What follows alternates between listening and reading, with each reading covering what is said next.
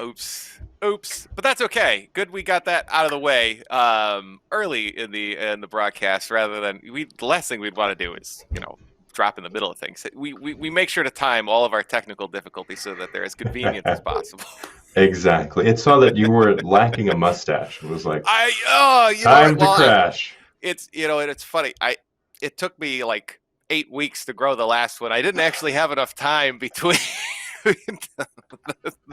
the winter major and this event to grow another one. It's like, all right, well, sorry, kids, I won't be able to help shave my mustache for charity again. We'll just have to leave that one off. But yes, so we're getting ready. It looks like Cobra Ty and Spicy Squadron are getting their technical side of things together, getting that match launched. We are getting into there. Maybe even while we're waiting for that, it is important to note that that Motive did come down with a bit of a patch over the past few weeks here, really toning down some of the I guess you could say the boost gasping and boost techniques that were available, so changing the way some of the pilots actually fly. I think what we're seeing now is a little bit more of an intentional use of boost rather than hey, I'm just floating like a ballerina, dancing wherever I want Going to. all over the place. Right, just going all over the place type of thing. I think we're seeing it less of a hey, this is instead of just a technique that I need to employ all the time, no matter where I am, and that technique is what's required, I guess you could say, at this level of play, to now I'm making an active decision on, hey, I need to make sure to use this limited resource as wisely as possible, which I think is ultimately a great thing about the game, a great change that they made so far. Yeah. Making it a lot more strategic. I think with each patch that they've had, they've made it a little more strategic in terms of you had the defender change, so you weren't able to kind of abuse the advantages that the defender gave you, and then you have this also change where they've changed quite a bit. The A, X, U, and Y wing, as well as the TIE fighter, bomber, interceptor, and Reaper, their boost activation cost has been increased by 60%. And they increased the squadron mass cooldown from 20 seconds to 28 seconds. Right. So that's a huge one, right? So you could even, previously, if you really wanted to, you could have two supports going in and essentially just swap masks back and forth and have the entire team, as long, of course, they were in range, stealth the entire time. You simply can't do that. You've got to be more strategic when you're going to pop that squadron mask. So that's always good. I honestly think we've seen the limits of what Motive even originally intended, right? Being pushed by the competitive nature of what we've got going on, right? Like the skill level of these pilots, I don't think maybe they had some idea, okay, yes, people will be this good at the game, right? But at the same time, it's challenging their understanding of the game they developed themselves, which, I mean, it's great that we've got that level of competition, that level of elite players available in the game. But it also means that we've got to change the game a little bit just to make sure the playing field is as level as possible. And here we go. All right, we've got Spicy Squadron and Cobra Ty in the Imperial hangar, and Rebel hangar is now getting all set up and ready to go. Yeah, I'm excited. I haven't been able to watch these teams too much, so I'm excited to see what kind of offerings they give us and what we can see on stream today. Right, like I think a lot of it's so interesting to see how even just since January, right, just in the sort of 2-month time period that we've had, how techniques and tactics and approaches to the game overall have changed, have shifted. Yes, okay, we're still playing the same Squadrons game that essentially was released, last year, but just I don't know, everybody's been able to hone those techniques so well over such a short period of time. But yet, I don't know, everything is still so new and different. So definitely, I'm still super defining excited. the game That's right. at this moment. All right, let's get that good loading. Yeah. We're about to hop in here. Essels Very nice. Looking forward to see how these teams take on this map here, Ooh, yeah, you know what? This is an interesting map choice. We especially to start out with. yeah, no kidding, right? We saw a lot of, Nadiri dockyards and even a couple of Fostar matches last time around. Hmm. Really, maps that sort of challenge that AI farmers on both sides. Celeste is pretty open. It's not Yavin, but also it's still an extremely open map that has clear visibility to a lot of the Hmm. different things going on here. So yeah, no, very interested to see. Very interested to see if anybody actually uses the station strategically, or if they've got any specific routes they're going to follow that use it. Yeah, definitely. I'm super pumped to see this. We don't get to see it a lot, like you're saying. Last match, and a lot of that we saw yesterday too. We saw a lot of the I'd say the foundational maps, the things Hmm. that you think of when you think competitive squadrons. You think of stuff like Gavin, you think of stuff like Nadiri Dockyards. But I'm excited to see what the teams do here because this is one of my faves. Yeah, no kidding, right? This is one of my favorites as well. It's a lovely map to just even look at and take in. Hmm. You've got enough going on so that it's not just a blank open space, um, but yet, oh man, no, I can't. I'm sorry. I have to take a breath every once in a while because it just is so gorgeous to look at sometimes. All right, Hmm. so we've got Spicy coming in here on the left, Cobra Kai on the right. Looks like we've got a double AI farm for Spicy Squadron, 2 X-Wings, 2 Y-Wings, and the support, of course, and 2 TIE Bombers, an Interceptor, and a TIE Fighter coming in for Cobra Kai. No defender on the board for Cobra Kai here in Very the interesting. Rebel. Yeah, so very interesting to see up in our first match here. And we've already got things flipped. Cobra Kai is going to take that first phase. Very nice. Really quick capture of the control here. Let's see if they can actually take advantage of that because we've seen before in these matches we've seen teams take an early lead, and while you can really use that to your advantage, it's not necessarily always the case. Right, right, right. So especially if we can see that opening fight sort of flip in the wrong direction, it can, or excuse me, especially if you've only got half a bar or something like that, that Hmm. usually doesn't bode well for the amount of damage you're able to put through in this phase. But Sticka, we're seeing a lot of jukes here, trying to stay alive, trying to get back to the capital ship. He does make it away. And a lot of damage coming in now on Assault Frigate C. They are focusing the living daylights out of that. Cannon coming in, taking out that Raider, taking a break on top of the Raider there. But a lot of action there, just hammering this frigate. There it goes. Oh no, okay, all right. So it looks like Spicy able to get the flip. No, they will out of phase, just barely out of Oh phase. wow! That cruiser there, giving them 15 morale points into that opening phase. Well-timed kill on that frigate, Hmm. allowing them to shorten the Spicy's attack phase here. Spectacular play there. That was a really high level movement we saw there. Being able to like we've been talking about throughout the series that we've had so far, the Calrissian Cup. We've seen a lot more strategy, and we're gonna wait until we take down this ship so we can capitalize on the switch. We can we can Mm-hmm. really we can really mess with them if we do this at this point. Yeah, no kidding, right? So we've got a lot of fire coming in on that Corvette here, trying to take that down. The B frigate on the Imperial side taking a fair bit of damage. But they're almost done with that Corvette. There it goes. All right, so now almost halfway through. They've got to get a couple of player kills in here in order to flip this phase. Or, looks like Zultry went down for Cobra Kai here. Oh, and Mojo also in a little bit of trouble here, only down to 32 health. Boy, I should learn how to pronounce some of these player names before I get into this. Qua? I'll just go with Qua. Why not? Oh! Takes Ooh. a hard loss there on Qua.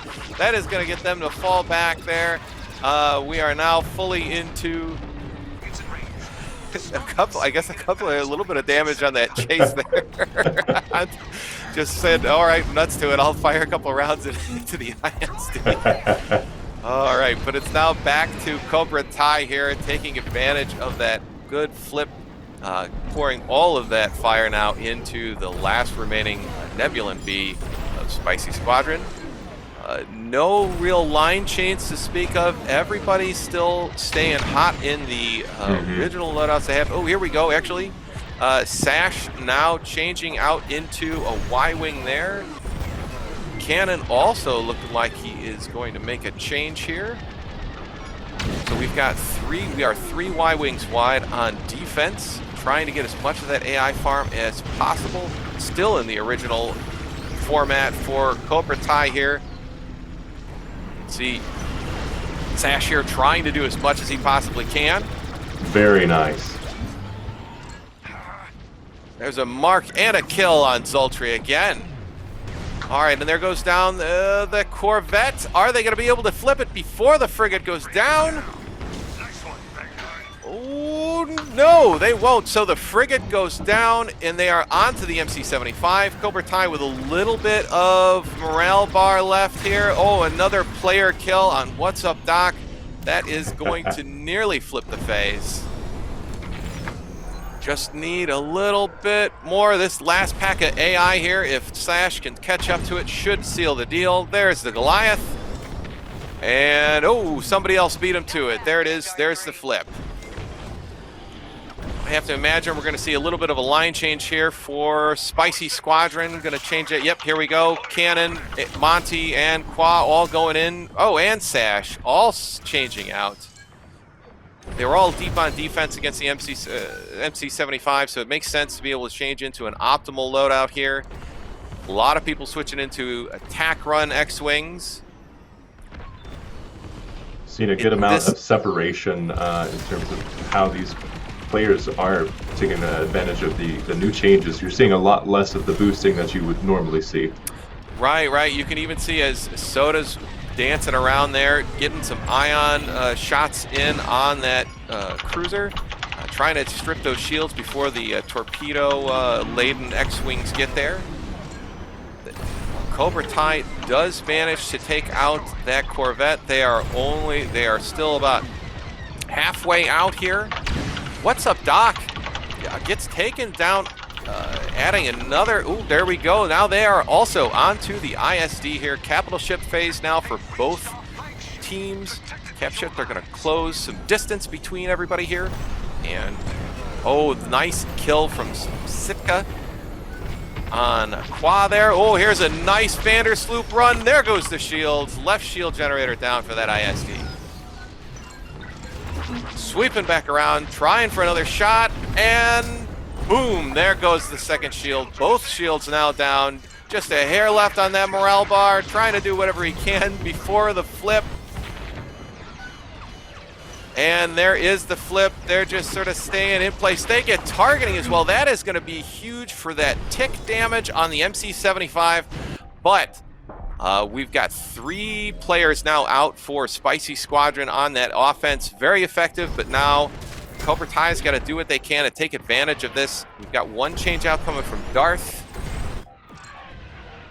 And let's see what we still staying in bombers for both Mojo and Zultri. Darth changing back into a TIE fighter here. Sitka still in the interceptor, providing air cover.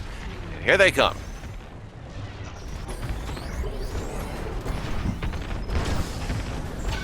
See this bombing run come in on that shield generator. He's going to park right here and do what he can. Oh, but he overshoots the shield generator just by a little bit. Still manages to get it. That's the hardiness of that TIE bomber there. There was nobody that was really on him. Zultri had the early, and he's going to see if he can swing around to the other side here. Everybody distracted with the... Oh, here we go. Can he get it before he manages? No. Both shield generators down. Zultri getting it done for Cobra Tai here.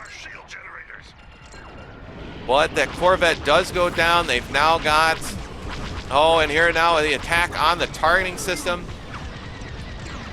And another sort of strafing run coming in on power supply. Sorry, targeting system. Both coming off of big pylons of that MC-75. Hard to tell which way you're facing. All right, but major damage now on that MC-75 as well. Both teams essentially in the same spot, but Spicy now has the initiative.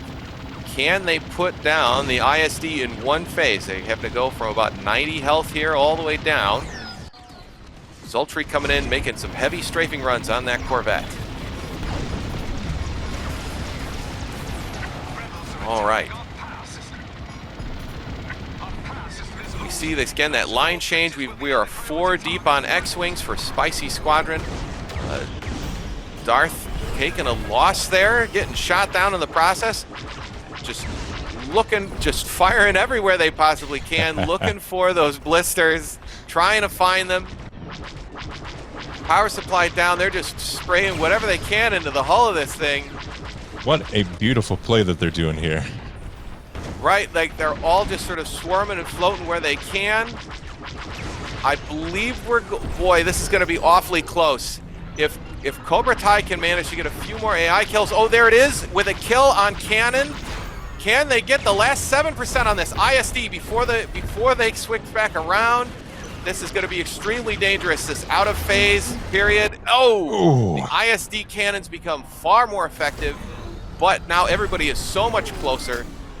I have to imagine, there it is, Spicy pulling it off. Taking the first match in our best of 3 versus Cobra Kai, getting the upset in this match here. Excellent play by the New Republic in this Spicy Squadron matchup. Excellent play there. Wow. I did not see that happening there. That was a beautiful, beautiful play. That was spectacular work there. I agree. That was, man, maybe I'll put it this way. It's been a while since we've seen that New Republic victory screen, and I'm glad to see it in this sort of first round of the day. Fantastic work there by Spicy Squadron. Even losing that initial flip, still able to make best use of their attack phases and get it done. Doing a really good job of spacing out their team and making sure that they're playing as a unit and really capitalizing on those shifts as they continue to play. I correct me if I'm wrong, but I believe we saw a few more than normal New Republic wins during the games yesterday, if I'm not wrong. Yeah. No, I would absolutely agree. Right. So I think it does make a little bit of a noted change from our previous events, the previous Cal Cup events, where the Imperial domination was certainly apparent in the data. Yes, good teams were still winning on both sides, but you could tell that there was just a hint, right, that the Imperial side was the preferred side for many of the teams coming in. And, maybe this is just because they were familiar with the ships, but, obviously then that sort of sets a trend, eventually, right? So good to see now maybe some balance returning to that, after especially a lot of these boost nerfs and things like that, those changes, maybe balancing things out. So good to see in both the data from yesterday and our first match of the day. Yeah, really shifting things up. Kicks in. Really fun match there. It was a great match to watch. And also, I would have to say, it was interesting, A, to see no TIE defenders, B, to see, again, so we talked about it in the last, in the winter major a little bit, teams preferring to either make that, if you want to call it a line change, right? For different ships when the phase flips versus those that stay in more of a general use ship. We saw that general use ship approach be more effective in the previous event, proving to be slightly less effective here for Cobra Kai. Every time that they make even some slight changes, you see a lot of teams taking that change and using it to their advantage, whether it's small, whether it's big. And we're seeing a lot more of that in this match too, where people are saying, okay, maybe we don't want to be the team that has everything well rounded. We want to be this in the first phase. When we start to attack, we want to have really strong offense so we can capture those AI kills. And then the next phase, like, okay, we're going to switch it up, which I love to see. Yeah, no, absolutely. I think it's and, in some cases it's having the opportunity to make those line changes based, and I guess you could take to be able to make those calls, right, Mm-hmm. and to be able to switch things on the fly. That's now, I guess you could say, that next level of play that we're starting to see, right. I think even in the winter major, we saw Splinter Squadron, Scalp Walker's team, Yeah. making some excellent sort of being or able to be flexible in those matches and call those shots where, hey, you know what, I'm already back at the MC75. I took a loss. I'm going to now flip into something that's slightly different than what I'm normally, or what I'm going to be using as a standard, Mm-hmm. and be able to still be effective in that and use that as a way to deliver what the team needs at that moment, rather than I'm always just the tie interceptor guy, or I'm always just the tie bomber guy. Yeah, seen a lot more flexing. We Mm-hmm, see mm-hmm. the players taking advantage of the wide variety of ships that we have here. I'm still hoping we see the B wing again. Yeah, you know what? You're right. We didn't see any B wings that time around. Well, I'm sure everybody in the audience will be able to will be able to hear the shouts of joy erupt from the casters. Oh my goodness, there's a B wing again.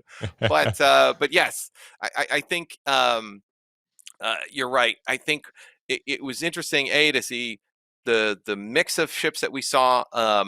It was interesting, at least to me, to see some of the maybe dedication in role to that Cobra Kai had. I think they had a good plan. Mm-hmm. It just seems right. Spicy Squadron was able to maybe just be a little bit more flexible. Got a We'll little more see. spicy. Got a little more spicy there. You're absolutely right. This one's, I'm just going to need a little habanero here. Okay, boom. Then there we go. We're all set. But yeah, you're right. Maybe that's what did it in fact for him this time around. Mm-hmm.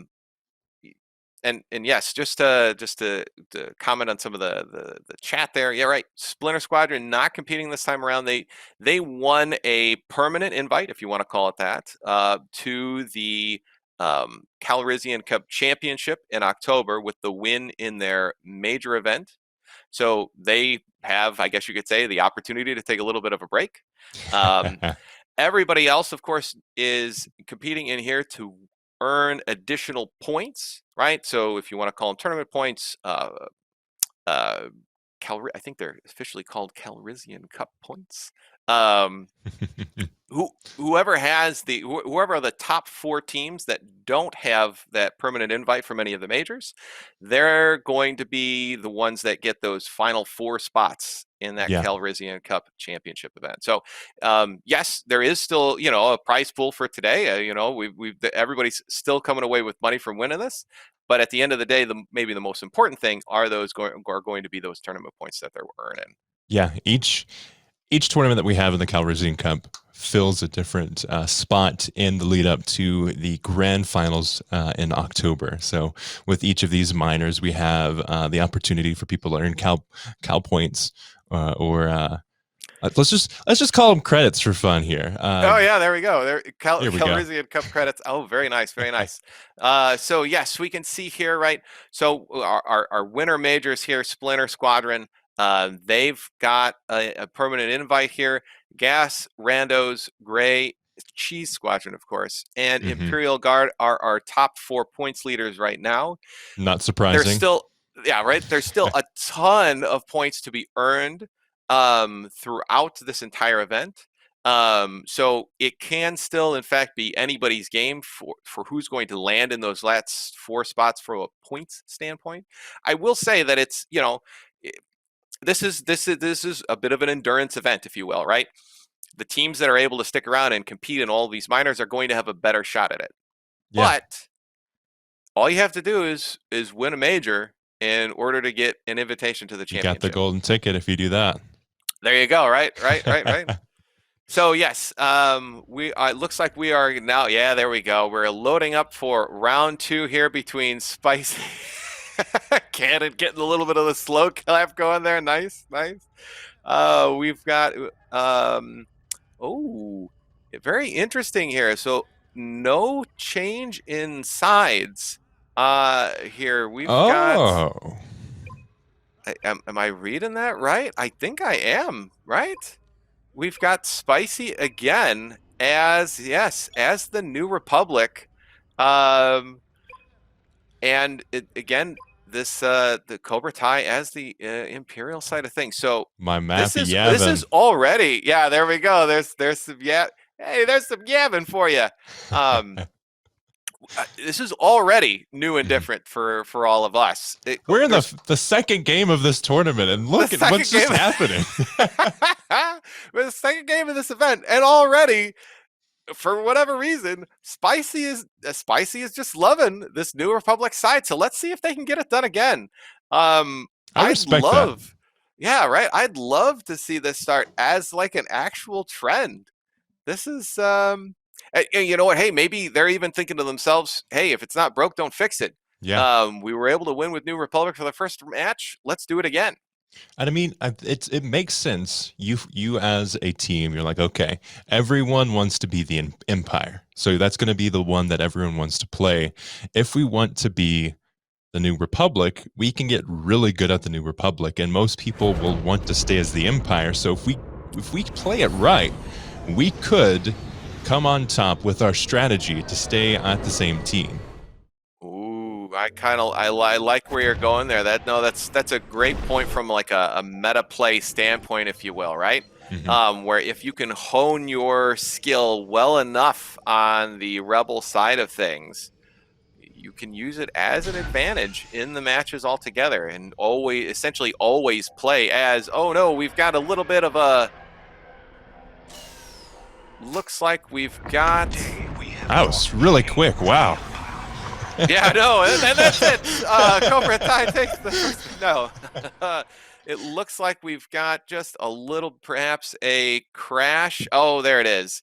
From one of the players on Spicy Squadron, they of course, in that opening match, or in the opening stages of the game, they're allowed to make a quick call from a team captain to say, hey, listen, we had a crash.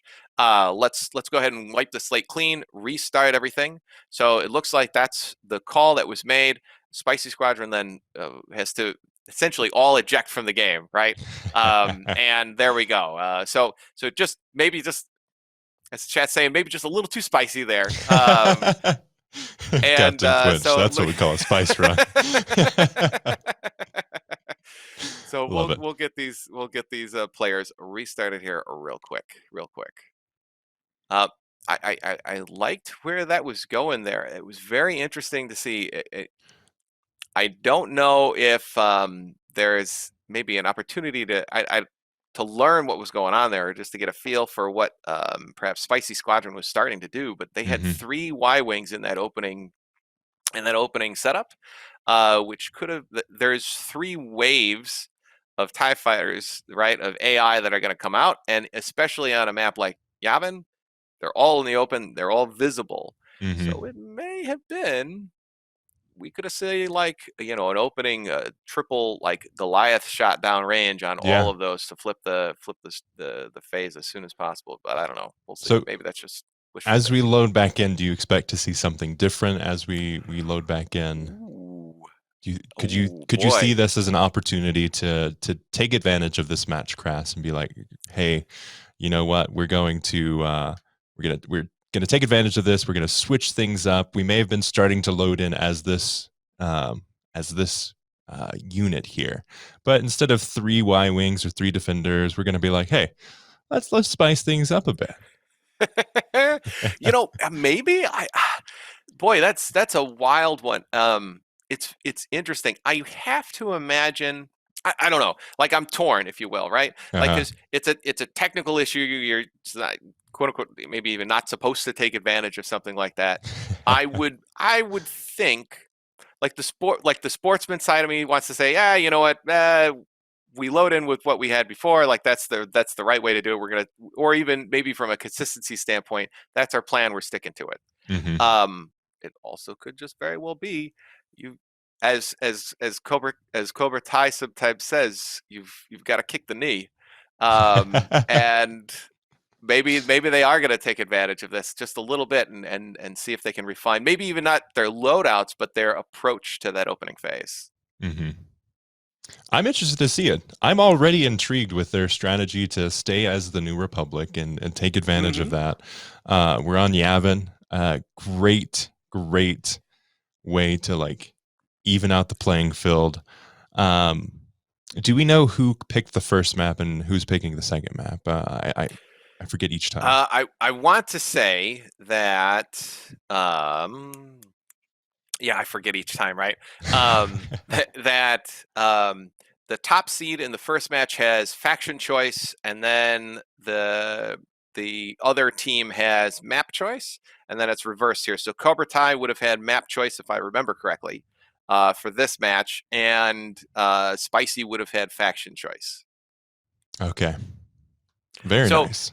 Yeah, again, interesting to see. Okay, they're going to stick that. They're going to intentionally get that or pick that side there for the New Republic on Spicy Squadron side of things, and then looking to see if we are getting ready to go here. Maybe we're getting there. We're getting there. It always takes a little bit to recover from a crash like that, but that's fair. Yes, chat. For some reason, my voice is only going into the right channel. We are not sure exactly why. We're going to fix this at some point, probably after we go to break here. So we'll see. Are you right-handed? Is that perhaps part of the trouble? That could be it. Yeah. It's just it's just the natural way of things. I have two mouths, and the right mouth's only working right now. That's fair. That's fair. No, I think. I'm just trying to think of what other jokes we can play off of. If only appearing into the right ear of folks. I'm your right hand man. You're right. Your right hand man. You could use that, to whisper sweet nothings into the ears of only the right ears of all of our listeners here, all of our viewers today. Play the B-Way. Come on, guys. Someone's saying I need to be on the right of the screen. Excellent. I know that if I try to move one direction, I actually end up moving the other one on the screen here, so maybe that's part of the problem as well. No, it looks like we are getting everybody up and running here. All right. Blink, how are you doing today? You know what? As a man with incredibly short hair, I'm always impressed by this swoosh, this flip you've got going on there. What does it take to maintain that level of handsomeness on a daily basis? You have to look in look in the mirror and say, I'm not going to cut my hair today. As much as I want to cut my hair today, I won't do it. Every time I take a shower, I'm like, this is the day. I'm going to cut it all off. No, it's fair. I know that I also once had slightly longer hair, but unfortunately, whatever the genes are and that drive this thing, it just gets larger. Like there's no actual way to comb it over or style it. It just simply grows and continues to poof out. So it's probably best that you do rock the short hair though. I know I cannot do that look. 100%. Just can't pull it off. But there was one time in college that I tried perhaps a too short hair. I think one day I just decided, you know what, I'm gonna see what happens when I just shave my head, and it was the worst experience I've ever had in my life. I had these really weird wrinkles in my dome and stuff like that. No, I am an ugly bald man. So I'm glad my hair has at least stayed in place throughout these years. People are asking if I use mousse conditioner. Actually, no. It's I use a technique called no poo, which is no shampoo, and then you do a reset. So you have to build it up, and it's a long process. But This is Hair Wars now. This is Hair Wars. Well, I'm just glad that we had at least good quality content that we could fill, this little gap between our technical troubles, because we are now back into Yavin. We are back into Star Wars Squadrons. Let's go. Spicy Squadron versus Cobra Ty. Let's rock and roll. I'm so pumped for Squadrons Esports, man. Every time we get to do this, Vin, I'm like, yes, let's do this. Dude, it's so exciting, right? To see just the right, these particular ships, these they're just so well known throughout all these years. We've played so many video games. Now we're finally getting the chance to play them competitively against each other. It's great to see these, these factions, these things, these pieces of imaginary hardware just duking it out in virtual space. It's exciting, man. And like the game is perfectly made for this. I was going back not too long ago, watching some of the older streams. Older meaning like a few months ago. Stuff like the first Operation Ace, the Crater Flash, and like going back and like seeing how the game was played back then. It's wildly different, and you're seeing such a huge growth in how these teams are playing now. Right? It's really no kidding. It really is. All right, so we've got that triple wide Y-wing again for Spicy Squadron. Same loadout on the Cobra Ty side of things. Darth, Zultri, what's up, Doc, Sitka, and Mojo. 2 TIE bombers, interceptor, and a TIE fighter.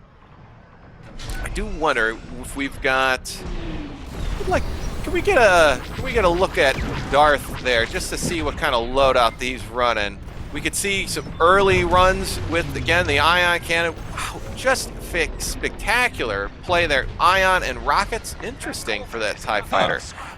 But an immediate flip from Cobra Ty here. It sounds like they were able to land their Goliaths before Spicy Squadron was. We can now see some excellent play. No, I take that back. The flip was for Spicy. Oh, man. Wow. So, yeah, Spicy Squadron, they were the ones that were able to take out all of those opening AIs that quickly. I don't even think they downed that Corvette. And with that, took that opening phase there. So that strategy paying off for Spicy Squadron. They are now in the assault cruiser phase. They are hammering these frigates. Cannon coming in with his torpedo runs here, taking out a few turrets on the way. D taking a little bit of damage, but a very quick flip in return from Cobra Ty. I have to imagine a lot of those guys were in position to take out additional AI formations and things like that. The flip happened just because of the sort of instantaneous nature of those Goliaths. You know what they say, flip happens sometimes. Oh, flip happens. I like it. But Cobra Ty now back in control here after that initial flip for Spicy Squadron. Let's see if Spicy can defend well. Last time they lost a frigate in that opening round. Yep. Here we could see them taking, or we're almost seeing a to that reverse Raider. of last game where we had the switch on Cobra Ty super quickly, and then Spicy took it over. And we'll see if maybe it's a reverse in the way that teams win this time. I don't know. Yeah, no kidding. Monty getting killed on Spicy Squadron there. That's going to lengthen that time that Cobra Ty's got in phase. They are hammering that B frigate there. There's a squadron mask for Spicy Squadron. Are they going to be able to defend this frigate in time? Oh, there's a good kill on What's Up, Doc. That's the support for Cobra Ty. That's going to really help out Spicy Squadron. Oh, they are getting close. It's almost the exact same scenario that they had last time where they were looking at that flip, but Cobra Ty was able to out-of-phase it just to get that initial boost. Are they going to be able to do it? Ooh, looks like the answer is no. So both teams able to defend and not lose a frigate in that opening phase. Really good defense and offense for both teams here. Yeah, a lot, maybe a lot cleaner, maybe shaking a little bit of the rust off, but either way, good AI farm, good player kills on both sides here on defense. Can now we are seeing Spicy Squadron go into attack mode again. An early, in fact, perhaps shield kill on the frigate, on the B frigate, if you will, from this perspective. So both frigates without shields, A getting hammered, B also getting hammered here. The Corvette is doing some good damage. Man, Spicy is looking to take both. They're not going to settle for just one frigate here. They're trying to get both of these. That takes a lot of coordination for a team. Usually it's you all focus on one ship and then you take that down, you go to the next one. But that was a huge amount of coordination needed to be able to take out both ships. It's almost done here. Right, absolutely. The Corvette goes down, but it does not matter. They will take both of those frigates out in a single round, giving them quite a bit of lead. Oh, and here we see Quack coming in with a sloop. Woo, getting some initial damage, a little bit of a torpedo run there. Are they going to be able to floating around? Excellent sort of ability to remain in phase. Really Nobody is on him. Oh, there we go. We had a chaff from one of the bombers on Cobra Ty side of things. Oh, he's just doing it again, just coming in with these burst lasers. Oh, he's got 16 health. He's still in. He's still there. Oh, they there just he goes. Can't get rid of him. Oh man, alive. that was amazing. That really was an awful lot of staying alive and staying in phase there. But that is going to do it for that attack run. They had a good lead in, but Cobra Ty, again, excellent on that defensive phase. They were not able. Oh, man. Oh, boy. That's rough. That's rough. We've got 3 down on Spicy Squadron here. That's a bad place to be for Spicy, as they need to get that really big defense there. Yeah, that is a very interesting play on Spicy Squadrons, this sort of the decision-making side of things. Maybe they said, well, I need to go back and change into a Y-wing anyway, and it looks like that's what we're seeing here. So we're seeing that line change from a unit standpoint or a ship standpoint. So we're back to 3 Y-wings deep on Spicy Squadron to get that AI farming going. You can see these TIE bombers just rotoring, gunning down this frigate. Cobra Ty is going for the same technique here. They want to try to get both of these frigates single pass. Hopefully they'll be able to take advantage of it a little bit better than Spicy was. Yep. Only able to get 1 shield generator down on that ISD before that full flip. There goes Cannon B. again taking a nap on that Raider. Trying to gun it down. Oh, B goes down, and is that frigate still up? No, it's not. So the frigate goes down just at the beginning of this attack phase for Spicy. That will put a dent in their morale bar here. So good play there by Cobra Ty, trying to shorten that attack phase as much as possible. We'll now see them try to focus down that Rebel Corvette. Oh, and we've got more AI kills going on from Cobra Ty. Really nice job here trying to get that morale back on Cobra Ty's part here. Let's see if they can bring back that strong defense as Spicy Squadron tries to get some more attack runs there. Ooh, very nice. Ooh, another good run on that shield generator. Both shield generators are now officially down. We're 4 deep again in those X-wings for Spicy.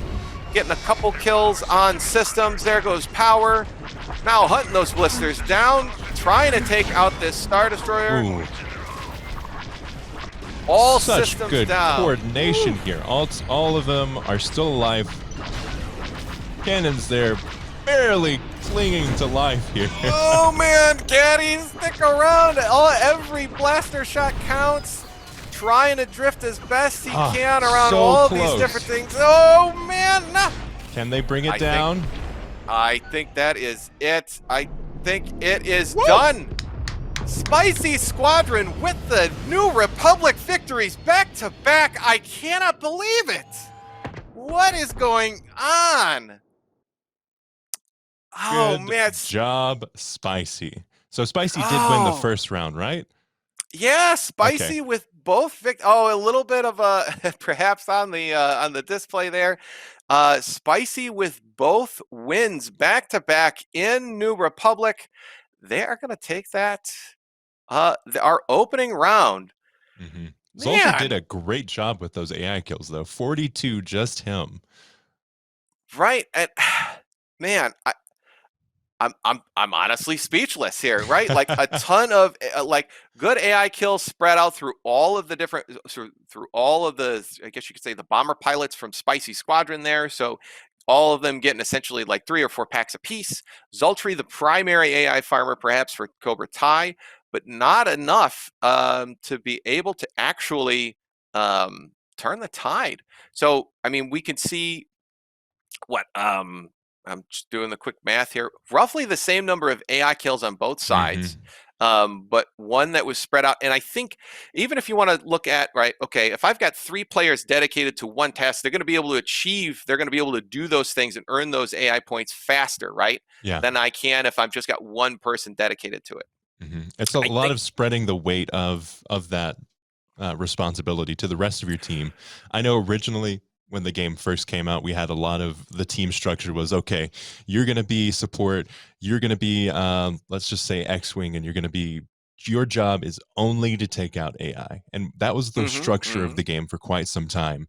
And then we see this here, and we see like, okay, you know what? Maybe not just one person. Let's all take responsibility. You're going towards the objective. Take out some AI kills while you're on the way. Right. I think here, I mean, I guess you could say like making sure that you've got those same players, right? If they're able to achieve, man, I mean, it's so cool, right? The fact that you can assign 3 people to do that same task means that you can like earn those points, I guess you could say, in a shorter period of time, making those phase transitions so much shorter. And that's what's going to make a really successful like a defensive phase, right? Yeah. Okay, if I've just got one assigned to it and then the rest are trying to chaff and maybe shoot down other players, things like that. If I've got 3 people all shooting down AI, maybe I'm not too worried about other players, or maybe the other players are, busy changing out loadouts, things like that, and they're better able to flex and take advantage of that time. Boy, howdy. You can see how successful that is just in Spicy Squadrons play there. I don't know if they read Cobra Tai's book or what, but boy, howdy. They watched the show, obviously. They watched the show, right? They used their training against them. No, man. Yeah, no, I'm sure there's, oh man, I'm trying to come up with now a Karate Kid Star Wars joke there. It's not it's not coming to me.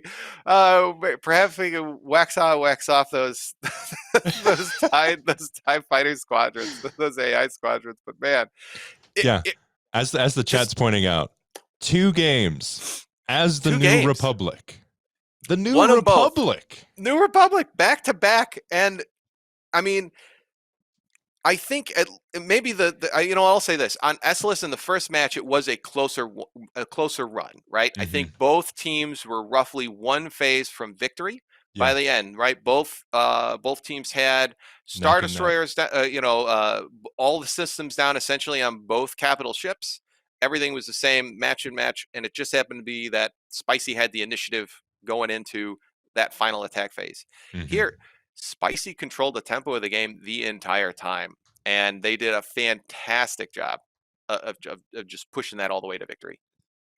Definitely. I'm really excited to see how these teams go forward, and we have that first match where the first match is usually okay.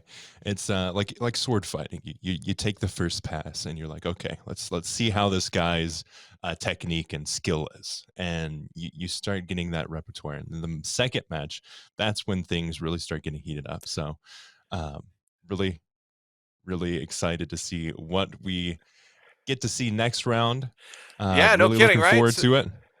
So it looks like we're going to have Galactic Agriculture Squadron versus Crimson Wings. We're going to take a short break here, and we'll be back with more Squadrons action after this. Well, I know we said we were trying to get that beautiful head of hair back, but instead, we've got Uplink 2.0 Moose with us here. Thanks for hopping in there, Moose.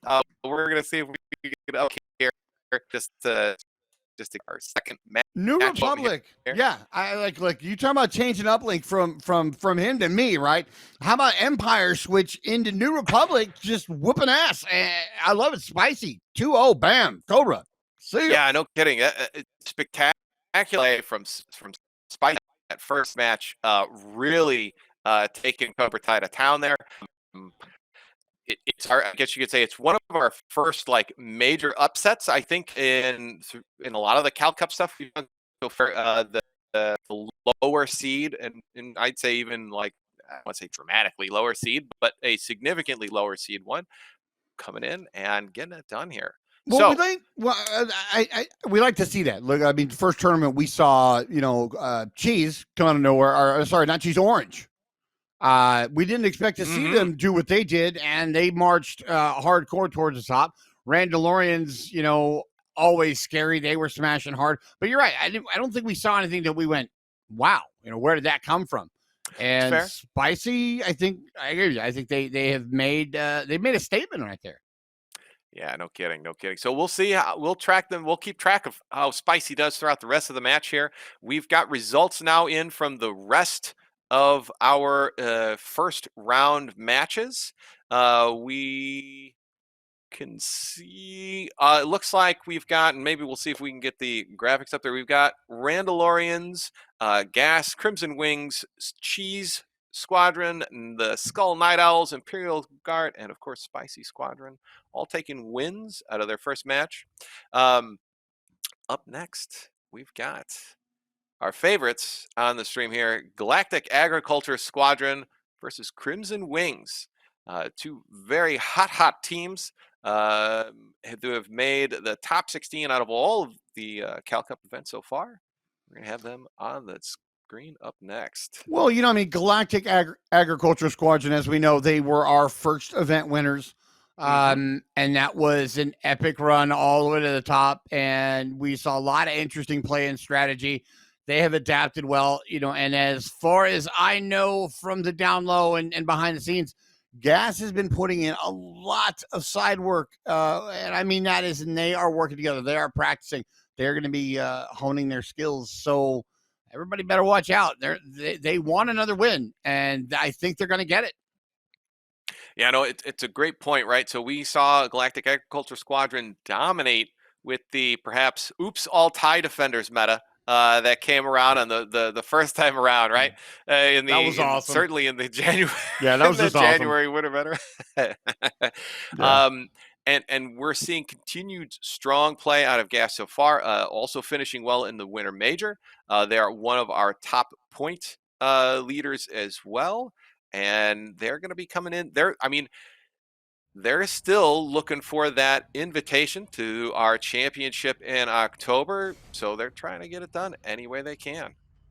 Well, just a quick little update. I'm not sure if you know R1, but during, or I think at the beginning of the first, or maybe it was the second, but I think it was the first match, Cobra Kai, two of their pilots got hit with that control bug issue that inverted all of their controls as soon as they launched into the match. No, I had not seen that. We do have a few issues that some of the players are having with some bugs. So that, I mean, I'm not saying that was the reason the Spicy defeated them. Spicy's competitive. That's why they beat them. But there are issues, just as in everything else. Sometimes you have to adapt to unexpected situations. Yeah. No, it's fair, right? None of these runs are going to be flawless or perfect from any technical standpoint, as Uplink is experiencing at this very moment. Yes, exactly. And here we go. Here we could see the Crimson Wings team coming in. Gas, of course, having the first pick here for a faction. They're choosing their perhaps favorite side, the Imperial side of things. Crimson Wings taking New Republic, and also then setting up on the Deary Dockyards. I love it. A little bit of a change up from perhaps the Essalus initial map from round one. Going back to the perhaps old standard we see in tournament play now, Nadiri Dockyards. I mean, I don't know. Thematically, it's always a great place to play. As somebody that does AI farming, I hate it, But hey, that's life with Squadrons, baby. You know, and I'm just the opposite. I'm not an AR farmer. I am that aggressive dogfighting pilot who wants to get up in your face and chase you down and beat you down. So I don't really care where you play as long as there, for me, is good cover to fly in and out of. So, of course, I hate Yavin. There's no place for me to hide. You know, so yeah, I don't care for that. But yeah, their dark arts can be very interesting. I like the dynamic of like half your map you're in mad obstacle areas, and then you can switch out and be in wide open space and go for it. So, yeah, no, it's it creates some very dynamic sort of channels, if you will, right? That restrict movement and restrict the way you can face, approach your objectives in this. It really messes with the AI pathing and things like that, which is always great. You know, it's always helpful to mix things up a little bit. All right, and we've got now a little bit of information on what people are flying. Here we go. We've got it looks like 2 Y-Wings coming in for New Republic from the Crimson Wings, 2 TIE Bombers coming in for Gas, definitely coming in with TIE Defenders, and we'll see what they're able to get done in this opening flip. Yeah, I mean, Gas, double bomber, double defender, and then the Reaper. And we see the mask. Mask coming out. We've got a lot of play on both Corvettes so far. Looks like a Corvette going down early for Gas here. Excuse me. No, they're still trying to hammer this Corvette. A lot of pressure coming from Crimson Wings here, and they've got it in this opening flip. Oh! A very quick move from Crimson Wings, giving Gas the business, taking out, in fact, Gas himself, and earning that flip. All right, so we've got Gas on defense here for the opening phase. Crimson Wings staying in their original formation here, trying to hammer the frigates as best as possible here. We've got some early AI farm as well coming out back from Gas. No player kills, no nothing like that yet, but we're still hammering that Corvette. Shield still up. Oh, an ion on Shazam. There it is. Recovers and is able to get out of that. Oh, hold on. All right. Looks like we've got still hammering the A cruiser here. Unable to bring down this Corvette. This Corvette is still up, which is, I mean, it's taken this is, for competitive play, this is quite a while. Yeah, I mean, it's still 50% of its structure is there, but I expected to see them melt that cruiser, or that Corvette there. Oh, and Shazam gets taken out. Varane also goes down from Gas. Some excellent kills coming in from Crimson Wings here. And boy, they are really sticking it to Agriculture Squadron in this outset as New Republic. Already one frigate or one cruiser down here, where they're going to start hammering it on the next one. We can see some ions coming out from Brandon here, taking down those shields for that last remaining Architon's frigate. And now trying to get a player kill. Yes, takes down Gas again. That's going to really put a pressure on that last remaining AI farmer. Where is the air cover for Gas? All right. They finally it looks like they get a player kill in on Vix. Yeah, forcing the morale back in their favor. There's finally going to be a flip for Gas. A rough opening, perhaps, for Gas here. Crimson Wings getting in with basically everything they wanted. A frigate down, very early pressure on everybody. Yeah, it really does seem right now that Gas is just not working the way we expect to see them work. I think maybe Crimson Wing is taking them by surprise with their strategy. Maybe they're seeing some of these bugs we saw or heard about earlier. I don't know. It's a great question. I mean, right, I think in these opening phases, we've seen Shazam taken down more times in this match than like entire matches previously, right? Down again. I mean, I'd love to see the change-ups. We're seeing a lot of different stuff. It's amazing.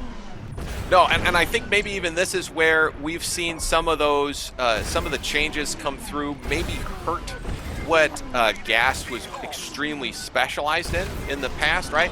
If Oops All TIE Defenders is not a viable option anymore, Gas essentially has to retrain themselves on a lot of their different sort of, not necessarily overall strategies, but that individual level of play. But here we go, they're still going strong, still manage to bring down that first frigate. They're sitting at about 50% morale to try to take out that second.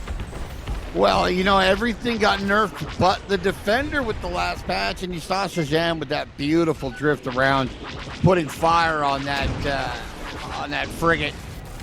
Here's another Ion out, trying to disable one of those TIE Defenders. They're able to get away. Crimson Wings trying to get some defensive options, but not finding the player kills here. They're also just not finding the AI where they need it to be. So I'm surprised that we just saw Brandon, you know, he was tracking that Reaper. And I mean, the Reaper was going slow. He was very close to, he let it go. I don't know why. I wouldn't have let it go. I was right there, pop it, move on. You know, it's interesting. Oh man, we've got Dracolich down to 1 health, but could not finish him off. Manages to get away, trying to swing over now to additional TIE fighters. This is an awfully long defensive phase, and boy, now we can see Gas really sticking it to him. So unable to get those player kills. Gas now kills that second frigate, and they're onto the MC-75. So recovering perhaps from the good success in both the initial phase and the initial attack phase from Crimson Wings. Crimson Wings now on their back foot here, and we can see an approach on this shield generator. Is he going to be able to take it out? Yes, there goes that shield generator right before he gets killed himself. And that's one shield generator down, perhaps. Oh, and a power supply goes down as well. They're all over this MC-75. This is getting ugly quick. All right, so the MC-75 looks like it's still got one shield generator remaining. Targeting still up for it. Gas now back on defense. We're seeing a line change for Crimson Wings here, trying to get into an attack formation as best they possibly can. Here we see Shazam really doing some loops around that. He around is. That Corvette. I mean, he is just he's just stuck in loop mode. That was hilarious. I don't know how many he just pulled there. 4 or 5. You know, right. Excellent. Beautiful move right there. Fire Look at there. that. Yeah. Man, talk about like piloting. Just to watch Shazam fly and be on board with him, and how graceful he makes that Defender look as he's laying down laser fire on his target. Right. All right. So there we go. Now the Corvette finally goes down. A player kill as well. So a little bit more than half left in that morale bar for Crimson Wings to make an assault on the Star Destroyer. Shields still both up. Loser Kit here taking some fire. No, he goes down. Not able to get that attack run off. Kerensky right behind him, also getting taken out. Oh, some hefty player kills coming through for Gas here.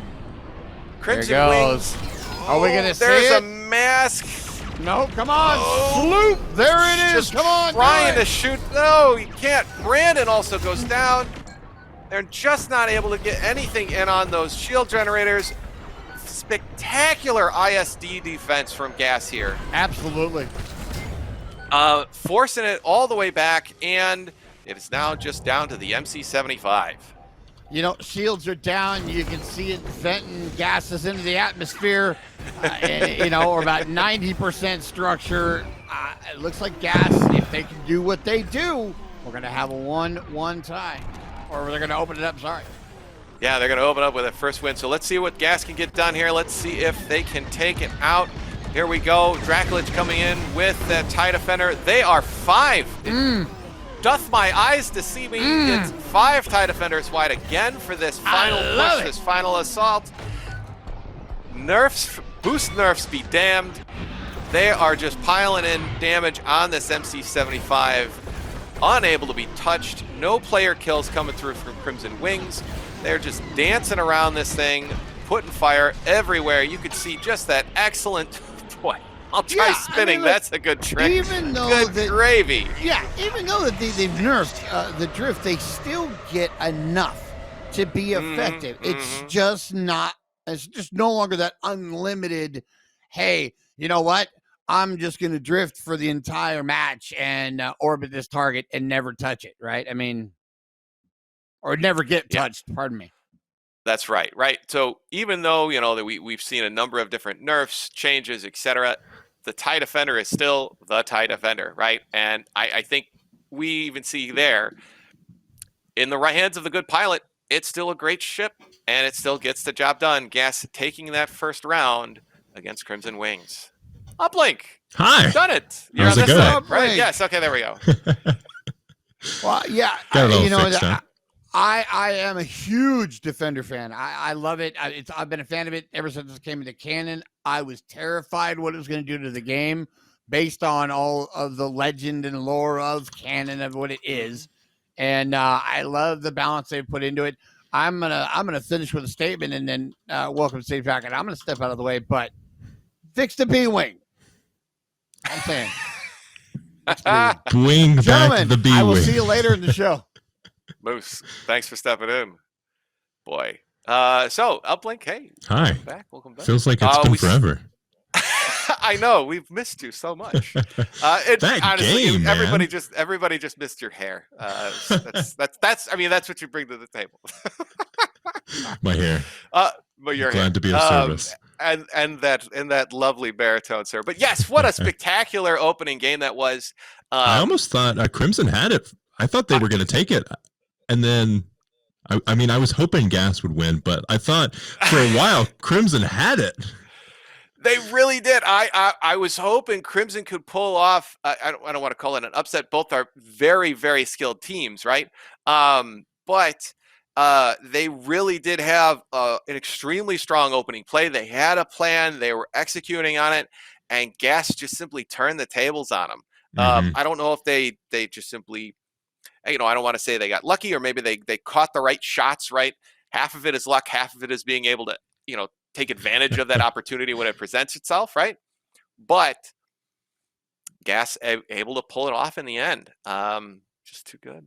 Definitely. They had it for a bit, so I was getting all of my settings switched up, had to boot into freaking Firefox, but I had the stream up the entire time, was watching that. Good gravy. I voted for Gas because I thought that's who was going to win. We had a poll in Twitch.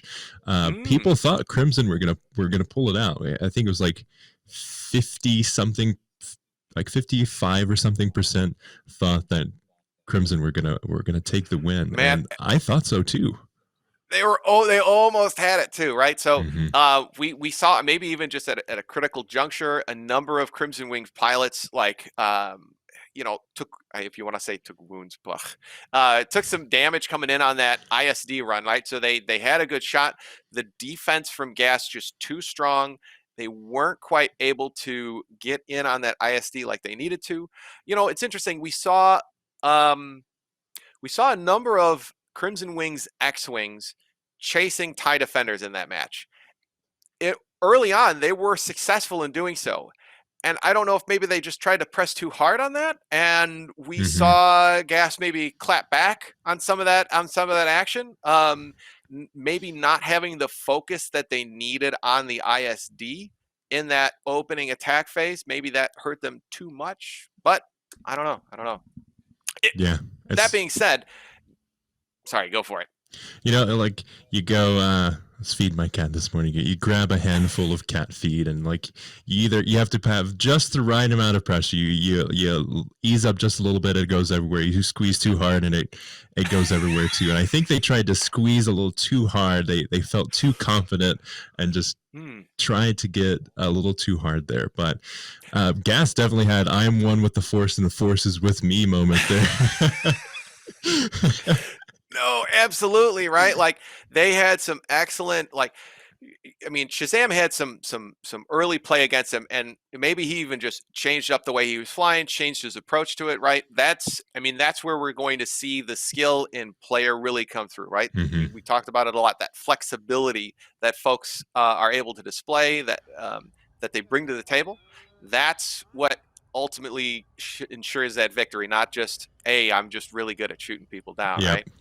It's a team game here, and we've seen time and time again, if you don't have that cohesion, between all of the players on your team, if you aren't trying to accomplish the same things as a group, you're going to fall to the wayside pretty quickly there.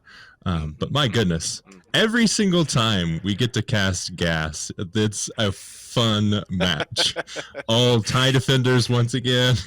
Right? No kidding, right? Like maybe they're just going in on style points these days. I don't know.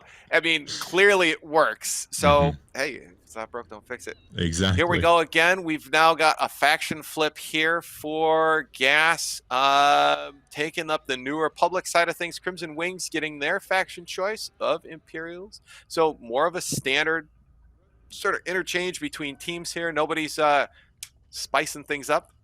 But hey, I mean, there's only one team that can do that. There's only one team. It's in the name. But Fostar Haven is the map choice this time around. So going from one asteroid-laden map to the next. Interesting map choice here for Gas. I think it's maybe when they've practiced a lot, they know that they've got the paths down for the AI and things like that. So we'll see what they're able to bring to the table this time around. Not my go-to map for sure. Like if I was in charge of, if I was like, okay, this is the map that we're gonna go for, I would not. Fostar Havens personally would not be the one I would choose. But no, not a fan of Fostar Haven. Just don't like it, or not too much of a fan. At least for my play style. No, I think Fostar Haven was of course one of the maps that was added along with some of the new content, like the TIE Defender and the B-Wing. It presents sort of this odd sort of dynamic. This I don't want to call it verticality, but it's the verticality to it. Everything's sort of offset in this weird sort of internal structure in the space station. Very cool, very dynamic map. But yeah, not everybody's favorite. But here we go on the opening kickoff here, if we will. We're seeing two TIE Defenders, 2 TIE Bombers for Gas, for Crimson Wings, and then we're seeing the similar double Y-Wing setup on Gas's side of things. Doth my eyes? There's no support for Gas. What? In this opening phase. It's three X-Wings, 2 Y-Wings. I think they're trying to go for an extremely quick kill on that Corvette, perhaps? Or excuse me, on the Raider. And using those X-Wings to do so. Ooh, Gas himself getting some significant pressure. Can he make it out of there? Boy, just barely hanging on with just a sliver of life. No, Gas, they finally goes down. Crimson Wings able to sneak a player kill into the opening phase. We're seeing a lot of back and forth here. A lot of, if you want to call it, player-to-player pressure. Both from Crimson Wings players into Gas here. But they're just distracting from the Corvette. The Corvette goes down, on both sides, and now we're back to an almost even Stevens here. Boy, a lot of trading blows back and forth here. Yeah, I mean, it's come back to what we said earlier. You have the first match where it's kind of just testing each other's abilities. What kind of play style are these teams, and kind of just getting to know it. And we're seeing that the next step here going, like really punching back and forth. Both teams doing a really good job. Oh, and we have a switch. Ooh. There we go, and there it is. Finally, a player kill comes through on Valo for Crimson Wings, knocking out their support. That is now going to toss it back to Gas as the opening winner of the opening.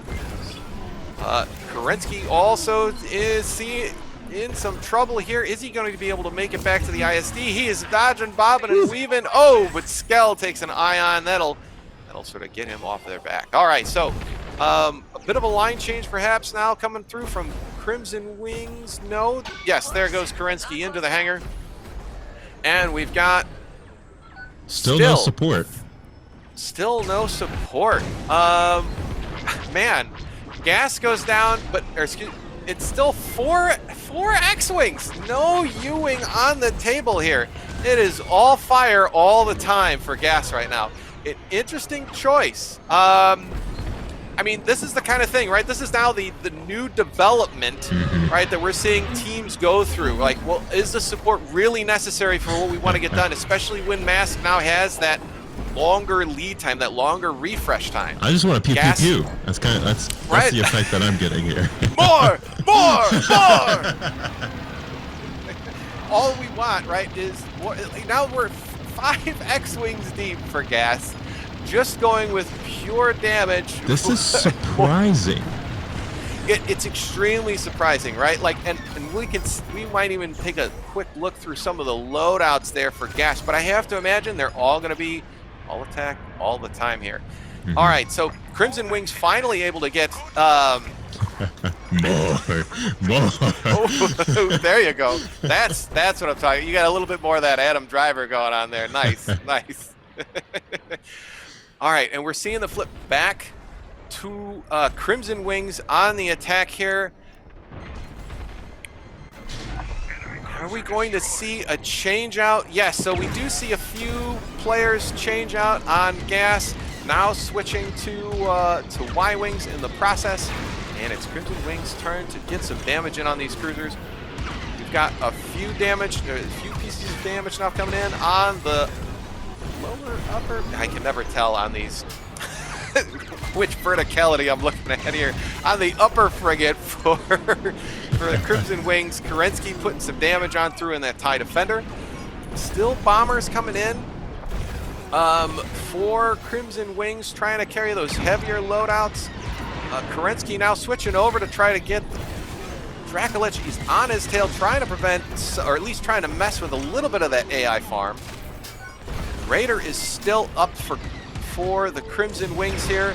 When that goes, that's going to be a pretty big shift in morale. It's still about 50-50. Still holding strong as they're putting in some good damage on those frigates. Definitely.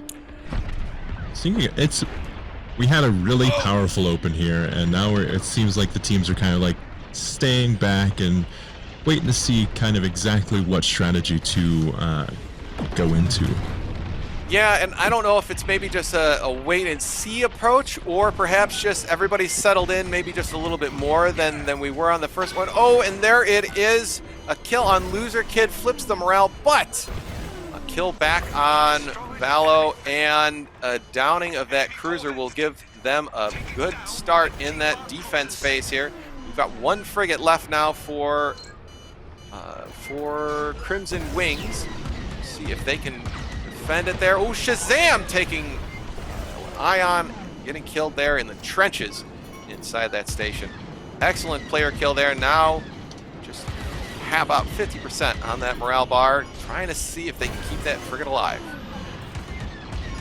Really good back and forth that we've got here. They're still sticking with the X-Wings here. Yeah, all back, just no supports at all X-Wings all the time. It may just be oops, all X-Wings, right? It seems to be a theme with the Gas here, and I think there's some credit to it, right? If you present 4 threats that are supported by a U-Wing, that's one thing. But if you're now presenting 5 threats, it's way easier for you to get your damage in. Maybe even, rather than sort of resupplying or masking or supporting your attacking ships, now you're able to trade in and out, right? So you're able to maybe keep the same pressure, but I'm just good. Now Gask has the opportunity to maybe pull back a little bit. Ooh, he tries to get away, but no, gets taken out. That's a good player kill there. But it is not quite enough. They've still got just a bit of morale left for an opening phase on that Star Destroyer. Are they going to be able to do any damage before the phase flip? We can see Shazam. Boy, it's amazing. He must have gone through like some additional like G-force testing or something just to be able to not get sick spinning around like that. A good Vandersloop there from Shazam, but whoa, he's just hanging on by a thread. Oh, and there he goes. And that will force him to fall back, but they get a shield generator in the process. So 1 shield generator down for that ISD. Gas managed to stay in phase just long enough there. Seeing a switch up here. Yeah, good line change now from Crimson Wings. They've got one frigate they need to get done as quickly as possible and give them a good morale sort of boost into that MC-75 phase. Let's see what they can get done. What a match. When we have this, like, these are two juggernauts here that we've got in terms of Squadrons Esports. We've got these two teams making very, very different approaches to the game. And both are doing very well, like keeping each other at bay, doing a really good job at both offense and defense here. Yeah, no kidding. We've got now 4 TIE defenders deep on the Crimson Wings side of things. 1 Reaper is still staying with Valo in the support. Still vital enough, at least to the way they approach the game, their strategy. We've got Gas and Dracolich changing back out to Y-Wings. But Varain, Skell, and Shazam, all X-Wings all the time. All right, and there we go. We've got a frigate down. That's the last one, and now they are onto the MC-75 with significantly more morale bar. Oh, I spoke too soon. There goes the Raider, and so now it's just about a quarter of a bar left. Can they get one of these shield generators down on the MC-75 before the flip there? Oh, a right shield disabled. That's a left shield disabled. Shields are disabled but not killed. That's gonna open up the ship for all damage and all subsystems here. Ooh, loser takes a hard ion. Oh goodness. We've got 2 Y-Wings, and we're still rocking the 3. Or wait, no, we've got some changes coming up here. Yeah, maybe just even some repairs perhaps coming through, or maybe just in anticipation of the switch. And there we go. Oh man, some hard losses there on the phase flip. Oh, good gravy. 4 Crimson Wing pilots now in the hangar here. Gas has it's wide open on this ISD. This could be it. If they play their cards right, this could be the end of the game here. If they can capitalize on the other team losing some of their players here. Yeah, no kidding. It's always tough to decide when you're going to make that retreat from the MC-75 or any capital ship when you're going to get that phase change. You want to stay in to try to get those subsystems as best you can, but it puts you at a lot of risk on that counterattack here. So all Crimson Wings players now back on the back up. The shield generator coming back online for the MC-75 there, and they are just hammering this ISD with 5 X-Wings floating around, dancing as best they can, finding those blisters, just firing everything they can into the hull. Floating like a butterfly, stinging like a bee. That's right. And perhaps the Muhammad Ali of Squadrons so far, Galactic Agriculture Squadron, dancing around, taking that match versus Crimson Wings. 2 matches. Oh my goodness. What? Just, man, some stellar play there. We can see that hard focus more on, I guess you could say maybe defined roles from Dracolich and Agriculture Squadron, pulling out those AI kills. A little bit more of a spread from Crimson Wings, very similar to what we saw from Spicy Squadron there, but not enough to really do it for Crimson Wings. We can see the differential in player kills there, right? Only a total of 4 player kills from Gas, right? 10 player kills across all of Crimson Wings, but maybe just not at the right times, maybe not at the right phases. Yeah. That just didn't do enough for that morale bar. Still always surprises me how much of a disconnect there is between we have player kills here, which are super low, and then you have like the massive amount of AI kills way up here, and it shows the importance of those AI kills in terms of how you win the game and properly timed player kills. Oh, I would agree. It very much like your traditional MOBAs and things like that, right? Those creep kills, those AI kills, still very important to the overall sort of flow of the game, right? It may not make a difference in that very moment, right, you're always trying to build towards something from a MOBA standpoint, right? Those player kills are then more that deciding factor. It's a little less so in Squadrons, mainly because you've got those objectives, right, that are your main targets, right? Mm-hmm. And I think we can kind of see that play out in both teams' sort of different approaches to how they took all of these or both of these matches so far, right? Crimson Wings focusing more on those player kills, maybe to their detriment. You can also Yep. even kind of see it's also sort of a factor of the phases, right? So if Gas just simply has more attack phases, Crimson Wings is going to be trying to shoot them down more, right? So Yep. there's always a little bit of give and take in the way we see that last screen, that data presented. But still, I think we can see both in that and their sort of technique and approaches to the game. Gas more focused on those objectives. Crimson Wings trying to shoot down as much as they can, but just not enough to get it done. Definitely. What are some of your expectations on the future of this tournament that we have here with the games that we've seen on stream today? We're going into some more soon, but what are some of the things that you expect to see more of?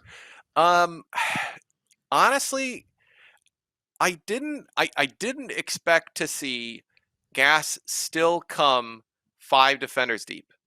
I really did expect some of those, changes, some of those adjustments to impact their style of play a little bit more.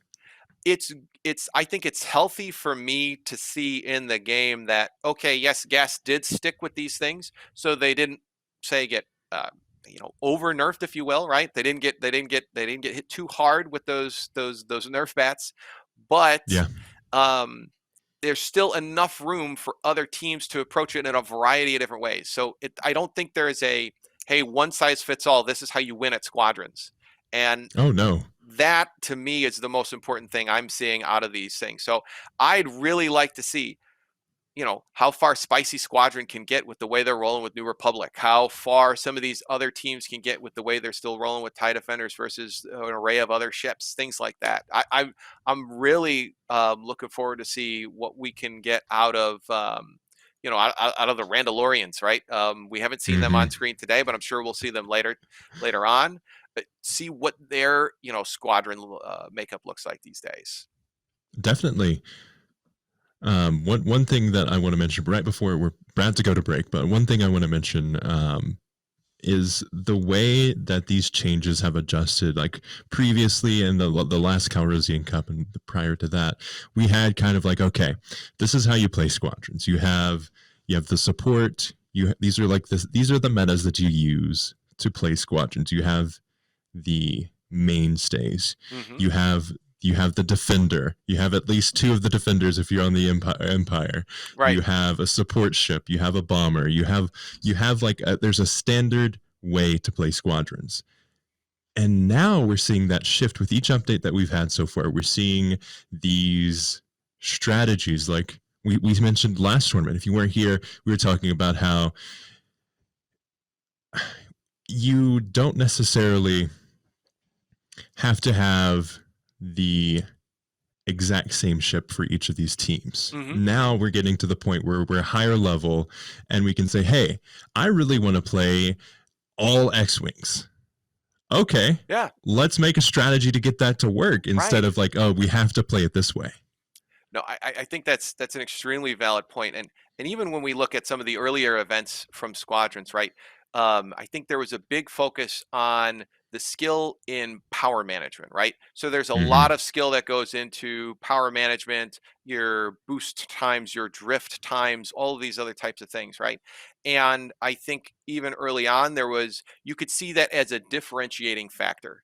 And nowadays, it's very much like, if I want to call it like similar to rally racing, right? You've got part of the skill in rally or any kind of racing game, right? You've got clutch, gas, and brake, right? And the flexibility and you have in using all those is a crucial part of the skill set required to be a driver in those things. But at the end of the day, it's table stakes. And we're now seeing that as, hey, in order to compete at this level of the game, those are just the things you've got to be able to do, period. Yeah. And it's maybe less of a focus. It's still cool to see, right? It's still neat to see that shot, right, of a rally driver just going to town on all the different pedals. But at the end of the day, It's just a tiny part of the overall skill set that's involved and what each player brings to the table when they're trying to win a game of Squadrons. Mm-hmm. I love it, man. This is great. Exciting. Absolutely fantastic. All right, so I think with that, our first 2 matches of the day are done. That is also, unfortunately, the time that we've got with you, all of you today. We've got to go rest our voices. I know Uplink's got to rest his hair. But we'll be back with sort of the semi-final matches and the final matches with Littlehammer and Moose. They're going to be casting to you guys the rest of the day. Thanks so much, and stay tuned. We'll be back with the semifinals in just a moment. Welcome back, everybody, to the Calrissian Cup tournament and all of our little minor tech issues we've been working through. Thank you for hanging in with us through that. We appreciate it greatly. Incredible action, seeing some things that I don't think we were quite ready to see. At least I wasn't. New Republic. Look at that. Lay it down for me, Hammer. Tell me what's going on here. Yeah, a lot of strong X-Wing plays today. When the patch came out, everybody was feeling like it was going to be an Empire-dominated meta. But I think what we're seeing here is that nerf and that indirect buff of the Defender might have not been as prevalent in the games as we're seeing today. Of course, that might change as we're getting higher up into the semis and the finals, mind you. But in the beginning, right, the two NR wins, huge, massive. Oh, unbelievable. And it's nice to see that, though. And I was afraid, as we kind of spoke a little bit earlier, okay, I was afraid we were not going to see the 5 Defender run because I'm just a massive Defender fan. And we said everybody got buffed but the Defender, or everybody got nerfed but the Defender. So what does that equal? It equals the Defender is automatically getting buffed by default. Oh, yeah. Amazing stuff. I'm excited to see how it goes into the semis. I'm excited to see how these teams play out. Right now, I think the only teams that are confirmed into the semis, let me just refresh the page here. Oh, no, we're going to have Randos and Gas in one of the semi matches, and then Gray. Excellent. And the Imperial Spicy is still being decided. But exciting stuff. That was the game 3 that we didn't know if we were going to catch or not. That's that last one we're waiting on. Yeah. Excellent. Well, I mean, look, we're having Gas and Randos, so we're having a rematch of the finals of the first tournament, correct? Oh, yeah. It's a bit of a grunge match, right? Yeah. That, I think, will be a little, excuse the pun because I got to do it, but it's going to be a little spicy. And it's gonna be a little spicy everywhere right now. Well, yeah, because the thing is... Yeah, somebody brought the jalapenos, mixed them in there, and didn't tell anybody. The thing is if IG wins their current quarter, I always get this wrong, their quarterfinals, then the Cheese v IG, if they win, game is going to be equally as grudgy because we have SCL, the Squadrons Championship League, and the semifinals just happened, and Cheese did win against IG. So this is going to be a rematch on both sides. In both semis, like, ooh, oh my goodness. Yeah. So, I mean, to us, that equals amazing gameplay that we're going to see some incredible action. Obviously, and I got to say it because I love it, but Sloop, there it is, baby. We're seeing the Sloop run. You know, obviously, how important that is when you're going against the ISD to get that in just right. Make sure that run is, you're getting that the optimal vector for a maximum amount of time of fire on the shield generators. What else do you expect to see besides those types of moves out of the, say, Randalorians? I think based on what I've seen of the Randos in the last SCL, which was versus Space Whales, I think a big thing we're going to see out of Randalorians is this newfound aggression that they have somehow taken and honed. In the last games I saw Randalorians play, they were playing against a good team. Space Wolves is a good team, and they beat them in 10 minutes. So, most of these Squadron games, right, they go like 15 to 25 But 10 minutes, that is just absolutely brutal. Like a lot of aggression we saw. A big thing we're seeing too is teams are realizing with the phase time, with the average 2-minute phase time, that going back to base, switching out to another ship, coming back out, that takes all upwards of possibly up to 30 seconds to get from midfield all the way back to your cap ship, find a new switch, get back out. That's a quarter of your phase. That's huge. So, we're seeing today we saw it, bombers are going on offense. We didn't see that in the last major, in the last minor. But as teams are finding their optimal strategies, they're realizing that switching might not be the best thing to do. So we start seeing maybe switches happen on death, but almost no switches to RTB to return to base. Yeah, well, I mean, and that's the thing, like, is if you're going to be in that specialized setup, okay, you got your ship tuned up for just this one task, that's your thing. So you're the AI farmer, right? So you're going to have your AI farming setup. Okay, well, if you need to then switch setups quickly to go do something else because the way your ship is set up, you're going to get slaughtered or you cannot accomplish that task, you're going to have to go switch out. Again, burning tons of time. Mm-hmm. Get that multi-role setup going more. Yes, you may sacrifice some ultimate DPS on the high end, but on the long run, you're going to be in-game, laying down fire, being more effective, and in the long run, causing more damage.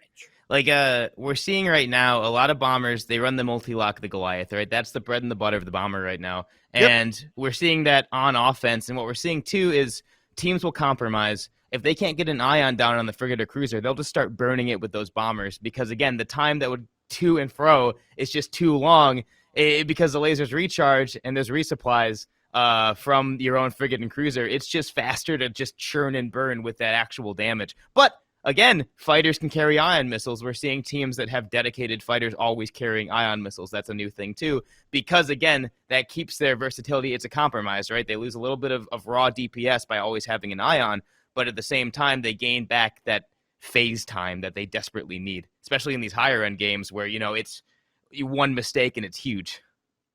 Well, exactly. I was talking to some of the guys, behind the scenes when things were ending, and that's what you're hearing.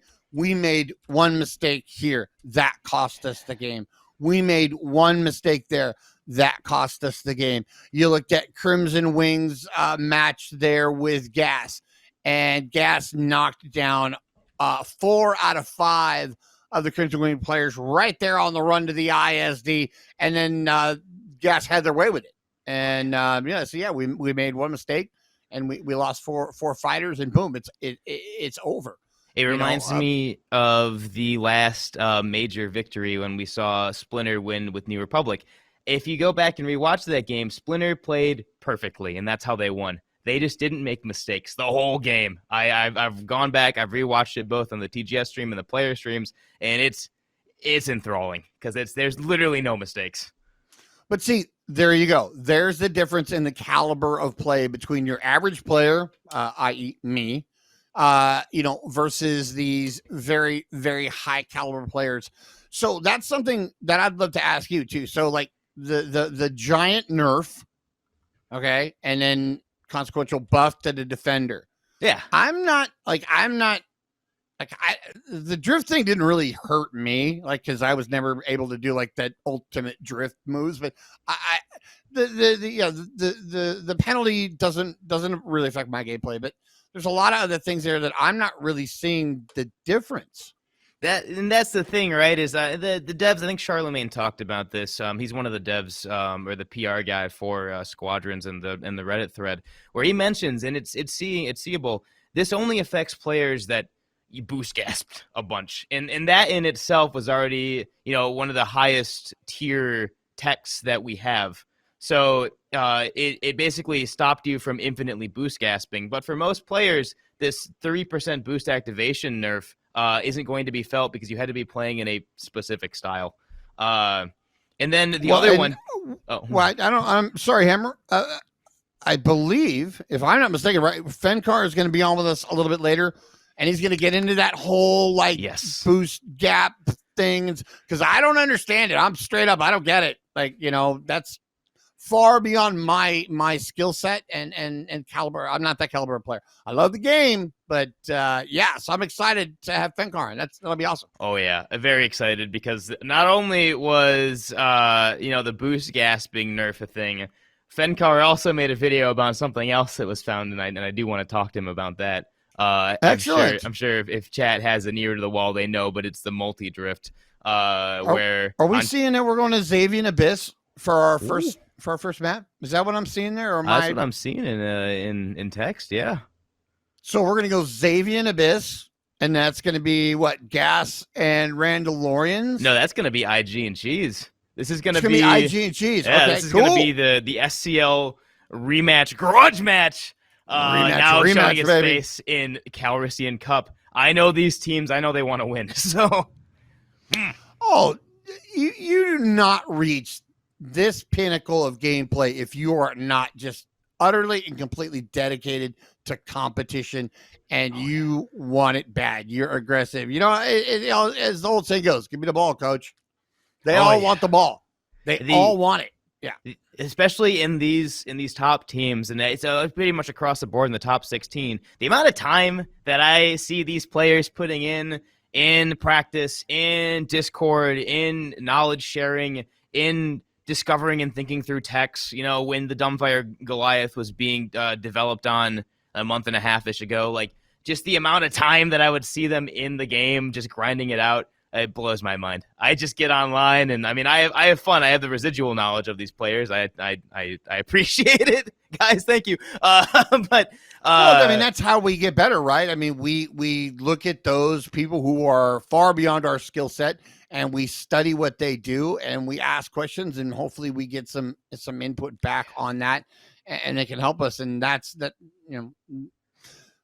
And one again, thing love that this I community. think we don't agree on, and I'm not sure if we disagree on it or not. And you could clarify that for me. The AI farming, okay? Mhm. We got the Goliath dumb missile fire, which is awesome. Yeah. Right?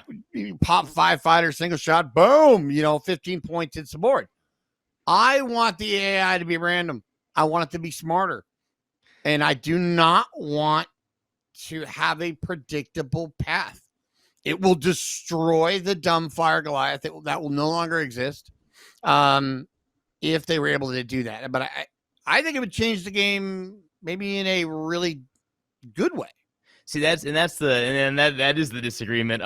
It's a friendly disagreement. Don't get me wrong. Yeah, no, absolutely. It's what it comes down to is the desire for, and it makes sense. It's a Star Wars game, and it's a Star Wars game where you fly in a ship, right? Like everybody. I've been waiting for it. I'm sure you've been waiting for it, especially in VR. Woo! It's a dream. Oh, man. Like I said, I got emotional the first time I got that X-Wing cockpit with my VR on. I'm like, all my dreams just came true.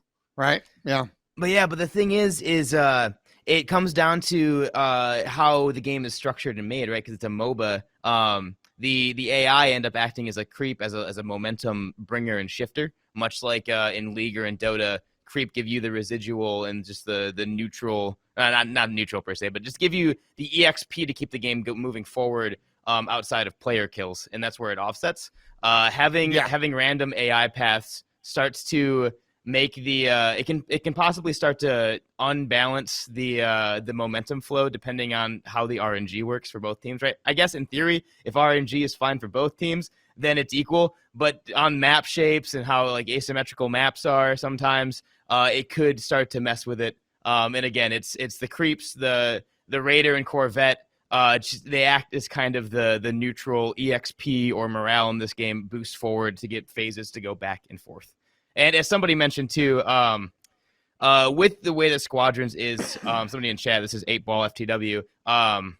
No more client-side patches will happen in this game. It's all server-side balancing now. So the AI thing would be a potential sequel, though I don't want to put words in a dev's mouth.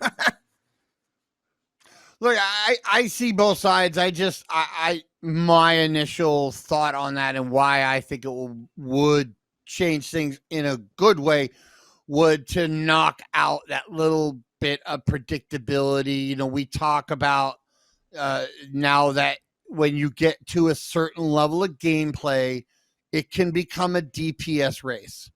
Yeah. And sometimes you lose a little bit of that that unpredictability of combat, of going in there, and it's and the AI, and I understand what you say with the creeps. It's got to happen, right? I mean, that's like, I don't want to destroy the whole meta of mobile game, right? I mean, so yeah. No, it's what I do think could be fixed in the AI is when you find one or two AI that's desperately trying to repath itself. It can send you on a goose chase because it'll like erratically refind its path. I'm sure players have seen this, and you'll waste so much time trying to grab that one or two AI. Speaking of funny AI pathing, in Yavin, the AI will go into the clouds and hurt itself, and on Nadiri, one AI on both teams will always pilot error at the beginning of the game. So pathing could be improved. There's no lie about that. I mean, we can all kind of pick and choose, this and that and this is what we want to do, and how we want to change the game, because we all want to change it to a game style that we prefer, and that's what makes, that's what I love about gaming and the gaming community, is because we can all have a little bit different opinion, but we all love the same thing. And at the end of the day, we all just want to have fun and enjoy gaming together.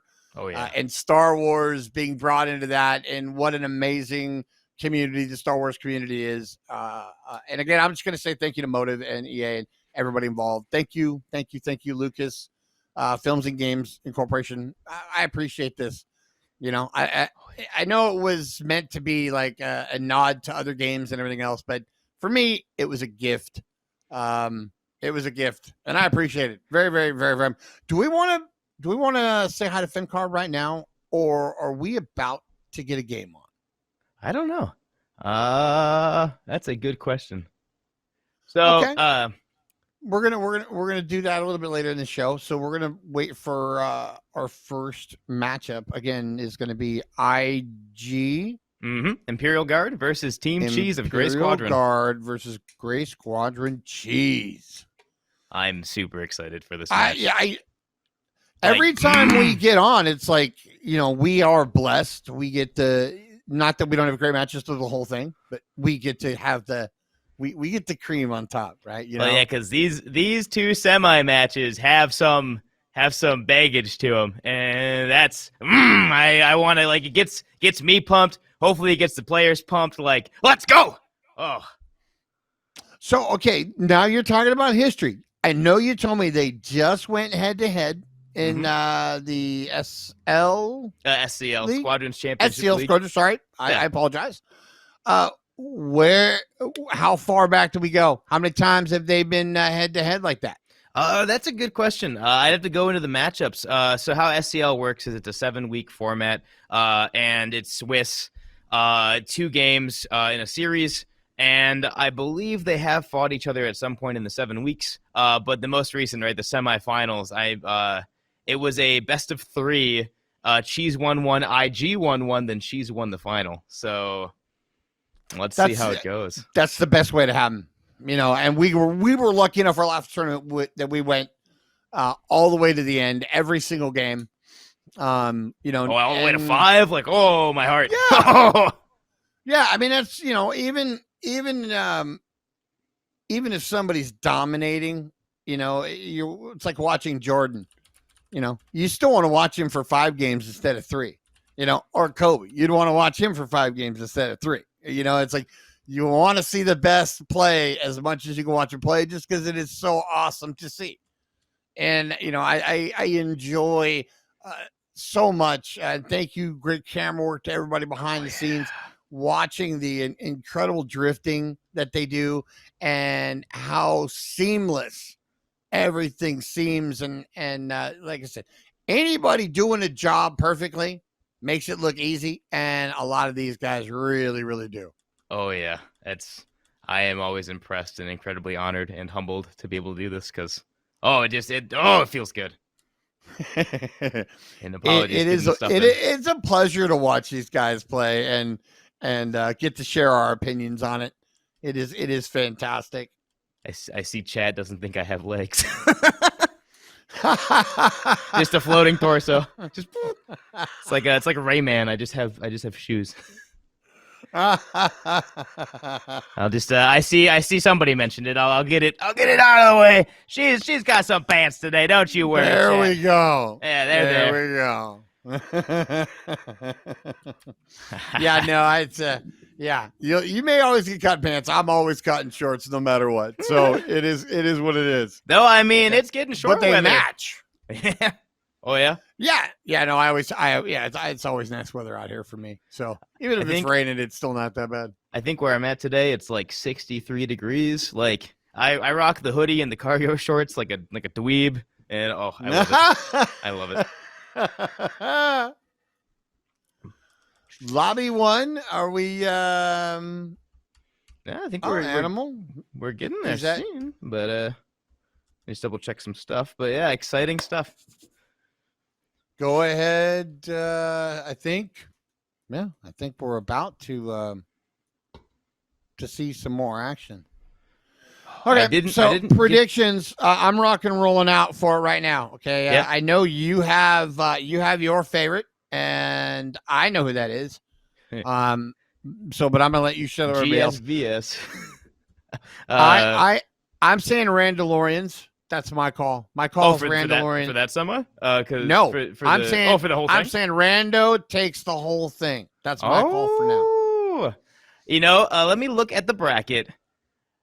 Oh, that's a good question because I don't know who's going to win Randos versus Gas, and I don't know who's going to win Cheese versus Imp because I can feel fire in Imperial Guard. They want to come back strong. I don't know.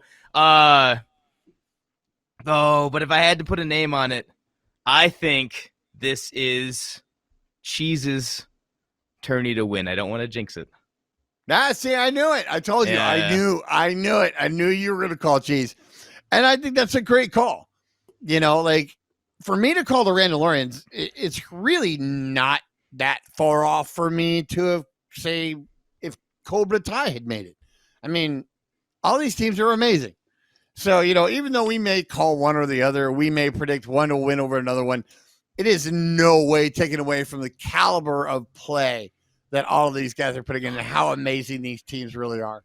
It's these like top 8 teams. It's just slugfest back and forth. It's so hard to tell. And I mean, you can tell in the past tournaments, like we have a rotating top 4. We have a rotating, like you've been in like top 8 and top 16, right? Like it's cutthroat up there. Oh, it just again shows the dedication. Oh. How greatly has this new patch, you think, affected the strategy of, say, these 4? I think the big thing is, and I said it before, but on these 4, it's huge, is the lack of switch, right? The lack of going back to the base, grabbing a new ship with a specific loadout and coming back out. I think these teams in particular have realized, maybe sooner than other teams had, maybe not, it's not too sure, but they did realize, just watching their games, that doing the return to base at a phase flip is an inefficient way to play. So they've adjusted their strategies to have more balanced, compromised loadouts to stay out and to do the damage in the roughly 2-minute window they have. What else have they done? So I mean, obviously we talked about the boost being another one of the nerfs across the board. Mm-hmm. Okay, so who is most greatly affected by that in between the interceptor class, fighter class, bomber class? Who do you think is getting beat up the most? As a man who loves his bombers, as a man who plays his bombers in the queue, I have to say, I think the biggest effect here for people who do boost gasp, again, because that's the ones that are going to feel it, is on like the Y-Wing. Rest in pieces. It's still a good ship. It's still an amazing ship. Fenkar's coming on in a bit, and Fenkar can play that Y-Wing like no other. But for a lot of players, it does affect the survivability of it. You'll get caught like a fish out of water. Rest in pieces. and then it affects a lot of the New Republic ships a lot more than the Empire, right? Because the Empire can use shunting and use things to offset it, but the New Republic is stuck with more damage to the boost tanks. Looks like we're getting into the game, though. Exciting stuff out here. Got everybody in the ready room. Well, everybody dancing today, huh? Yeah, I'm not seeing a lot of shenanigans going on. A lot of Star Wars faces. Seems like people might be taking this a little serious or something. Oh yeah, this might be something on the line. Oh my goodness! And these are these are teams that, again, there's a lot going on the line these games. It's the Cal, but it's more than the Cal. It's a comeback for SCL. These teams have traded blows multiple times. It's gonna be good. Yeah, I mean, obviously there is a larger picture than what we're seeing exactly right at this moment. But in the Calrissian Cup series, they've got to get their points. They want to march all the way to the end to take the big cash prize. But there's always lots of cash prizes here for them to claim in the Calrissian Cup series. Yes, sirree. All right, well, I missed the loadout. That's why I was just thinking about this hype match, but exciting to get into it. I didn't catch it either, so I'm going to let you roll it out, brother. So tell me what we got going on, and let's I will tell you once ready for some smash 'em, bash 'em starfighters. Yeah, I'll tell you once my obs get in. So yeah. Oh, exciting. Going to go into game number 1 of a best of 3 in the semifinals. Yeah, and again, nod to all our observers, and Hammer to you too. I mean, I know you're working multiple camera angles. We got a lot of different people behind the scenes working different camera angles, and we also might have maybe some extra tech here. But rolling in, Hammer, lay it down for me, baby. See what's going on. All right, let's get into this game. Let's see where we got ourselves on Imperial Guard. We got ourselves 2 Y-Wings, a U, an A, and an X. Again, 2 bombers on that opening, and on Cheese, we got ourselves, 2 defenders, 2 bombers, and a U, or a Reaper. That's a pretty standard open here, right? We're going to see who's going to pop out mask first in this game of chicken in the beginning. Let's see if we see any Gallos getting fired out, any sort of Goliath AI bombs. We're going to see who's going to get mask out first here. Trying to find kills. We see an immediate push from Ricky to get the Ion down on the Corvette. The Ion is popped. AI are being found by Imperial and by Cheese, but Cheese is able to find those AI packs and get them down even quicker. We see that the Corvette has been Ion. Damage is starting to get pushed into it. We're going to see the bombers rotating now that they've got their AI packs to the Raider to get that 20 points down to the Corvette. But oh no, but then Imperial Guard does find player kills, does find AI, are trying to take it back as Team Cheese holding on by a hair in the Galactic Empire. A lot of damage. This is amazing. Yeah, so much going on, and you can see it, right? Like these teams have their strats in the beginning. They go for their few packs, they go for an immediate Raider burn, but things can go south if Goliaths get knocked down, if player kills are getting found, like the support getting knocked out there, as Imperial Guard goes on the first offense. Strong stuff. Yeah, I mean, we're out of that, into the flip. They're going to make their first run here. We've already seen that 1 squadron mask get put out a little bit later than I would have thought, but we'll see it. Here it goes. They're coming after the cruisers. The only thing that's going to affect them here is, as you can see, a lot of them are down. Trapster's down, Hod's down, Dynasty's up. A Dynasty, of course, has the Ion in his loadout. Going to be able to get back out there and do damage. We see Krigzilla going back. Narcissus in the U. Just a lot of stuff out here, as now Team Cheese on the defense wants to knock down that Corvette as soon as possible to try to be able to get this phase back. And as you can see in the morale, they're getting it back slowly and surely. There it goes. One more AI, and she's going the offense. Big defense, right? This is huge because IG was not able to get in there and even knock down the shields on either A or B. Oh my gosh. Oh my goodness. Now we go to Team Cheese on the offense. Let's see how they go. Fast turnaround. And as we see, right, we're going to see the bombers going on the offense here on Team Cheese. They're not going back to base. They know how short these phases are. I mean, we just saw with a good defense how fast it can go. I'm curious to know, since we lost a few of those on Cheese, kind of at the end, we saw the 3 drop down. Did they sacrifice Oh, just when they to get die? in the other ship faster? You know what I mean? Possibility, yeah. 'Cause, I mean, when you think about it, Ramming speed, baby, right? Today's a good day to die. when you die, you have 20 seconds on your death clock. I mean, and if it comes out faster than going all the way back to the base, especially on flip where the morale is already full, right? No reason not to. We see B shields completely drained. C A shields are below half with a complete morale stranglehold by Team Cheese. Oh, they're just going and getting in damage here.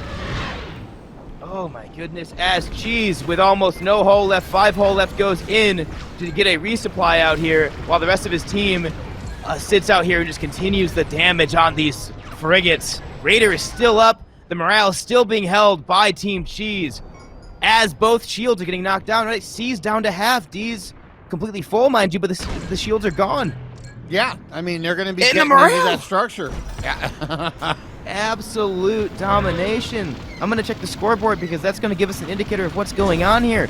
On Team Cheese, right, 7 kills versus the 4 on Imperial Guard. That's almost a 2-to-1 ratio of kills, which on attack, you know, your kills are half of what's on defense, but if you can keep that 2-to-1 ratio, it doesn't matter. But there it goes. Caster's Curse. Cheese does fall. Hot does fall as well, putting the morale back to half and half as B looking awfully tasty. A just sitting there getting some sort of passive damage on it, but of course you're going for a 1 Raider burn, or 1 frigate burn, not a 2 frigate burn. Absolutely strong plays. I would have thought they would have gone after A first. I mean, it did.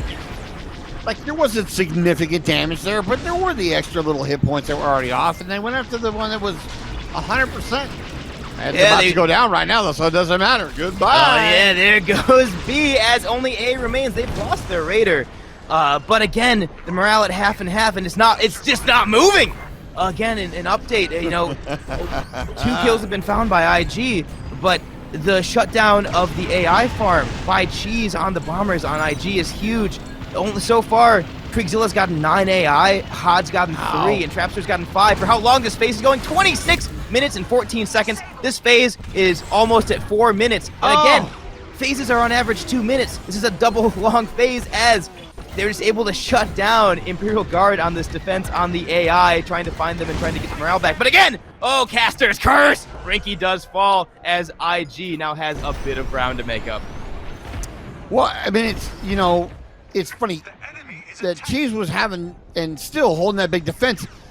But you saw Imperial Guard, they weren't really losing ships. They weren't going down, and they were getting a lot of player kills on the opposite side, but it didn't matter. Oh, yeah. Didn't matter. I mean, Cheese is like, whatever, we got you. We're holding on. Speaking of staying out with a ship uncompromised, we see Kriegzilla going in with Rotary on a shielded cruiser. But again, he's already out there. Why go back? Every second counts, especially when facing against a team like Team Cheese. As we saw, their defense is strong, their offense is brutal. Every second out there they can get, because again, player kills are being found, Dynasty does fall, AI packs are being found. It all matters. C shields have drained, player kills are being found as Arios does fall. But how long can they keep it up? We see beams going out on that Corvette. The damage is going to be there. The burn is happening. Those 20 points will be brutal. Because again, look at how close the morale bar is. But a back and forth Corvette does fall, but player kills happen as well. Whoa. It's like it's jammed in place. It is stuck. I mean, we've watched it slam left, slam right, or stay right in the middle. We haven't really watched it creep. As B is at almost half hull. A's got a bunch of shields left, but again, they're going for a 1 cruiser burn into a second, which is a good thing to do here because those 15 points will be huge for being able to drag on this cruiser attack phase. Oh my goodness, strong jumping plays. and jiving right there, trying to avoid fire, but it caught up with him. Not enough to survive. Fun fact about Hod. Speaking of controller differences, Hod plays with only a keyboard. No mouse, no joystick, just a keyboard, 2 hands. Blows my mind. Yeah, I know. That is wild. And it just goes to show that, and we'll talk to Fenkar about this in a bit, but even if tech is found for certain control schemes, the skill ceiling is so high in this game, it doesn't matter. One of the best players in here is just playing with a keyboard. Like, whoa. Yeah. Ooh, but we're going to go on to an MC-75 assault phase for Team Cheese. Are we going to see a quick pop? It looks like most of them are positioning themselves for a push. 2 of them are going in. Assumably, the to get damage, and we see Cheese sees that shield though, wants to get in within 1,000, gonna start boosting into it. We see the shunt into the boost. We see the rotary getting dumped. There it is. There's the damage. Shield does fall. Bye-bye. One subsystem down, but he's not down. He's not getting found at 39 hull. Gonna rotate to the second shield. Not going to be contested as he goes in. He needs to get under the shield. He gets under the shield. Starts rotaring into it as well. Starts dumping. He's not getting contested, but he can't get eyes on target perfectly. But it doesn't matter because the second shield falls as well. Immediate dump into targeting as well. And the morale is still at like half and half. This is brutal for IG as Chief is coming in and just doing damage. Here goes the structure of the MC-75. It's going to get melted away. Oh, yeah. As we see And there's Imperial the Raider. Guard. Yeah, Imperial Guard desperately trying to knock down this Raider because they know they need those 20 points. They also, because shields are down, right? They don't want that Raider to take down passive damage. It'll affect it quickly. As we see the Raider down to 65 and falling quickly as they've got some space that was built up. But if you look at the minimap, here comes Team Cheese trying to get some damage in, trying to get some subsystem destruction happening. As MC-75, 50% structure. oh my goodness. That Raider's right there, man. They need to burn that bad boy down and nab those points and get that DPS off the 75. Again, the longer they go, I mean, we're seeing Cheese just coming in to dump down power. Weak points have been made, but it's still damaged. It's been beaconed. It's just going to fall. He's just sitting there. All four. He's just sitting there. Ooh, there we go. There's the power. All four subsystems fall. Oh, that damage, the dump into the hole. Look at Cheese. Uncontested. I cannot wait to see his damage at the end of the game. And there we go. The MC-75 has fallen. And Cheese takes game number 1. Nice. Empire strong. But we'll see how it goes in game number 2. We'll see what factions are chosen by teams. I can't wait to see the scoreboard. Yeah, on the scoreboard, I mean, Cheese with 17 AI kills, 464 with 25k capture damage. D-Strict 3413 AI kills. Just I bet strong. Cheese got like half those points in that last run we just watched. I mean, he was uncontested for what? 15, 20 seconds, just completely unmolested, left alone. Just crazy play. Oh, you love to see it. And again, every second counts, right? Like Cheese was in there, and it feels like forever when you're watching, but you go back and like a replay is like maybe like 6 seconds. But it matters, right? Like, oh. Yeah, everything slows down, right? Even for us just watching it. Like, for me, that felt like he was there forever. It's like, how can you just leave any of these guys alone to just do what they can do? Because you're setting yourself up to get smacked. Well, the thing, too, is on defense, you need to make sure that you can – it's a game of map control, right? The last thing you want to do is let somebody in on your flagship or your cap ship, and you need to be able to knock them out of the sky a little further out in the map to make sure they can't get under shields, because a TIE bomber in particular, because it can boost below shields at like 2k range, and it'll immediately do the 6,000 damage that's needed on those shield gens. You need to stop them before that 2k distance, because once they can make a straight vector, it's over. And we saw that once Cheese had that vector, he's in there, he's doing damage. Yeah. He is there to smash, and he did. Wanted that one subsystem done. Got himself rotated around to the other side of that 75, smashed again. 2 shield burn. Yeah, you love to see it. That was amazing. Just so from what I've watched already today, NR win.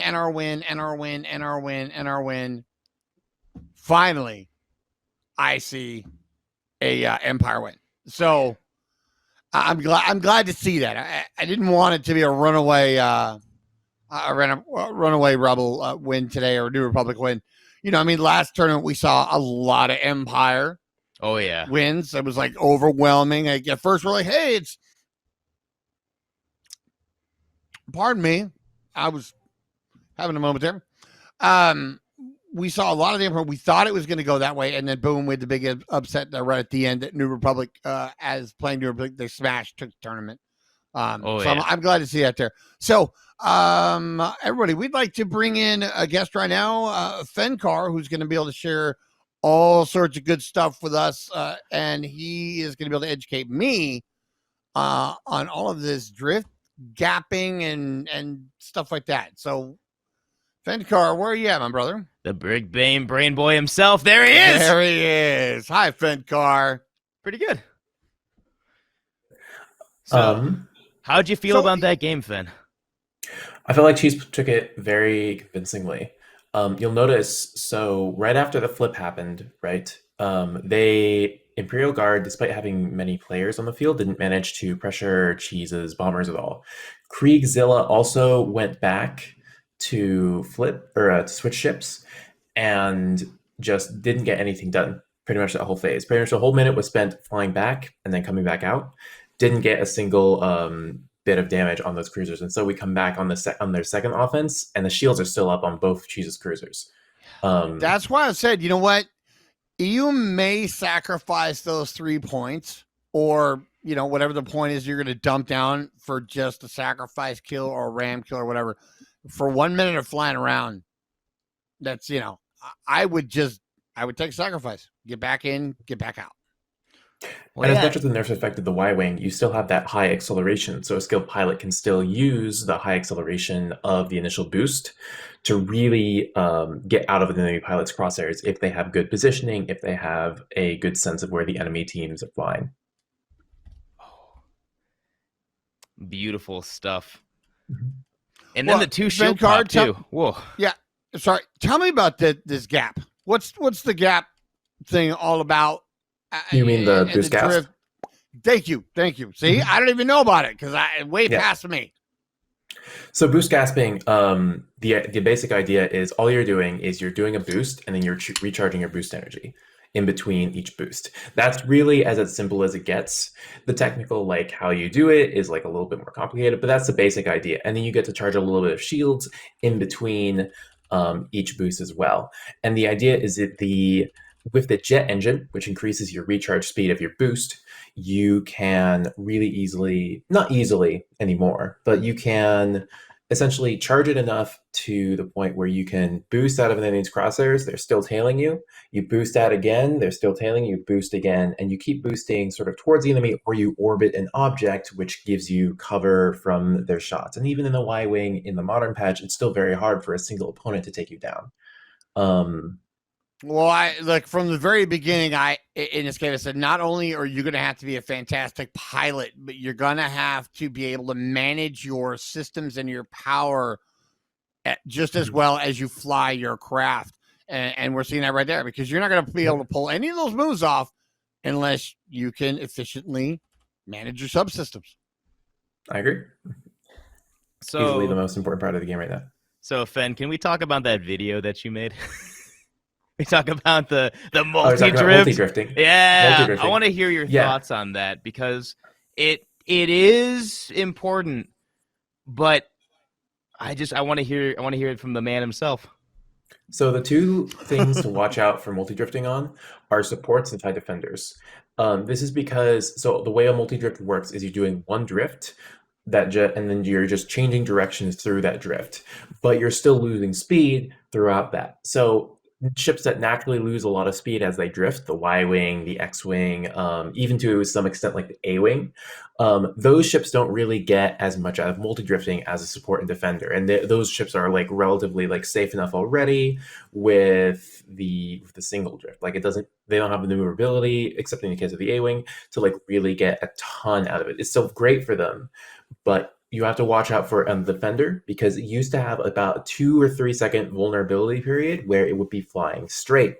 Now it doesn't have to fly straight. It can fly like this, or it can fly in an arc, like a corkscrewing or barrel rolling arc. Very, very difficult to hit.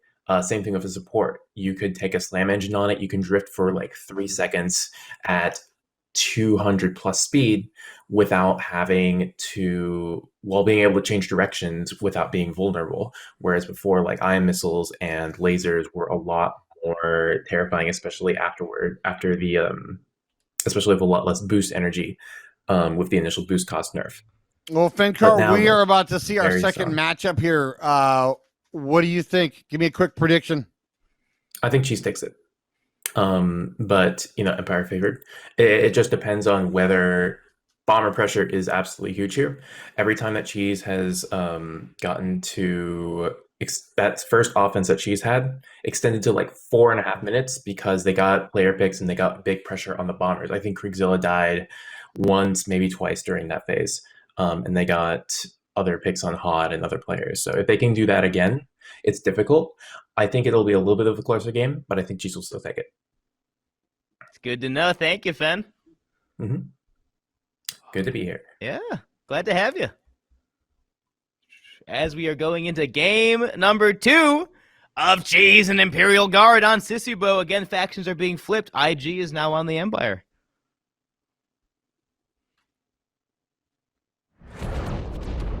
Well, it's nice to see a flip of the coin there.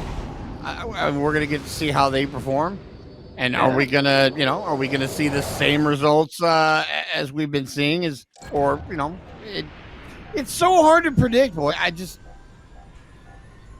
You know what? I'm going to sit back and I'm going to enjoy this, and I'm going to let you tell me what the hell's going on. Yeah, so as we enter this coin flip, we got ourselves, 2 X's or 2 Y's and a U on Team Cheese, and on Imperial Guard, we got ourselves, 1 Interceptor, 2 Bombers, Defender, and Support. As the mask goes out on Team Cheese, the Invis is out, the damage is coming down, the Raiders starting to get burned by Arios, getting that pure damage out there, having a bit of a struggle hitting the back of those engines as IG comes out and starts getting down those X-Wings, getting down that AI super quickly. But again, no, Team Cheese comes back, finds those packs as the Y-Wing, as the Bomber starts getting that Raider burn. If they get this Raider burn any second now, it will be a Team Cheese offense, finding player kills, killing Lumaseed out here in this chaos of a coin flip. We will see relatively quickly as either 3 more AI are found, or the Raider gets burned any second now as it falls to 19, and it just continues to fall. A possible flip towards Team Cheese, and it does happen. Let's see how they play this one. Yeah, the coin flip goes so fast, Moose. Oh my goodness. Every time.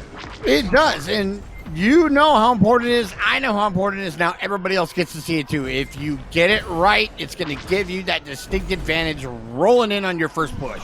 And there's things that, I mean, even it won't be able to be captured because there's just too much going on, right? As we sit here waiting for a little bit of an ion on the from Team Cheese, we can talk about it for a second.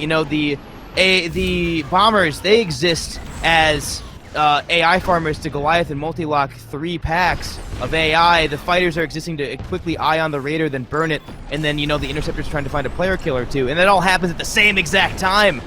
Absolutely brutal, as now we are on the offense phase for Team Cheese on these cruisers. C shields are now below half. A shields are pretty strong here. But again, the morale is still being held very much by Team Cheese, still over half on this bar for Team Cheese.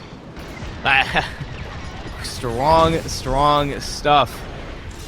Man, as a little bit more aggression is coming down, right? We see Rinky at 2 hull, getting beacon, no countermeasures can happen, and the pick gets found. Rinky down, Pseudo down, Diestra coming back out in the Y-Wing.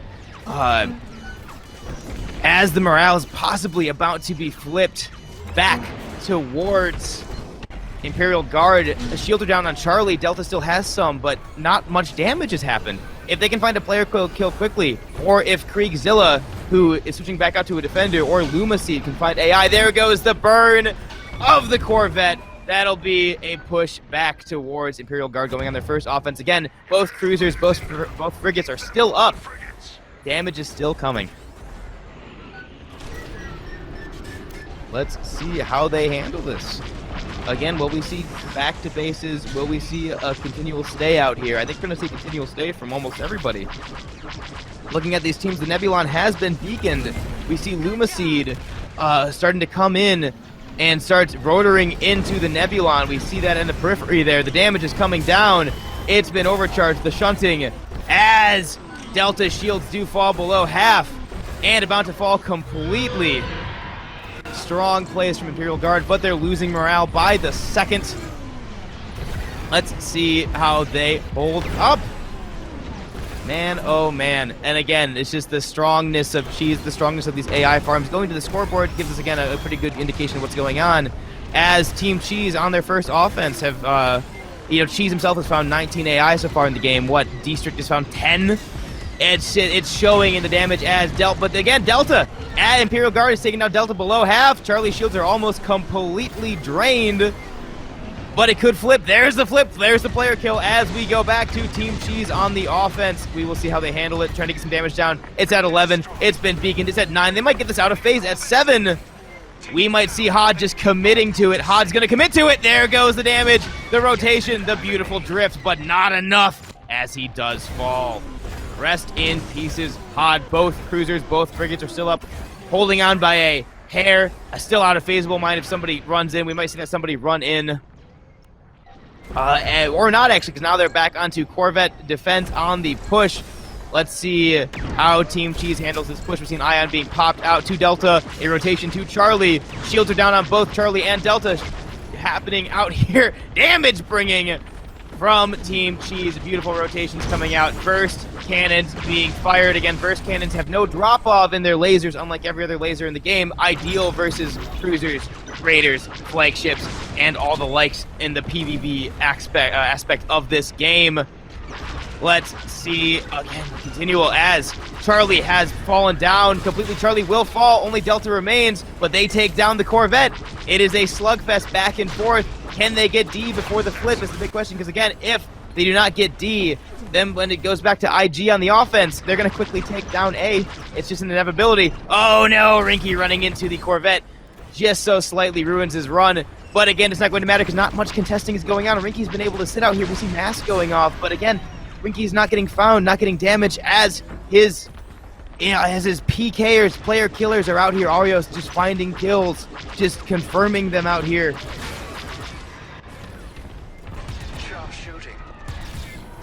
Hey, how's it going?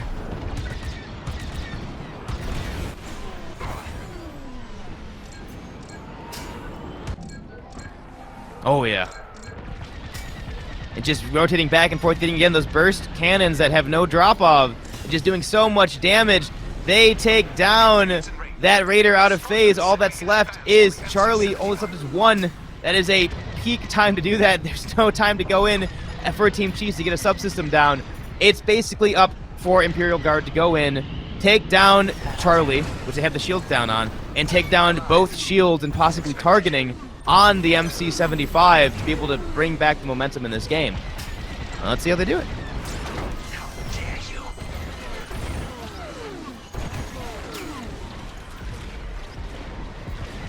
Oh yeah. Ooh, but the morale, man, look at that as Cheese finds AI, as they find player kills, traps are down, Hod down.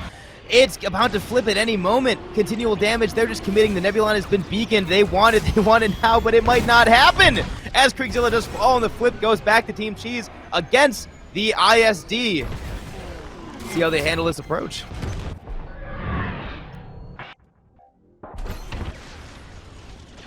Oh yeah.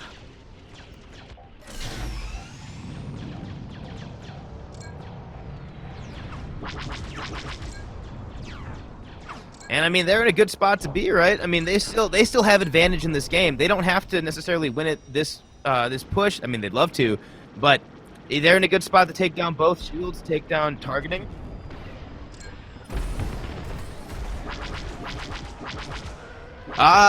Also, sorry if it was missed. We're having R1 come in to help commentate this game.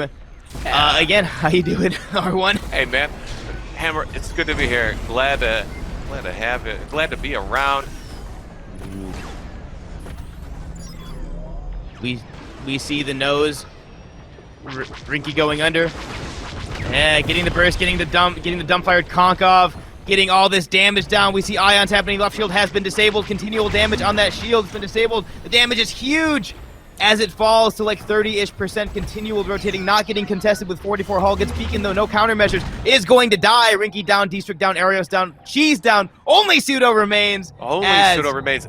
Yeah, great fighter defense there from Imperial Guard, and knocking almost out the entire fleet, the entire squadron. This might be a game reset because the flip happened.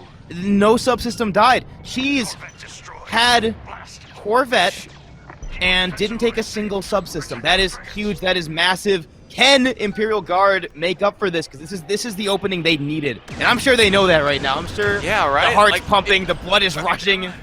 We saw them like almost take a break, if you will, right, to resupply, sort of collect themselves, and make a concerted attack. And Imperial Guard used that time to shore up their own AI farmers and just completely repulse them.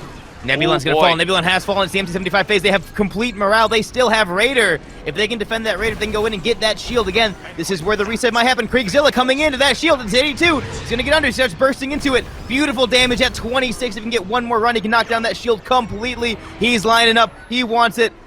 Possibly somebody else on the team might take it as well. Just wants to get damage down. All TIE defenders again for this MC-75 phase. Spectacular. It seems to be the power play, if you will, from the Imperial side of things. Both shields have fallen. Oh boy, Imperial Guard's really putting the pressure on here. Unless I'm reading this wrong. I may be reading this wrong. Hold on. I need to make sure that my flagships on my game are being read right. No, I think they are reading it wrong. Are reading it right. Both shields are down. Power does fall. 3 subsystems on the MC-75. This is huge. This is Imperial Guard's moment. Again, now it's up to Cheese. They're in a bad spot. If they can't take down the ISD, they're in a really bad spot. How will they handle it? How can they do it? As we see, everybody knows they're going to die to the DPS MC-75 anyway. Complete wipe. This is the time for velocity, for momentum. Can Cheese take advantage of this? It's huge. It's massive. They have to win now. You can see Cheese still taking the time to trade out AI farmers for attack craft. Now 4 X-Wings deep on Cheese. Is that slowdown going to be enough? We've now got all the rest of the Imperial Guard players back on the map. Ooh, we see Cheese going in for a sloop. Has found the shield gen, wants to get it, start dumping in the burst. Starts getting in the ion, it's disabled the left shield. It's down. It's not out though. Oh, left shield does fall. Right shield has been disabled. The damage is going into it as well. Continual damage. No shields left in the ISD, so they can start pounding whenever we see targeting start to get disabled by Team Cheese. So much damage coming out. Right shield will fall. 2 shields down. All that's left now is for them to get targeting, possibly get power, get those weak points, and win. We see a tractor beam coming out on Cheese. Oh no, can he live? Rotating to power, wants to get the damage down. Power's at 35, 36. It's falling. It will fall. Woo! Power does fall. Can they find those weak points? It is now or never. They have to win. And again, they have to win now. We see Cheese finding 1 of the 5. We see Cheese finding 2 of the 5, getting beacon. 2. Might not live.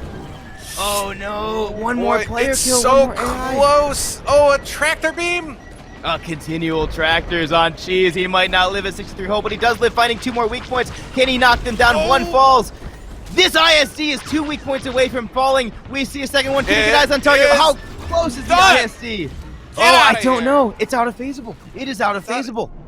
It didn't happen! There it is! We didn't even know. Oh, that was so close.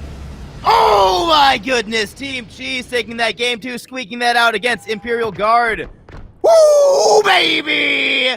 Moving on to the finals. Strong plays. I'm going to stare at that scoreboard because, again, 39 AI kills on Cheese. 120, 67 cap ship damage on Cheese. But again, IG holding their own, 36 AI kills on Lumaseed. You know, oh my goodness. It's such a close game there. Oh my goodness. It was so clutch. Spectacular defense from Imperial Guard on that first initial ISD defense, knocking literally the entire Cheese attack squadron out on the way in. This time around, they just weren't as successful. They managed to get the support out, but it didn't matter. All those X-Wings were able to stay in phase, couldn't be taken down. They got I even think we even saw a couple of tractor beams from support ships from the Reapers trying to hold them in place. Still just wasn't enough. Looks like we're going to bring back Fenkar to talk about nice. that game. Nice. But I mean, my biggest statement there was at the end of that game, right? Team Cheese played that ISD assault perfectly. They were able to come back from that blunder of their first flagship assault and just not mess up. And I mean, it was so close. It was on the flip. We didn't even know because we had to have somebody targeting it to see the health. Right. Massive. Fenkar, what do you think? Fenkar, hey. So that was obviously a super impressive flagship offense from Cheese, right? Like, not just Cheese as a squadron, but Cheese himself. Very, very strong flying there. I'll note really quickly, there is a thing with tractor beams where if your throttle is below your actual speed, anytime that you boost and drift, you'll immediately go up to max speed. So that's why even though Cheese was tractor beamed, he was able to keep moving and keep boosting around. That's So nice to even know. there, right? Some excellent skill from Cheese, knowing those sort of differentiating parts of a lot of those individual mechanics, right? Tractor beam. Heck, I know if I would have got stuck in that, I would have been dead in the water. Just Mhm. boom, dead to rights. But Cheese able to pull it out there. Having those tech And abilities. Whoa. as an overall thing, right? Most of Cheese team's flips were very, very fast because of their AI farm. Again, a couple of really fast, like 1 minute flips and so on and so forth.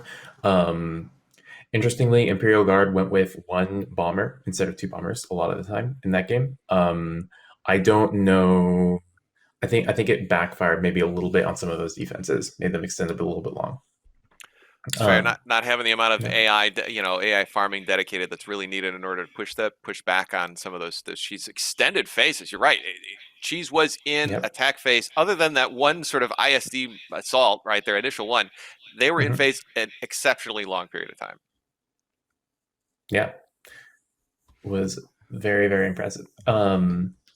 And overall, like they found a lot of kills on defenders and bombers that game. It was kind of a bloodbath of a game, to be honest, compared to what I'm used to, which be expected given the changes. Mhm.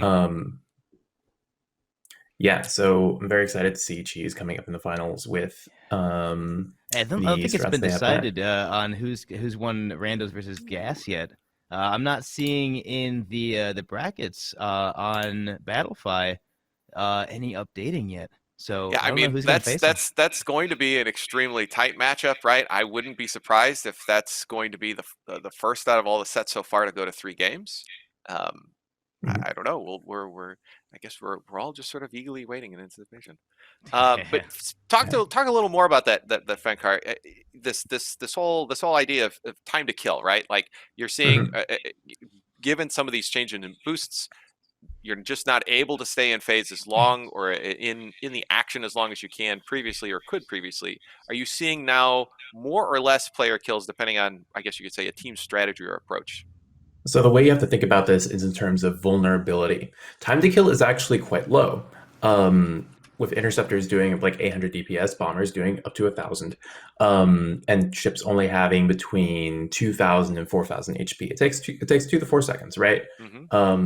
With two players, becomes 1 to 2 seconds.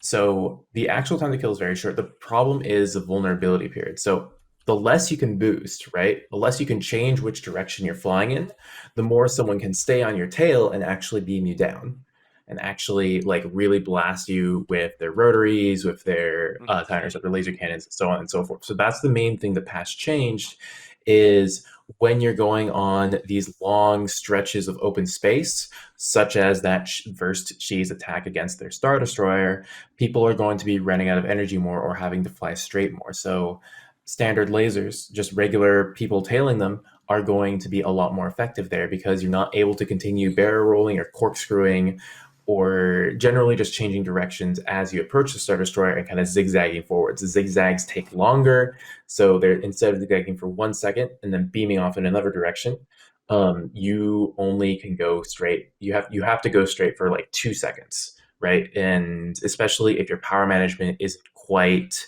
mechanically solid yet, Mm-hmm. Mm-hmm. then it can be a really, really difficult to go in, even like even in an X-wing with like a boost extension. You have to be very, very careful about making sure you gasp on the way in very efficiently, and then that makes you more vulnerable. No, Um, that's that. I mean, like it's an interesting part of the game, right? Like we've seen, I think you're right, in the previous 2 matches, right? That time where somebody is vulnerable has been extremely low, right? And I guess what you're saying now, right, is that hey, mhm. given these changes and boosts, people are vulnerable more often. So now it's a matter of okay, from my as the pilot's perspective, how can I present a vulnerable side to my opponent the least, right? Like how can Yep. I be the least vulnerable when I'm in phase when I'm trying to make that attack? And you can see that Cheese did it when he was on the ISD, right? Looping over and under the hull. If you have to move around an object to get to the player, right? You can't Mm-hmm. see Cheese if he's down here and you're up here. You have to go around, and that means time that you're not on target. That means time that you're following his path rather than cutting across straight to him. All right, absolutely fantastic. Mhm. All right. Well, looks like we are ready to take a quick break in between our matches here. We'll come back with more about what happened from the Randos Gas game. We'll see what that turns out to be. Fenkar, man, it is looking sharp and giving us all those juicy deets. Thanks so much for joining us today. Just Thank you for having Einstein me. Fenkar, you gotta love it. Oh man, All right, thanks guys. We'll be back after this. death clock. I mean, and it comes out faster than going all the way back to the.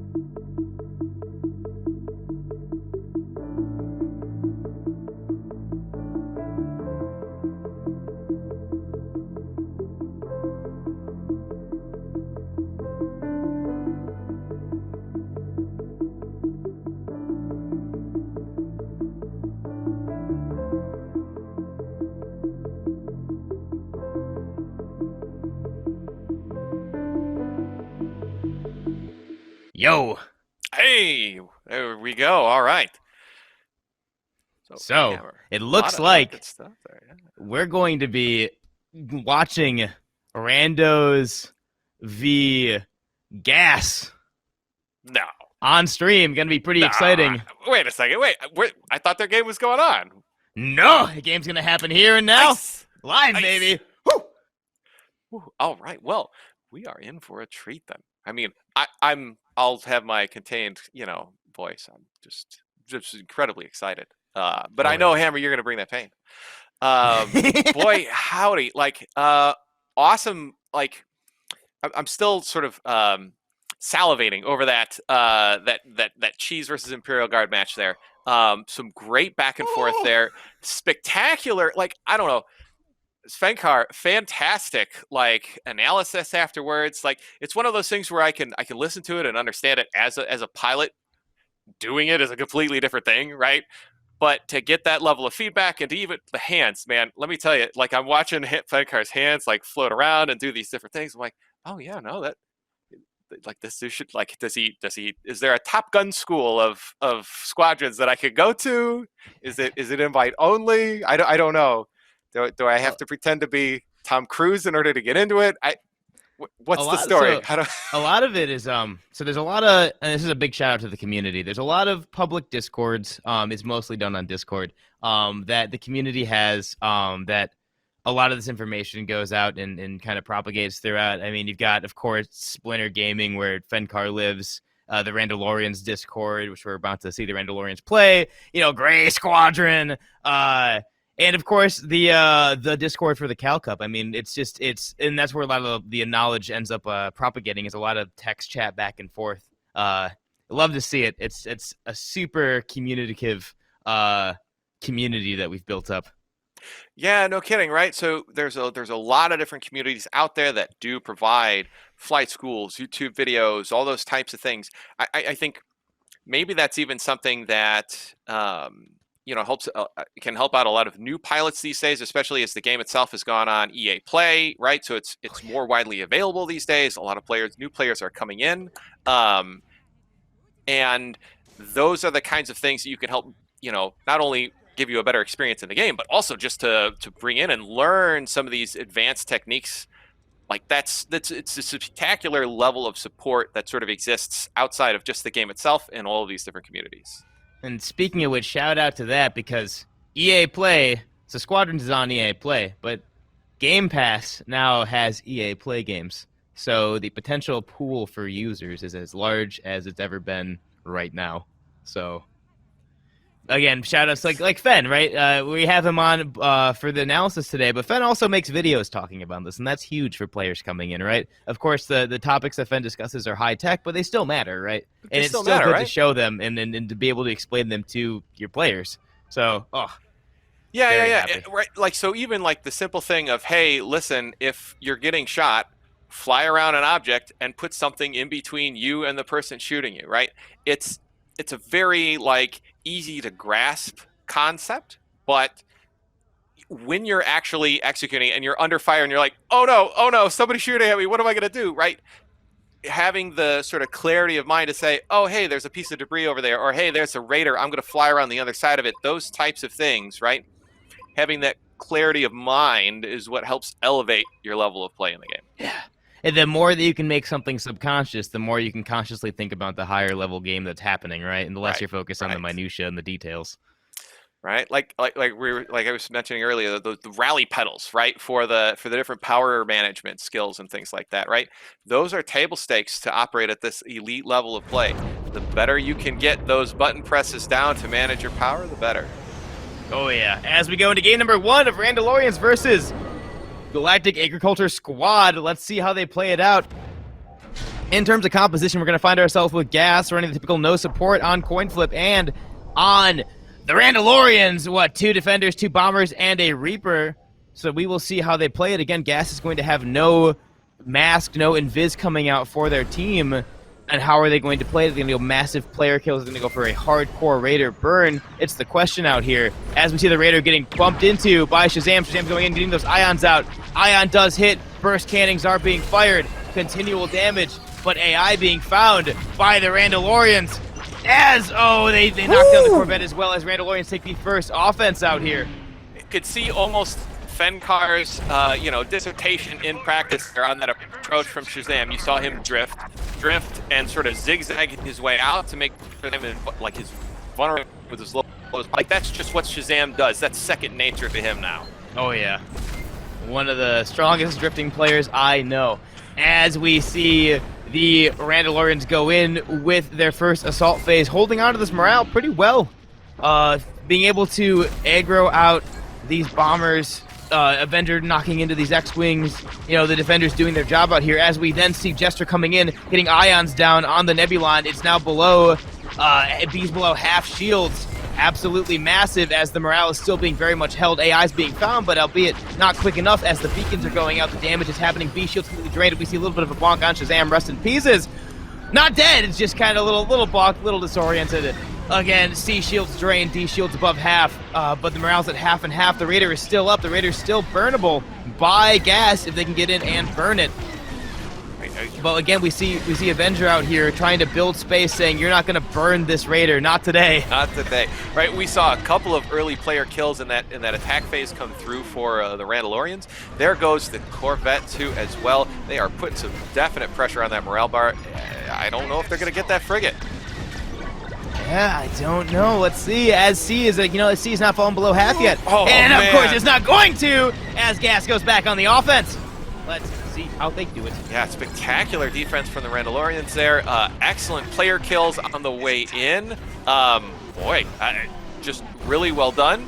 And now they've got to take that initiative back. Let's see what they can do on offense. Yeah, let's see how they hold up. Draculus going back to base, Agriculture going back to base, switching out to a A-Wing and an X-Wing respectively. As we now see them in their assault phase, B shields have fallen to around half. well, C shields when you look at it from their perspective. First cannons are going out as they're just trying to knock down those shields any way possible. Brute strengthening it out here again. The drifts coming out of Shazam every single time just looks impressive to say the least, with that shiny X-Wing.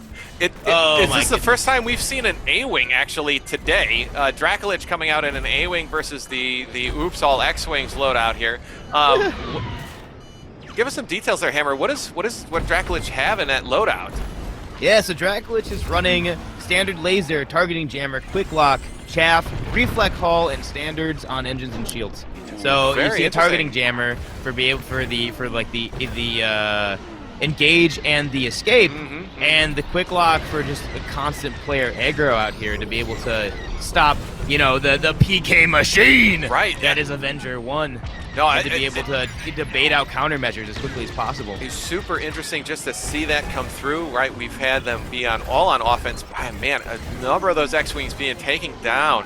Just the player kill force from the Randalorians here absolutely being felt. As we go into another frigate cruiser phase, as neither Randalorians or Gas have lost a frigate or cruiser. Well, I say that, and we just saw it out of phase 15 points there. Strong stuff as we see that one of the Raiders did fall.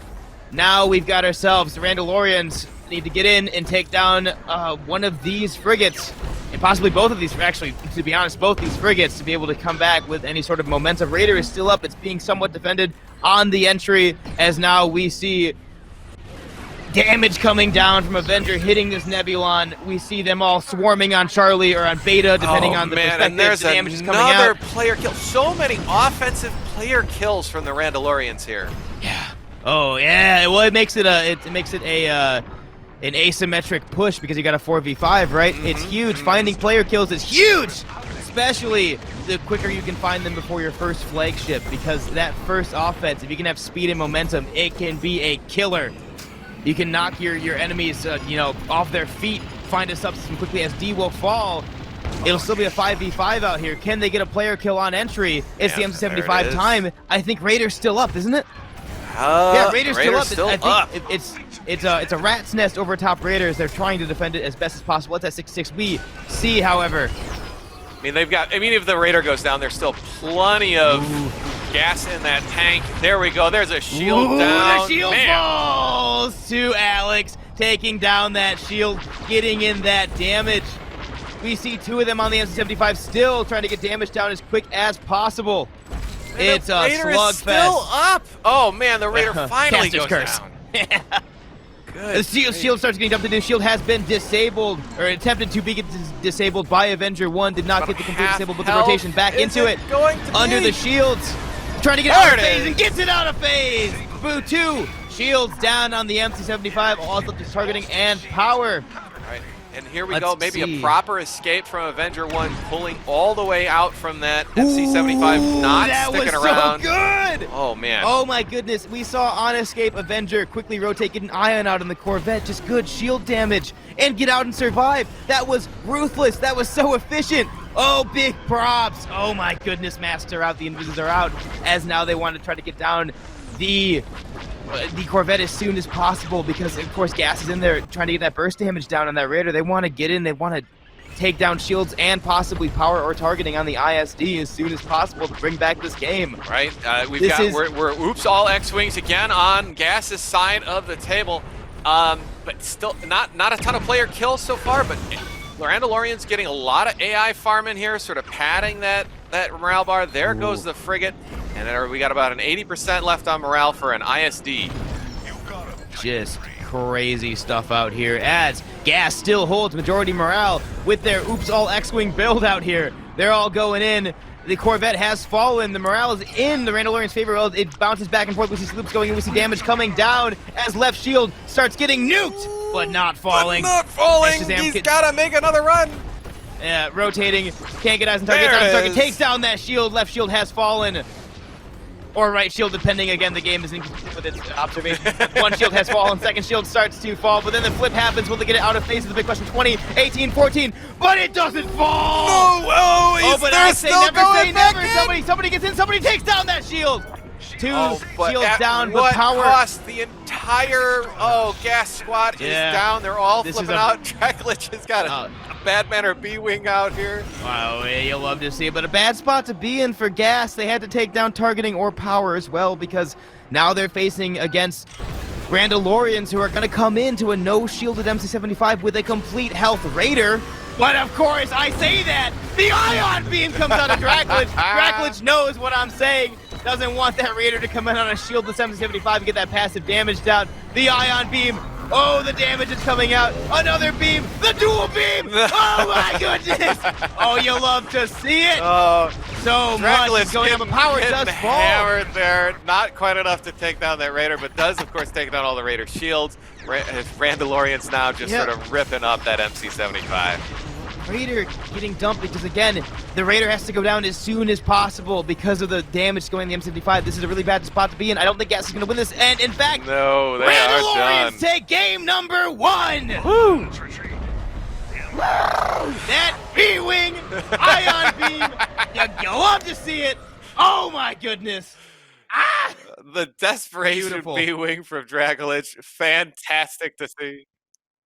You got it.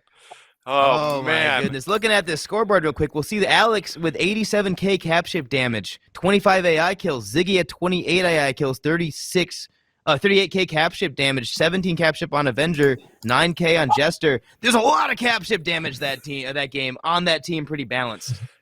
As we go to our resident expert, Mr. Fenkar, Mr. Objective Damage, the genius. What do you think? What's up, guys? The B-Wing, obviously, everyone's thinking about that. So the B-Wing is a very interesting pick because it can, one ion beam and some rotary will take down the shields, and then you can beam it repeatedly. And that's probably one of the highest DPS options in order to just beam down the Raider very, very, very quickly. The issue, as we saw, is against a team that really is focused on cycling players and targeting down weak points. So we saw a lot of like beaming down bombers, beaming down X-Wings that were out of position from Avenger 1 and Jester both. They were able to target down and shoot down that B-Wing. And that's really the weakness of Mean Beam in general, right?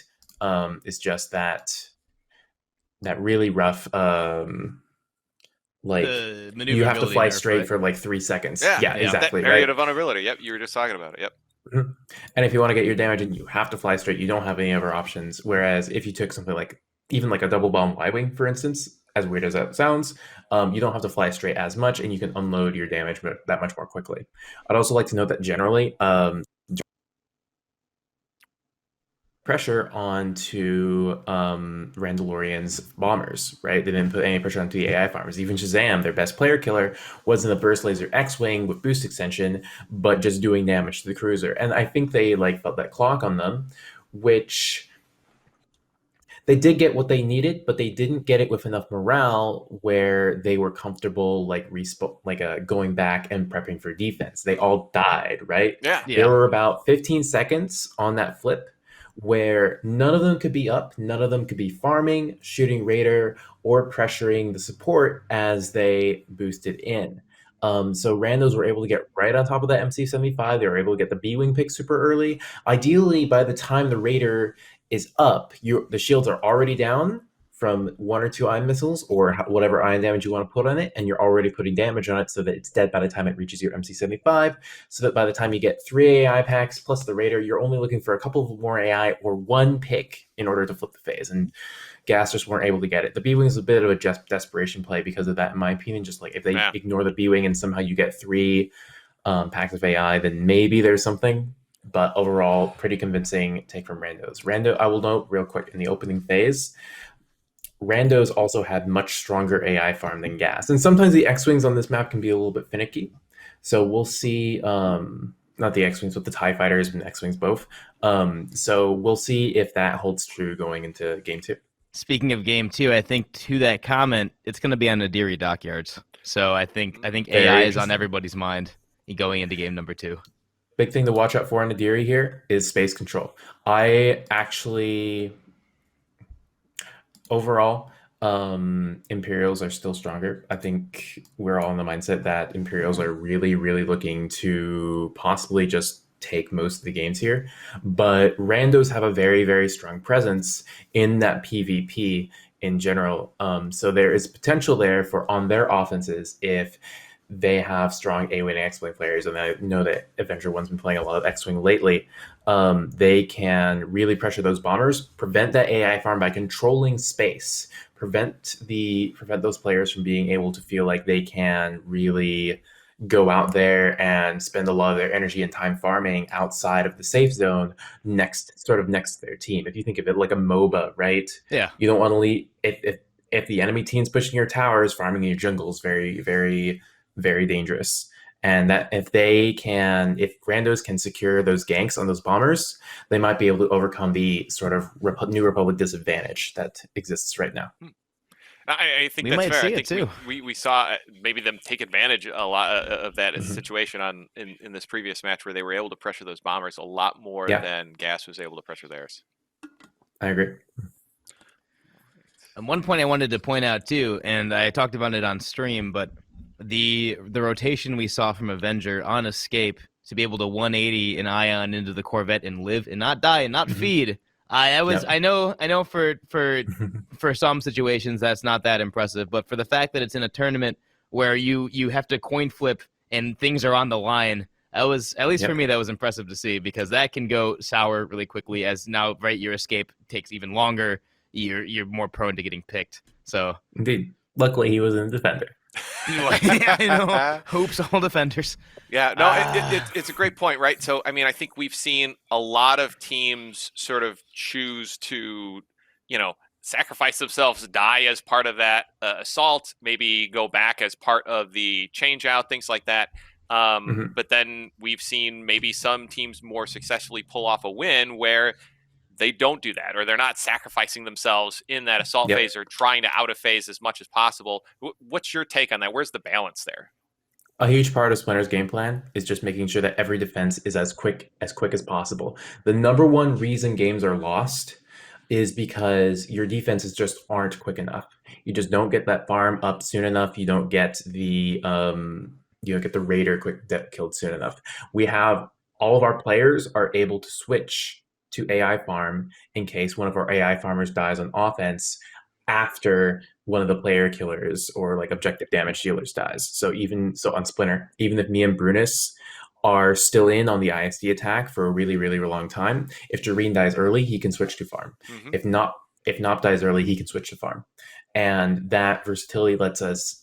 So the way the AI farming works, right, is there's only 3 packs in the map at once. You need like 5 to flip. And because you need more than are on the map at a time. If you kill them early, they'll start respawning. And every time a whole pack respawns, they come in a tighter group. So it's super, super important to get those AI picks early, to get them going super, super quickly. And then you can get those 4 packs plus the Raider in like under a minute if you're doing it perfectly fast with 2 Y-Wings and whoever's on Raider burning it very, very early into the phase. And it's all about earlier. It doesn't matter what build you use. It just matters that you're on it 20 seconds before the other team's getting on their radar on defense. And that's how games are won, even more so than having great offenses, even more so than like not dying. It's just flip that phase super, super, super fast. Awesome. Well, I think we've seen a lot of those sort of games decided essentially in that manner today. Somebody will come back with a strong defense, really limit that time that the attacker has in phase, and then turn it around and win from there. Are we still waiting for that lobby hammer? Where are we at there? We are still waiting for that lobby. Ooh, all right, okay. So we got a little more time to talk with our resident, Mr. Expert. Fenn. Mr. Fenn. Yeah. How are you? In fact, you know what? Maybe even just as both a player that's that's actively involved in the tournament scene here, but that's sort of enjoying this presentation of the event from the outside here. What kind of takeaways are you looking for to either do research on how things are turning out, or looking for ways to improve your game and your skill set? So I'm in the interesting position where I won the last Cal Cup, right? Yeah. Takeaways for learning. I'm just getting a sense for how these teams really like to play and where they're improving, right? It's not on a like on a game-wide level I'm at the point where Splinter is like all these things that I'm talking about are things that Splinter explicitly talked about making adjustments for the last Cal Cup. And they're things that we see these other teams are now catching on to and really capitalizing on, like the zone control, all this stuff. And, like, it's not like we're better at it, say, Avenger 1 and Jester, right? I think they're at the top of the game as far as denying those Y-Wing farmers. But it's more a sense of what I'm mainly taking from this is just how do these teams like to play. I was surprised to see Shazam going for like the full PvE strat. It makes with the X-Wing just purely going for the cap ship damage. I would have expected more bomber pressure, but that's just a sense of getting, okay, this is how this team is playing. This is how they're experimenting. This is also like mechanically where they're at, because you can see a lot from their power management, how they like to manage their power. Like I noticed that Shazam's still using Slam Engine, for instance, which is an engine that doesn't recharge as fast as Jet Engine, but you can hold a dead drift for much longer. And so Gas still seems to prefer that with a boost extension kit over that extra regeneration speed from the Jet Engine. Interesting. All right. Yeah. Okay. So yeah, just getting that sort of that fundamental feel for how these other players are doing, what they're bringing to the table, things like that. We're reviewing that tape. Good stuff. All right. Looks like we're about to go into game number 2 for the semifinals for Gas v Rando. And it's going to be an exciting fest out here as Gas goes on the Galactic Empire and the Randalorians now have to take it on New Republic. Will we see it go to a game 3? I guess before we wipe into the game, what are you guys thinking? Is Randalorians going to take this as New Republic, or are we going to see a third game showdown? Could go every way and give a slight advantage to Gas just because this is their turf. They know how to play a very, very, very strong Empire game. This is how they won the first Cal Cup. True. I don't know. I think you're right. For some reason my gut's telling me that the Randalorians are thirsty. Like they want it. Like you can kind of see it in the way they're playing, sort of that skill level, right? They might be able to squeeze one out on the Republic side. We'll see. Yeah, it'll all depend on watch those bomber picks. Yeah. The bomber picks are very, very, very key. Okay. Yeah. All right. Fair enough. If they can get those bomber picks with X-Wings or A-Wings on offense, then that'll set up a strong win. Awesome. Well, thank you, Fen. I appreciate the continued analysis. Always great as we're getting ourselves into game number 2. Right. And let's see how these teams hold out. Like you said, we are playing on Nadiri Dockyards here. Always an enjoyable map from just a presentation standpoint. Like Fenkar was saying, right? Interesting. It modifies those zones of control, right? Those zones that each player plays in actively, right? What are the safe zones that they can sort of bomb from, or AI farm from, things like that. So it's always nice to see that change up from, say, something more open like a Sisubu or even a Yavin. The thing with Nadiri, right, is that and there they go, Randalorians just squeaking around minus Jester. The irony of the name Jester not being a Jester. I digress. But the thing is, it's Nadiri, so the AI is gonna exist in the coin flip. But it's so hard to farm afterwards because they end up just running into the walls. Right, absolutely. Which again, that'll affect phase time, like Fenkar was saying, like the phases might get dragged out depending on the bomber picks, and it's even more prevalent here as AI is harder to find. You don't find 5-packs on Nadiri until maybe either the coin flip and possibly the end of the flagship. Or let's see how it goes. Right, and I think that's just maybe even a key element from, if I want to say, a luck versus opportunity standpoint, right? Like sometimes you just happen to be next to them, and it's not always like predetermined where you're going to see these AI pop up, right? So that could also be a key differentiating factor on how this game plays out. Yeah. As we go into game number 2, Randalorians versus Gas. Let's see how they played out on the Randalorians. We got ourselves 1 Y-Wing, 2 Y-Wings, 2 A-Wings, and a U. And on Gas, you got ourselves 2 bombers, 2 defenders, and they got a support. They got Varane running that support on Gas on the Nadiri opener. Let's see how they play it again. Watching these A-Wings, seeing where picks can be found, seeing where Invis is going to be popped. We see Shazam being found, Invis being popped on Randalorians. You know, I'm not gonna lie. I got a little bit. I got some chills. A-wing is still my favorite ship, and it's good to see a couple of them out here. Ooh, see how they Raider do. beaconed ions out. Damage is there. Let's see if they can continue this assault. But again, every second that passes, Gas finds AI. Gas finds kills. It's gonna pass. Oh, but it goes Ooh, back there and it forth. is. The slugfest. Who's gonna take it? There's that first bomber pick. Oh, in fact, both bomber picks now back and forth. Dracolich and SQ being picked there. As Gas tries to take this phase, Corvette to 87, 85 with the burst coming out, 64. It could drop any second now. But again, all these seconds that are existing, the 55, the massacre out on Randalorians, it's huge. It could find a player kill. Can Randalorians take this back? Or will Shazam, uncontested, completely destroy this Corvette? Oh, we see damage. Oh, but oh my goodness, back and forth. The Raider and Corvette get popped out. Morale's at half and half. This is going to be a drug-out 2-minute coin flip as both teams want to take this and want to take the first offense. Because again, it's Nadiri. The phases naturally last longer because the AI are harder to find. They know this. Can they hold on? Gas holding on by a hair. Can Randalorians take it back? 20 seconds to go. Shazam trying to find a pick. Sees Alex, sees the bomber. The bomber picks a huge 10 points. Oh my goodness. We saw another early bomber pick from Gas itself as well. So SQ trying to get out of there. Oh, but Shazam gets taken down instead. Yeah, as it looks like the Randalorians are going on their first offense. Yeah, a little bit of trading back and forth there, just at the flip. So a little bit of a reduction, if you will, in that total time on offense here. Let's see what the Randalorians can do to make the best of it. Yeah, you got Jester in the A-Wing, Avenger in the A-Wing, Submo in the X with the Ions. See Ions getting popped out.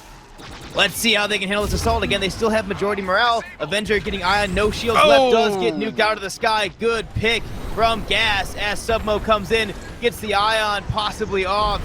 Or not, or did not get the lock on. We didn't see it get blown off. We see that A and B shields are still completely full. Oh no! Yeah, I don't know if that was just an error, hit the wrong button, whatever you want to call it, right? That was a tough one. Maybe it just didn't come live first. There we go. Finally, the shields are down on A. Still up quite a bit on B. Continual pressure coming out on Gas, being able to bring that morale back every second. It counts, right? Oh, but they take down the Corvette. 2 more AI, 1 player kill, and this will go back towards Gas on their first offense. They've taken down the shields on D. It's at like 60%. C shields are down to around 60% as well. But 1 more AI found. The flip happens. How can Gas respond? The frigates, the cruisers, they're still all up. 1's down to half. 1 shields are down around similar. That cruiser's at 35. That's Rando staying in a little bit too long, perhaps. He was trying to just get some extra damage in there. That's really going to hurt. Dracolich, of course, had an early sort of switch from Bomber into TIE Defender, and now we see Gas do as well. Jester also getting taken out. Oh man, this is open season on these frigates here. And you see Shazam doing what Shazam does best, jet drifting back and forth, getting the damage down on that Nebulon. He's at 6 hull, but it's peaking. He just wants to get the damage down as soon as possible. Needs to play a little defensively, though, to get out of there and not feed 10 points, but again, might just commit because he knows he's too low anyway. Delicious. Shields. Almost dead. No, not today. Shazam. But again, it's the Defender, the magic of that Defender. Look at all those shields, the overcharged shields. Not going to die. Is able to live, able to get out a resupply. Varain does die, but Shazam does live.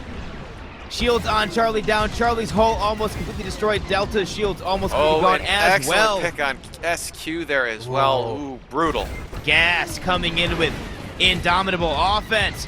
It's just strong plays. Charlie does fall. The morale is almost completely held by Gas as now they rotate over to Delta. Shazam not being contested too much with that Defender. Again, it's Gas. They know how to play the Defender. They know how to play it well, especially Shazam.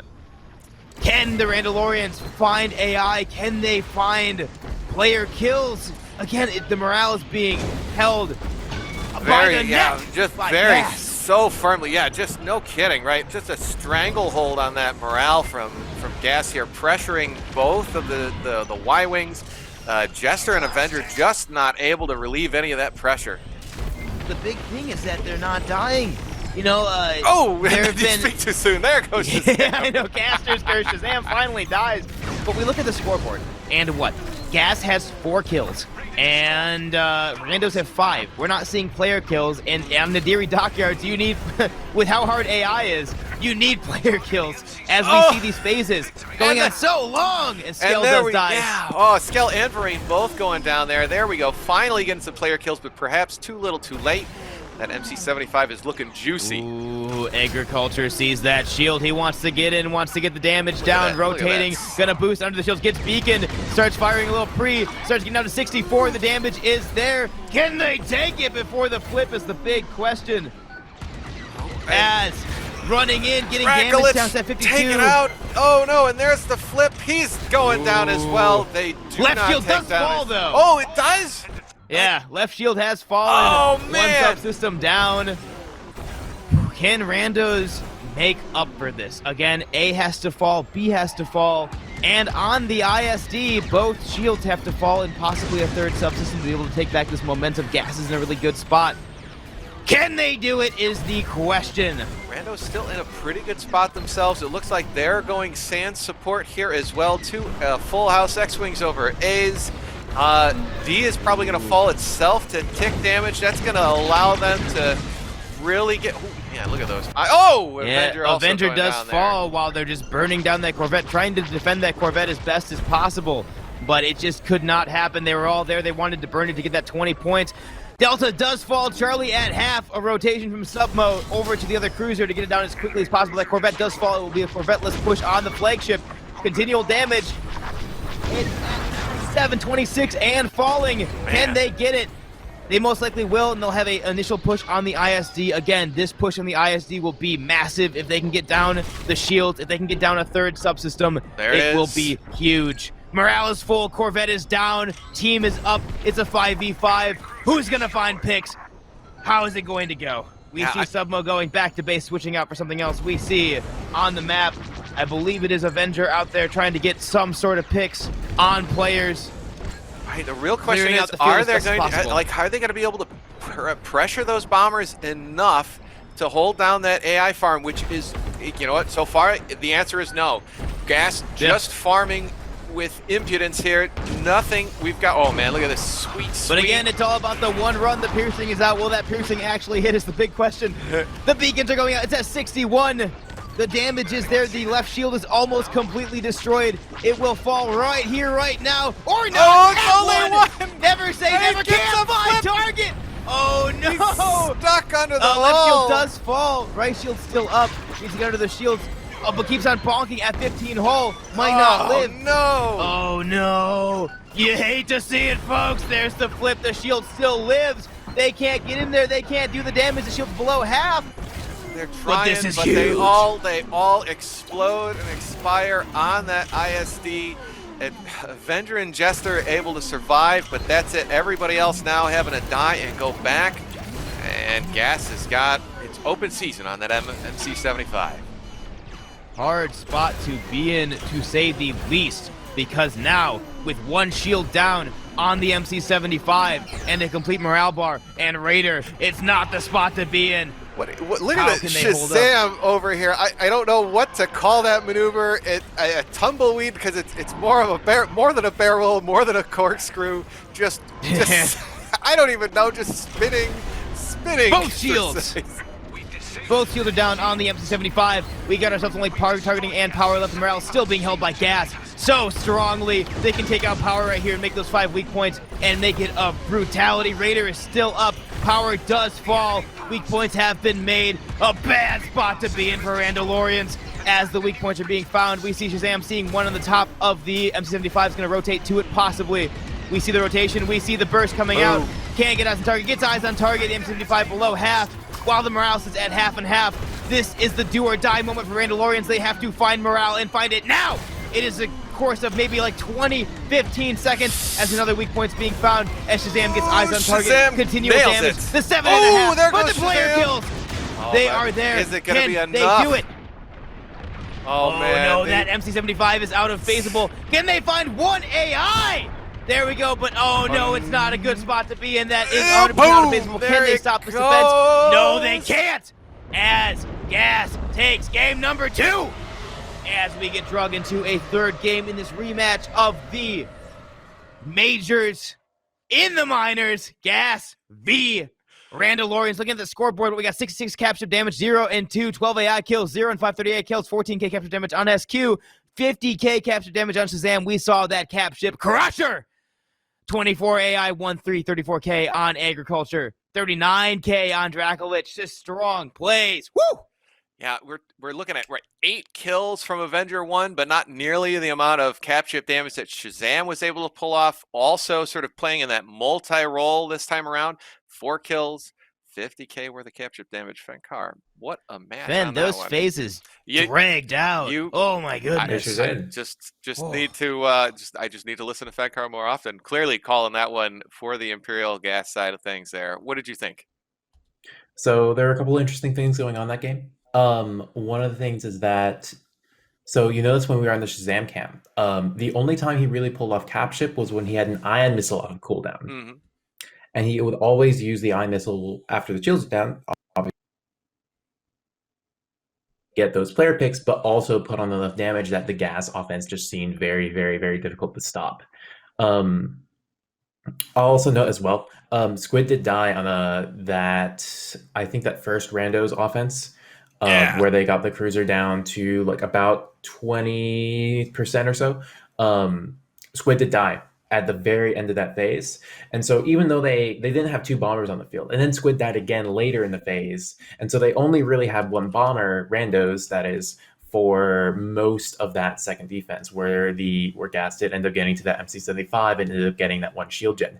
If Squid had a little bit more AI farm, if they had been a little bit more efficient there, maybe swapped some other more players onto that AI farm. It's actually going for player kills is a tricky trap, because if you're only going for player kills and that's your method of gaining morale, defenders very, very hard to actually beam down and kill, right? Yeah. We saw this was a very low kill game, even though most of those guys were on Gas's side were really just focused on that capture damage.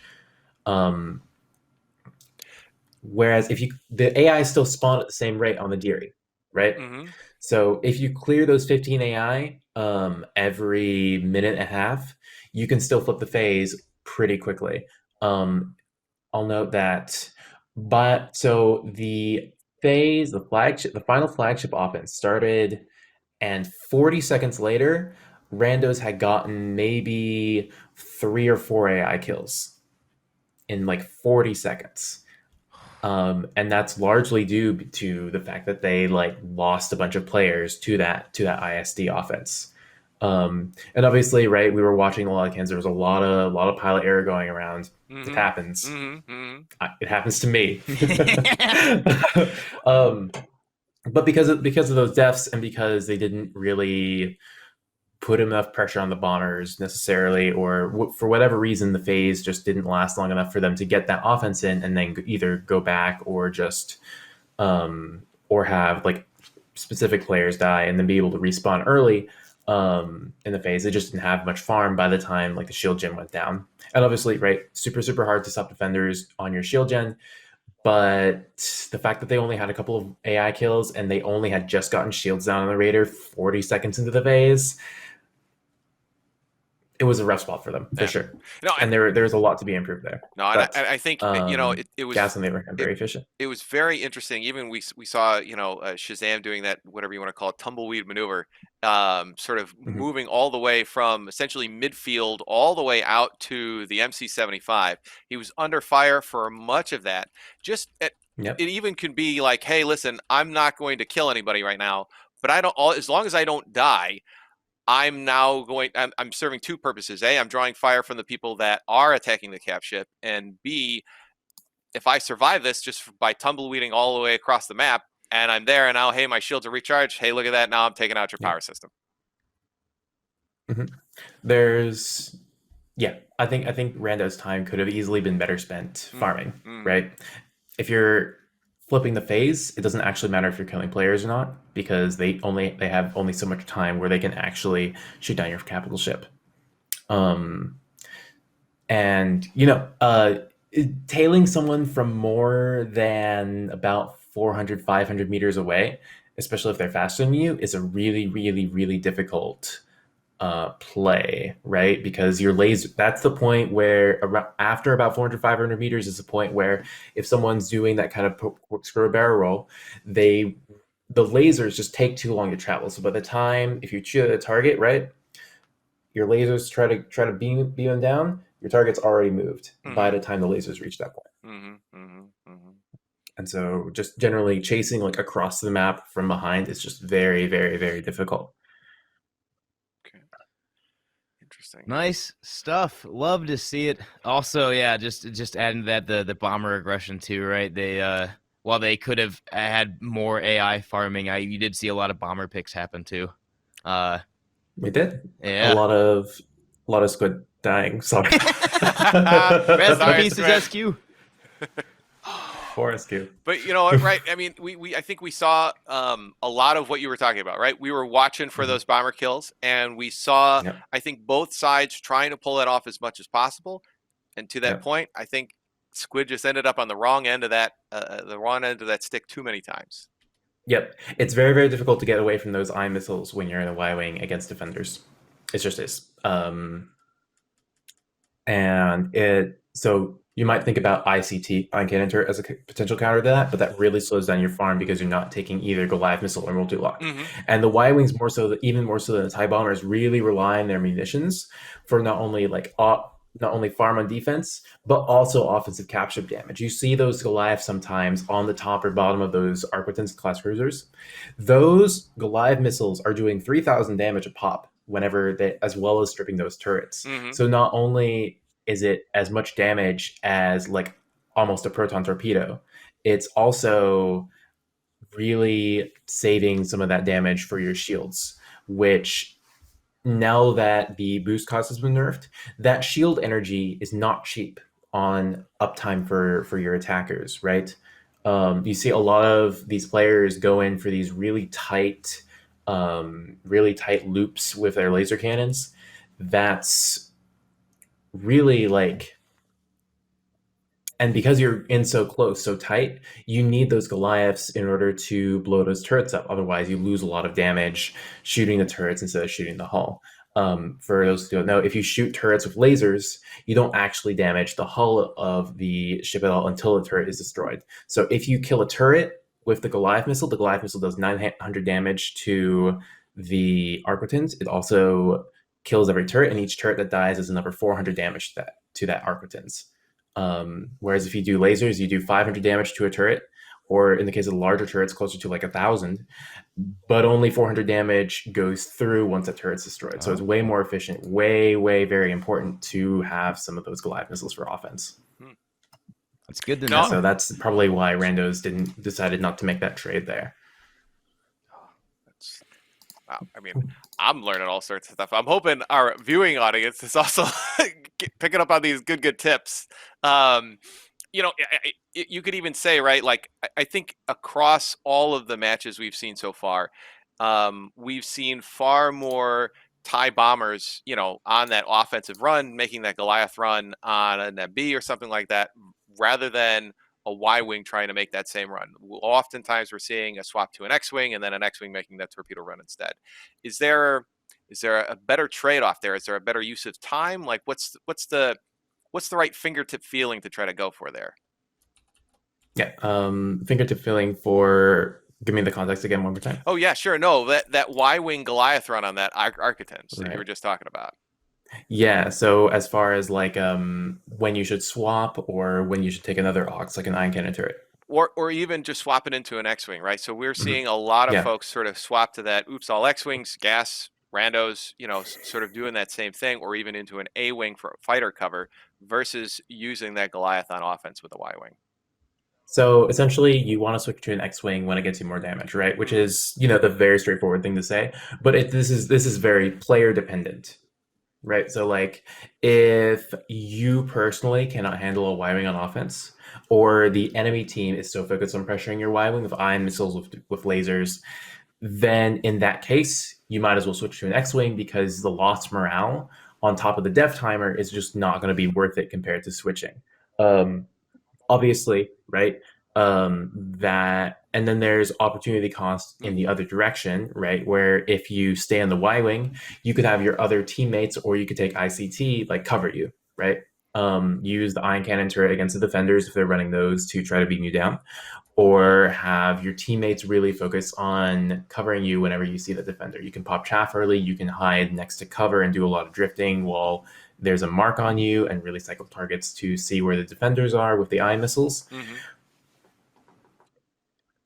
So the thing is that randos, right, are kind of in a race against time, a really difficult one, where they need to push really, really, really fast to keep up with the bomber rotary speed. And even with the speed that they had, they weren't able to get through that first cruiser on that first offense, and the second cruiser was still at full HP, if not full shields.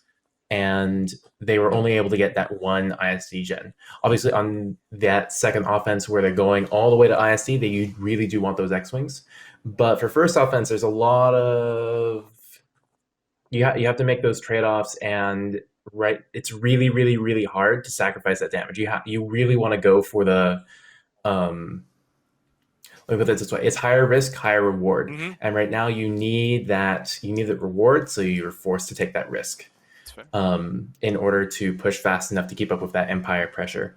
And sometimes it works. Sometimes the ion missiles just come for you.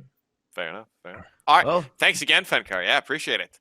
Looks like we are about to hop into game number 3. Yeah. Of Gas v. Randalorians. Let's see how they play it out. A little bit of Yavin here. Yeah, Yavin, no rocks to hide behind, nothing to not get pilot errored into. This is all pure gameplay as Randalorians take the Galactic Empire into game number 3 and Gas on the New Republic. Will we see a 3-way Empire best of 3? I guess we're going to find out. Right? So Randalorians obviously coming in with that higher seed into the top 16. That gives them choice of faction twice. That's an important, I guess you could say, differentiator here. We're going to see how that plays out between these two teams. Master out on both teams. Invises are out. The damage is trying to be found, but nothing has happened yet. We see player, because we see AI particularly going back and forth as packs are being found immediately by Goliaths and multi-locks. But Randalorians being able to get eyes on target a little better, finds these packs and commits to them. Constant masks going out on Gas, but it might not be enough as Dracolich does fall, but at the same time, so does Avenger. It is a perfect 1-to-1 trade as both teams take and lose 10 points. Can they hold it up? It's a war of attrition now, but there goes the Corvette as now Randalorians go on their first offense on Yavin. Game number 3, Randos versus Gas in the semifinals. Yeah, I think we could see, right, while the morale value was the same for losing Avenger 1 for Dracolich, the game value, if you will, right, for losing that bomber was just a little bit more, given the Randalorians enough room to get that morale flip. Shazam got a good pick on Jester right there. A good spot to get the ions and the damage down as we see the Randos coming in for their first offense. The frigate D shields almost down. C has not been touched yet. The morale's at half and half as player kills are being found. Submo is down. Jester's coming back up. It's a 3v5 essentially out there until Jester gets back out. Raider's still up, but ions are being dumped on it by Gas as Skell gets it out. Skell being beaconed himself. No countermeasures if he gets picked out. D shields drained at 65-ish. We see the beacons going out on the other frigate. They want to get down shields on both before flip. That'll be absolutely huge. Let's see how they hold up. Player kills again being found. Ziggy dead. Bombers, no! Alex almost down for Randalorians as well. Just flirting with death over there, and there it is. There's the flip. There's the burn of that Raider as now we go on Gas on New Republic as they go for their first offense. Again, no cruisers down, no frigates down. It is going to be a slugfest. That was a really good defense we saw for Gas there, even on the New Republic side of things. So let's see if they're going to be able to use this full morale bar along with a couple player kills leading into it to get some damage on these cruisers. Ion launched a little early off Skell, gets some damage down on Delta. Its shields are slowly going towards half as the burst cannons do come out. Ion almost off cooldown, not getting contested. We'll have one more rotation to get that Ion out and then completely nuke down D shields. We see him starting to burst. We see the Ion coming out. D shields will fall. They do fall entirely. But at what consequences. Skills at 19 hull and beacon. Avenger tailing him hard there. And gets him. Takes him out. Woo! Excellent As- player kill from Avenger there. Boy, howdy. Oh, and another ion. Oh, but it gets chaffed. Strong defense out here. These PKs are huge. We're seeing 10 points constantly. Skell down, Oh, Shazam down, man. Dracolich down. Absolute insanity as we go back to Wards. Randalorians on their offense. D's looking pretty weak. C shields are at half. And again, their defense there was so Avenger strong. not with the giving up. PKs. Oh, not giving up in the a slightest. little the air brakes there from Bahrain. Flies right by, but it's not enough to keep alive. Boy, howdy. Just that offensive player kill on the lead in on these Net Bs, that is really going to buy them some time. Oh, 100%. As that Nebulan's at 12. Avenger coming in, not kidding around, getting those lasers down. He can taste the W in his mouth. Blood? Who knows? He wants that win and he wants it now. Having to pick again- the W out of his teeth here. Skell pretty weak. Skell might die here. As Oh, Shazam honing in. Oh, at 5, he's not able yeah, to he's secure not it. dead. Those 10 points aren't going to come that easy. Still within laser range, but Oh, decides to back no. off instead. B's looking weak. A's looking weak. They still have a bunch of morale as they will knock down Charlie as they're about to knock down Delta. It's at 3, 2, 1. Charlie will fall. Delta has fallen. M75 push begins now. Oh man, that is a full bar of morale on that initial MC75 push. Ooh, we're That gonna see is Rando not Alex. looking He's gonna good. get the shields, 500 shields, 400 shields. He's getting in. He's there. He's rotoring. He's dumping. He got the multi-locks out. He's gonna take that shield. Or not. There we go. Right shield has Boom. completely fallen. One subsystem down. Two on the. Ooh, they knocked down both at the same exact time. Two shields down on the MC75. That's synchronized swimming. It's what I'm talking about. Randalorians and SCL. Randalorians and Cal. brutal The display. power is gonna get dumped. It's been beacon. It's getting dumped. 3 subsystems Boom. down. Absolute insanity. They still have morale. They still have the game. They're gonna run with it. Rotating to targeting or to weak points. We see the targeting getting bumped into. There it is, there's He sees 2 targeting. weak points on Oh, top. Alex finally goes down. Crazy. Oh my goodness, that Randalorian offense! What a push here. Just spectacular all around. That Raider is still there, still chipping away at that MC75. Oh my goodness. Gas could not finally stop goes that down. damage. Holy smokes. Oh There's a ton of my. weak points here. They managed to get in, but they are in a terrible shape here. It's almost you- out of feasible. I know, this is just utter sheer madness. As the Randalorians are in a commanding position here off of just a marvelous sequence of pushes and player kills now. Go on defense. Oh man, and an early kill on Skell as well. They can taste the blood in the water here. Domination out here because now again Randalorians just have to have a defense. I mean, A might fall, but B might not fall. And they're going to come back. Their defense these games have been absolutely insane, absolutely massive, and their offense there, that MC75 push. What a battle. Oh, 3 subsystems down in about 15 seconds. You love to see it. Oh my goodness. But again, never say never. I mean, this is gas. They did win the first minor. If they can somehow pull out a 1 push into the ISD, it's not probable, but it could happen. Never say never. They're not going to give up. Yeah, they've got about Blade is 50% on this morale bar, maybe 60%. Oh boy, Gas is hurting here. Is he gonna? No, he stays in maybe just a hair too long and gets taken out. That is, oh man, and we could see the push from Alex and Ziggy. Really, I have to say they're probably unfettered in that AI farm this time around. Everybody focusing on these cruisers. Gets Boom. ioned and bonked. Dracolich Oh is down. man, are they even going to get this cruiser before the flip? One more AI, and it's not going to happen as they go back to MC75, no. which is super weak. MC75 is raiderable now. It's not looking good. It's not looking good. Oh, Avenger just barely. Look at this. Trying to pull off a player kill on Skell before Skell can out of phase. That cruiser gets him, absolutely preventing that little morale boost right before the flip. He's now chasing Shazam down. Shazam trying to go in maybe for that kill on that Architect's cruiser. And Dracolich, B-Wings out. Oh, goodness gracious. Oh, no. It might be too little too late because that M75 1 weak point away. A little bit of hold damage, some Goliath, some lasers. Targeting's hitting nuke. Targeting might give it. There it goes. Randalorian's going to the finals, going to be fighting Cheese Squadron in a best of 5. You better watch out, Cheese. That MC-75 offense is brutal. Yeah, Oh my absolute- goodness. That really was an I don't even know, like just so much pressure there. Shazam able to get 8 kills, 9 across the whole team, 8 for the Randalorians, but boy howdy, what, like, just nothing but pressure on Gas that game. 75 cap They chip barely even damage got their head above the water. on Alex. Just absolute madness. Fankar, I have to imagine that, that there's a bit of a smirk on your face there. How did you see that game play out?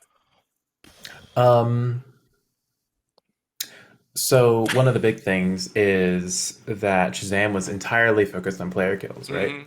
Whereas Avenger was able to kind of like multi-role a little bit more. You saw Avenger doing a lot more runs on the cruises, and that's partially due to the strength of the like Defender as a flex ship.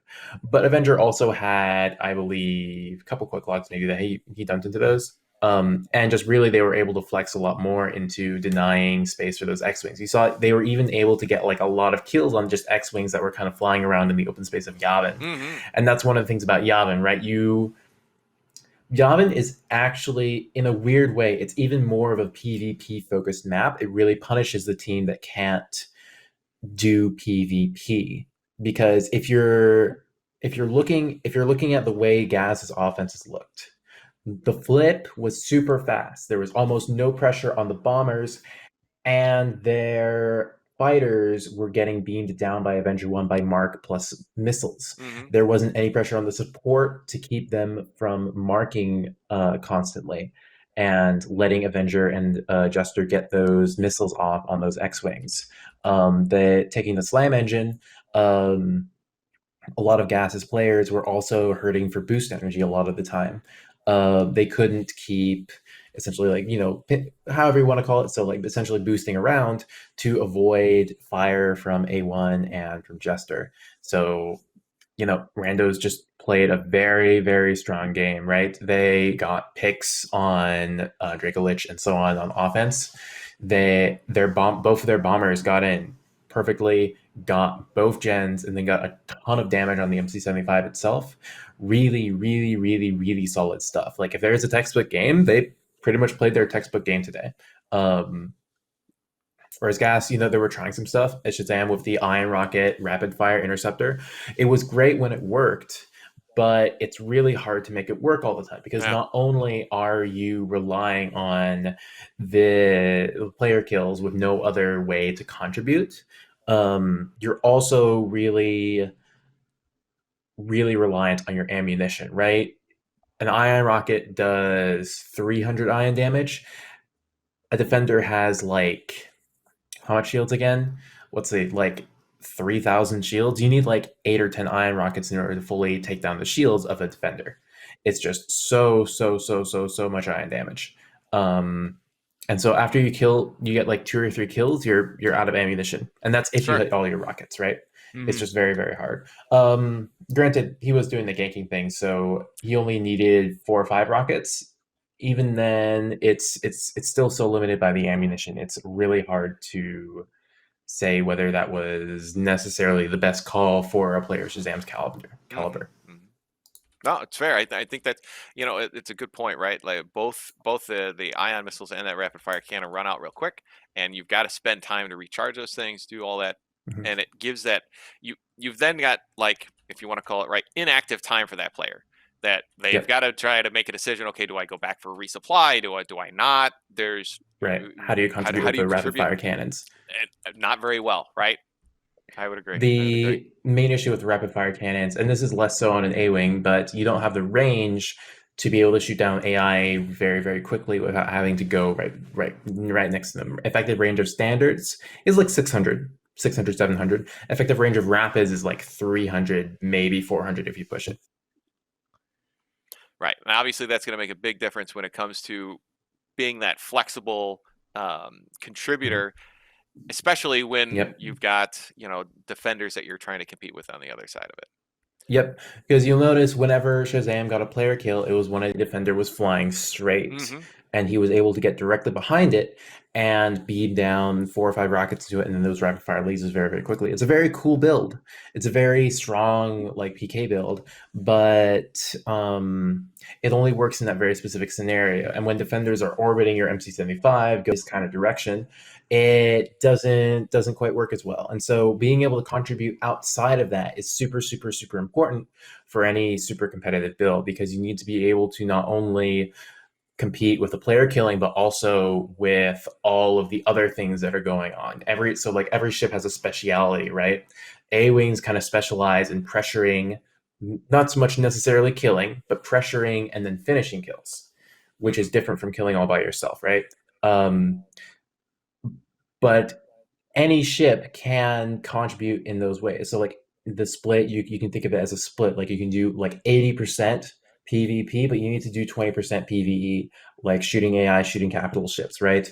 The Avenger one, and it differs from player to player, and it differs from ship to ship what your good split is. So like TIE bombers, you can do as much as a 50-50 split depending on the situation. If your team is really keeping up on the AI farm, you can do a lot of rotary pressure onto players as well. Or you can do almost only farming AI and farming and shooting Raider if that's something that you can spend time on. But if you go all in on one job and you can only do one job, then that's a little bit of inefficiency there, right? Because there's not always going to be players to shoot.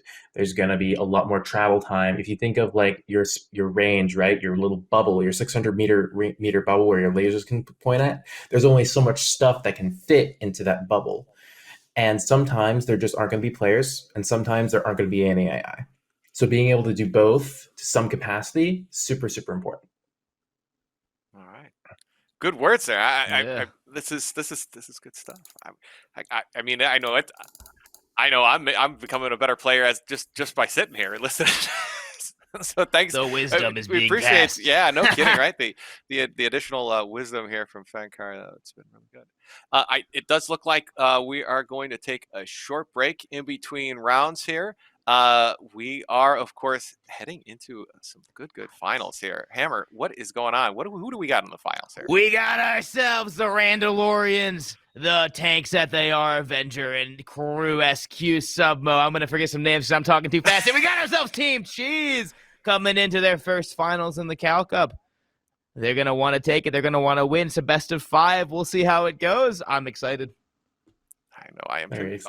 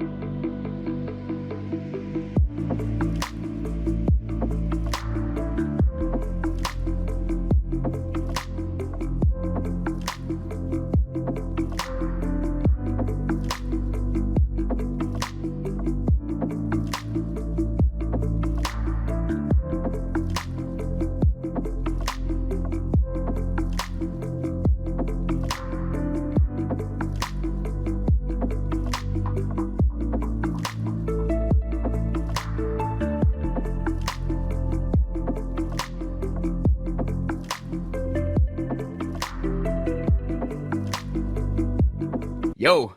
All right, so welcome back. We are getting ready for our finals match here between Randalorians and Gray Squadron. The cheese flavor, cheese format? What's the deep dive on that? Like, is it a particular flavor of cheese? I actually don't know. Is gray cheese any good? I don't know. As a food, I don't know. As a team, phenomenal. Well, Very excited to see them. Cheese with one E coming in versus Randalorians. Second final for the Randalorians, coming in just wanting to take that W. Best of 5. Oh! First map, Sisubo. Randalorians taking Empire first game. Important info there. So right, yeah, this is another one of those things where in the Swiss play out or play in, if you want to call it that, yesterday, Randalorians had the top seed with 4 wins, 1 tie, and Gray Squadron came in with 3 wins, 2 ties in that, tying their first 2 matches, giving them of course the lower seed for this. That does mean out of this best of 5, the Randalorians have 3 faction picks compared to Gray with 2. And knowing how the game works, right, that's going to be a lot of Empire picks as we're seeing game 1. But to counter that point, Gray Cheese plays a very good NR. They play a very good NR. So, and I think that might even be the case. I think we've seen it on the past sort of 2 events, right? Both of the best 5s going to that. Who can make the NR win happen? Who can make that Republic win happen? Has been a critical thing for both winners of the January and February tournament so far. Oh yeah, 100%. So it really does now come down. Can Cheese pull out a New Republic victory, or will it be the Randalorians? They're able to pull it out here. So, in fact, they're not wasting any time here. We've got Gray Squadron on the New Republic side. Then, of course, picking Sisubo. Gonna be on Sisubo. And Sisubo. For our opening match here. Excellent. I don't know.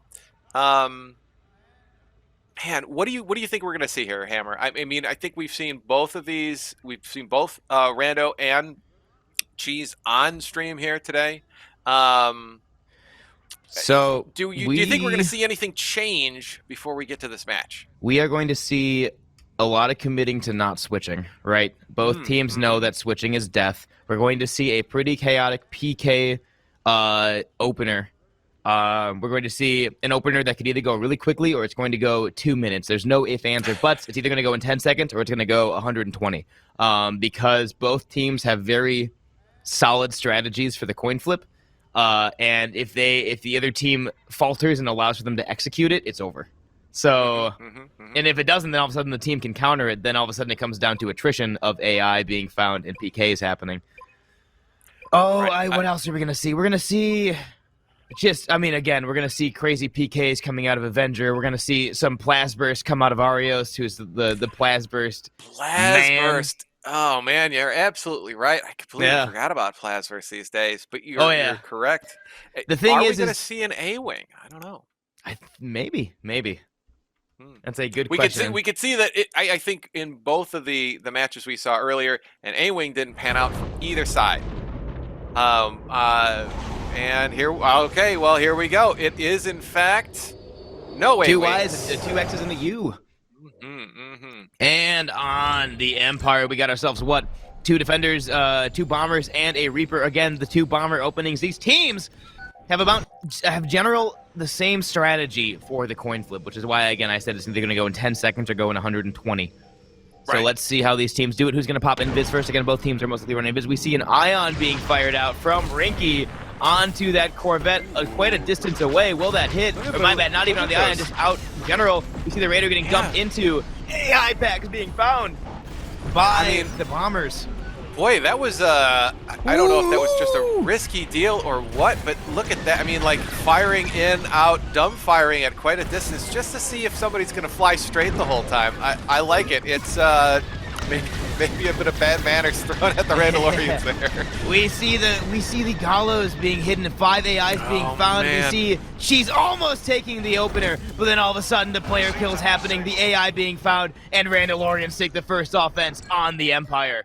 Let's see how much damage they can do, though, in the first phase. Again, Ario's down, D-Strict down to 3v5, as Pseudo's going back to base, getting out of that U. We see Alex down to 4v5 out here. As Rinky comes in, 2 eye on that Raider, take it down the damage as best as he can. As quickly as he can, right? Every second counts in this game. Right.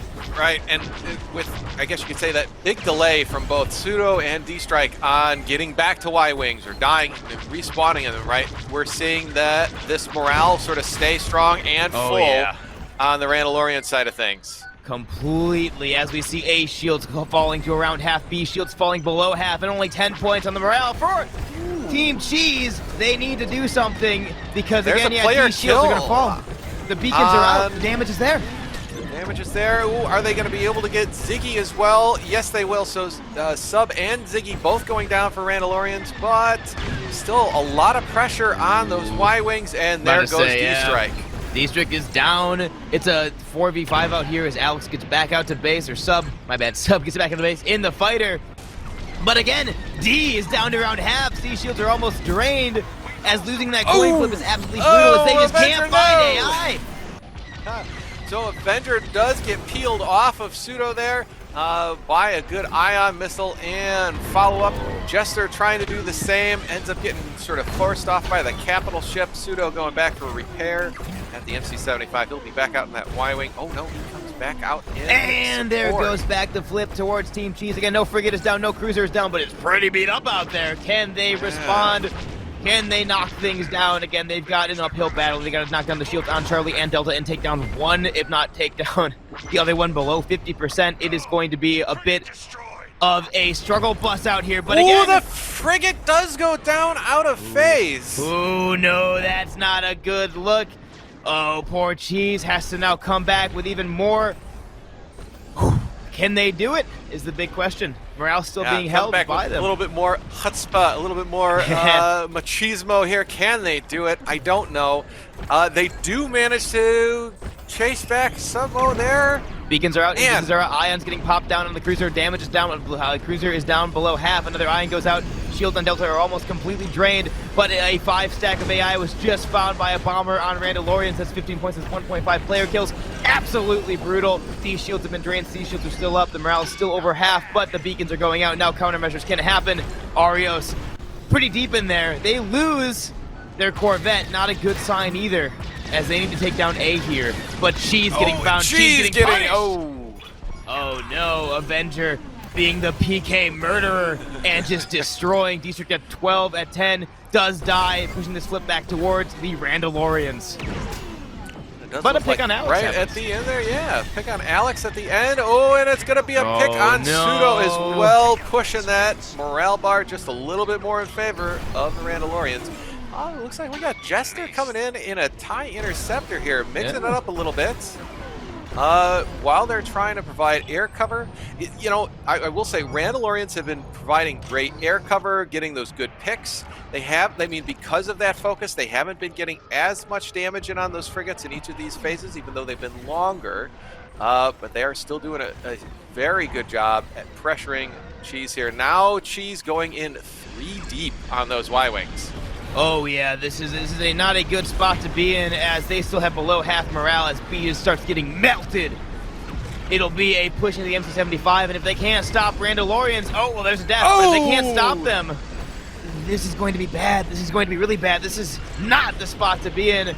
The Raider's still up. They're trying to burn it as best as they can, but B just continues to fall. The damage is there. Ario's trying to fight. Oh no! Gets clipped on that X-Wing wings there. Ario's trying to get those plas bursts humming. District does also fall as well, and there it is. Frigate goes down. Yeah. And here come the Randalorians again. They're going to do that crazy offense out here as we see Alex coming in, getting the shield, dumping into it, nuking into it. Below half, around half, that one shield gen, not knocking down both, but just knocking down one. It continues to get damage onto it. But they don't take it. Ooh, but Rinky putting a lot of fire in Alex. Oh, he's marked. He can't.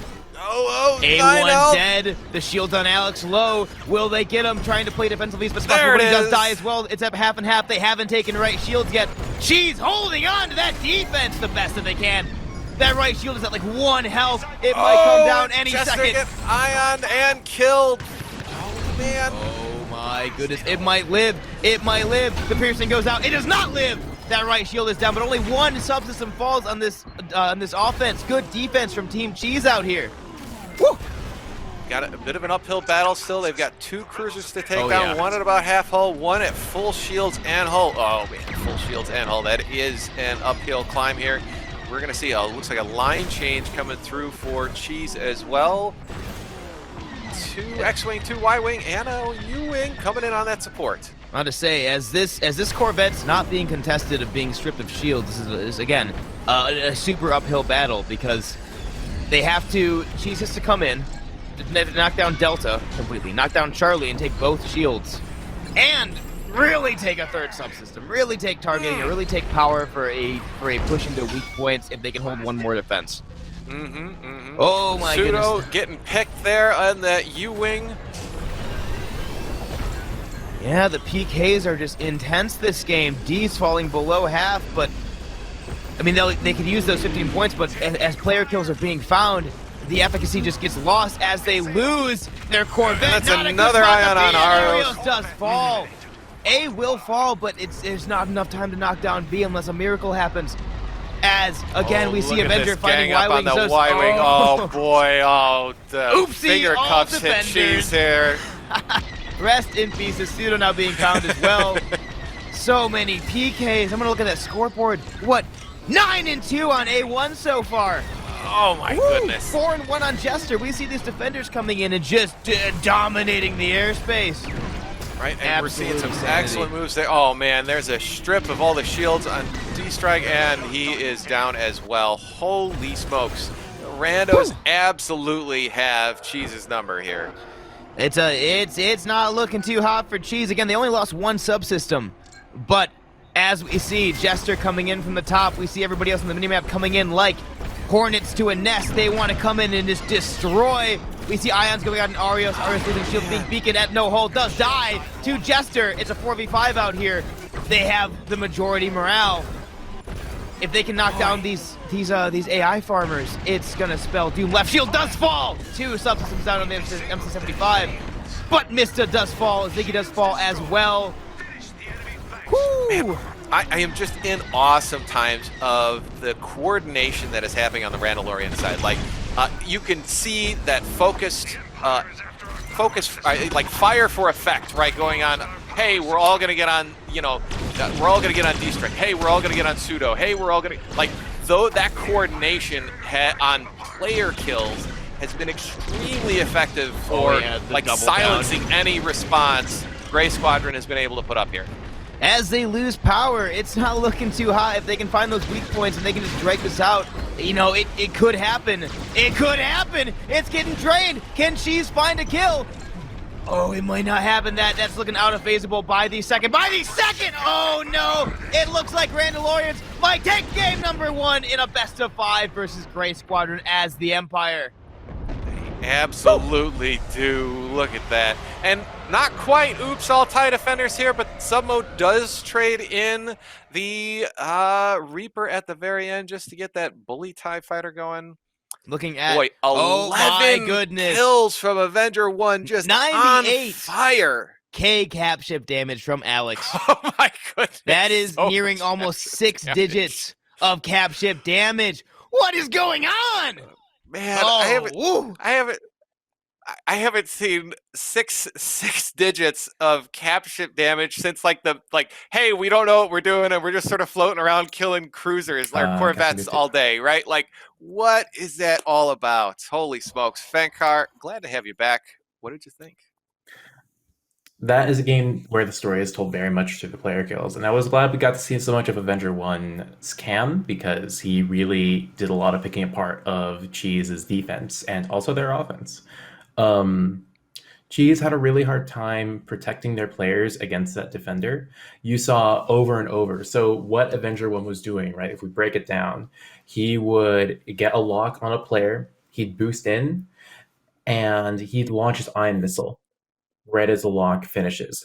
And so what happens is it takes 2.6 seconds to lock onto a target with dampener hull, 1.3 seconds if they don't have it. Most players do use dampener hull at this point. So 2.6 seconds to lock on. You launch your Ion Missile, and because of some amount of server latency, the Ion Missile, basically you launch it and they don't even get a notification that there is an incoming missile before the missile hits. So that's why he was able to get those player picks so consistently. Whether a lot of the times, I'm sure there were plenty of times where players had chaff where they weren't marked, but Avenger 1's approach was just so consistent, and he was able to follow up with the rockets and the lasers so consistently, it was able to beam down those players during that Ion Missile disable duration. And that's really how they extended their offenses, and that's how they had such strong defenses. You never saw Cheese's whole team, Gray Squadron Cheese's whole team, playing together, focusing down a frigate. They were always spread apart, getting picked off. The Defender's one of the fastest ships, right? So that's the perfect space for the perfect playground for Avenger 1 to really. Avenger 1 and Jester both, really. We saw Jester do it too a couple of times to Pseudo. For them to really pick apart that Rebel defense, prevent that AI farm, prevent capital ship damage, and quick flips so that they could defeat the MC-75 while only losing, I think they've lost like one cruiser. Yeah. No, and I think you can call it server latency. You can call it, well, hey, the radar on my X-wing just didn't pick up that Ion Missile in time, right? Either way, there's that's a crucial part of the game, and understanding, okay, how do I actually get in and approach that? You know, a more novice player, right, is going to maybe fire that Ion Missile early, and then it's going to get chaffed or defended against, that type of thing. Whereas folks at this skill level of the game understand all of those bits and pieces and are able to take advantage of them. Yep, absolutely. I suspect I didn't see a lot of the Y-wing cams. There might have been a couple of ICTs on Cheese's side. They did an interesting thing where they had 3 Y-wings for their initial defense, Pseudo 9 switching away from that support. And I believe that helped a little bit with the pressure there. They still had 1 or 2 player picks, but overall that AI farm was much more resilient, and they were able to get that flip a little bit faster and prevent at least some amount of damage on that first flip. What do you think you're going to see? Like, how is Gray going to take this particular loss? How are they going to translate it into something, well, that they can win with, both as Empire and also when the flip to New Republic comes back around next time? Well, Empire plays very differently because Empire has the damage advantage, right? I don't think Cheese is going to stray from their normal game plan that we've seen before in previous matches against IG. I think they'll stick with the 2 bombers. They'll stick with playing together, playing with that mark, and that I can't remember if they use mask or tractor beams on their players, but in any case, they'll do their normal game plan on Empire. Their normal game plan is very solid.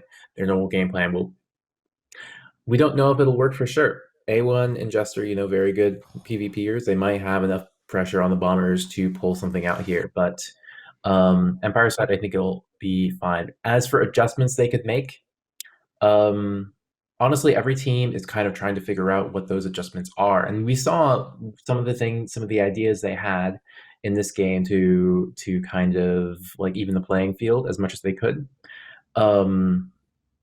As far as lit, so nothing crazy in terms of, I think, like loadouts or like what ships they're using.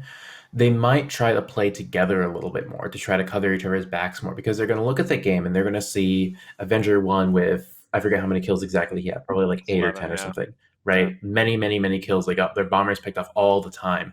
If they're going to make any adjustments, they're going to probably take ICT more if they weren't already.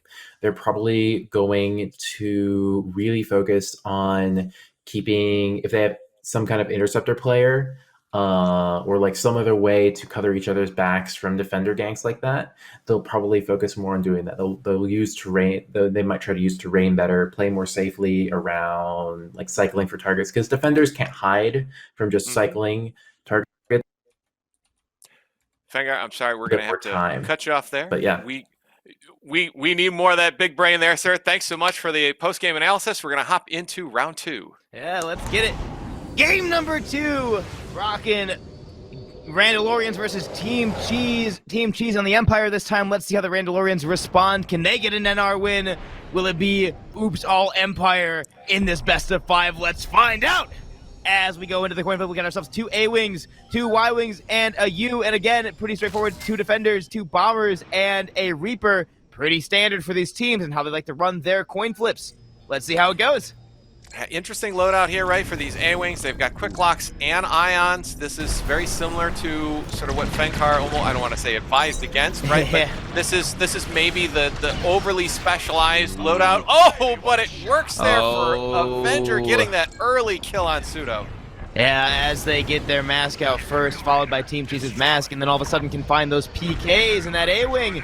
Absolutely brutal, as now the NR on Nadiri, the map that the AI just can't be found. Take the coin flip. Again, on Nadiri, the coin flip isn't huge, it's massive. Can Cheese find the AI? Will Randos come in and get the damage? Let's find out. So super interesting, right? So the obviously Gray is going to be able to get that faction pick, right? They're going to pick Empire. That's what they're going to be strongest with, most familiar with. Rebels choosing, you know, the Neri Dockyards to try to force a little bit more of that, I don't know, dispersal, right? Nadiri naturally, the terrain of it naturally spreads your team out a little bit more. I think they were able to take advantage of that in Susabo. I think they're also going to look to take advantage of that here. As we see A1 getting picked out of the sky by Rinky. Rinky's just dumping into this Corvette because, again, you're not going to be able to find AI in this map. This is where PK matters. This is where the Corvette burn matters. We see meme beams coming out. Ooh, a dodge of that meme beam. Whoa. Continual damage as the shields get drained on Delta. Charlie looking pretty weak on shields as Alex comes in and out with those Oxes, is going to be able to live another day. The morale, however, slowly crawling back towards half and half. Yeah, still running that good dual torpedo build on Alex on that bully X-wing run there. Still coming back in with more blaster fire. D getting dangerously close to kill. Oh yeah. As they slowly take the morale, though, it's not going to be as clean cut as the first game, possibly. And again, these phases take forever. A player kill is found. Alex is disabled. At 10, he will fall, causing the flip to go back to Team Cheese on their first offense as Empire on Nadiri Game 2. Let's see them do it. All right, now that was some, oh man, and also now a kill on Submo as they're trying to get away. They are 4 down, only Ziggy out. Let's see if they try to focus down Ziggy or focus on the frigates here while they've got this power play in effect. As a side note, that was really good RNG for Cheese here. Not only was Cheese next to the Nebulon uncontested, his Raider spawned on that side, which means that it's going to be strong side where the passive damage is. And he was able to defend it because it spawned in at that exact spot. Strong RNG coming out. Beautiful stuff. And that's why, again, this is why they're able to burn this Nebulon so quickly. It's already down to 69 and falling because that Raider spawned in such a way. Oh, but the Master on Mandalorians, they want to knock down that Raider as soon as possible. Right. It's over on top. Finding Submo, not able to get eyes on target. Ooh, but again, that Nebulon being marked, it's at 39 and falling. Can they get it? Cheese down to 18-13 Hull is just going to possibly commit or get away, No, we get some, perhaps. This is, you know, one of those good times where we see, rather than risking that morale, especially when there's not a lot left in the bar, pulling out of the assault there, out back and get some repair going on. You know, it puts you in a better place for when you do have to defend, and there it is. Yeah, they take down Charlie. Now it's time to go to burn into Delta. Again, the damage is there. The Raider's still up. It's not falling. You just can't knock it down. They keep on shutting down everybody that comes in. Submo fell. Ziggy's about to fall. 1 hull, no shields. Or maybe not. Or maybe not. Oh, and the there tables goes have Rinky. turned. The turns have tabled. Rinky does fall in an attempt to get that 1 hull Ziggy. All right, and we do see Avenger 1 now changing into an X-Wing here. Out of that A-Wing builder from earlier, trying to maybe change it up a little bit, try to go for something a little bit more multi-role. They're struggling to get that AI farm now that they are on defense as well.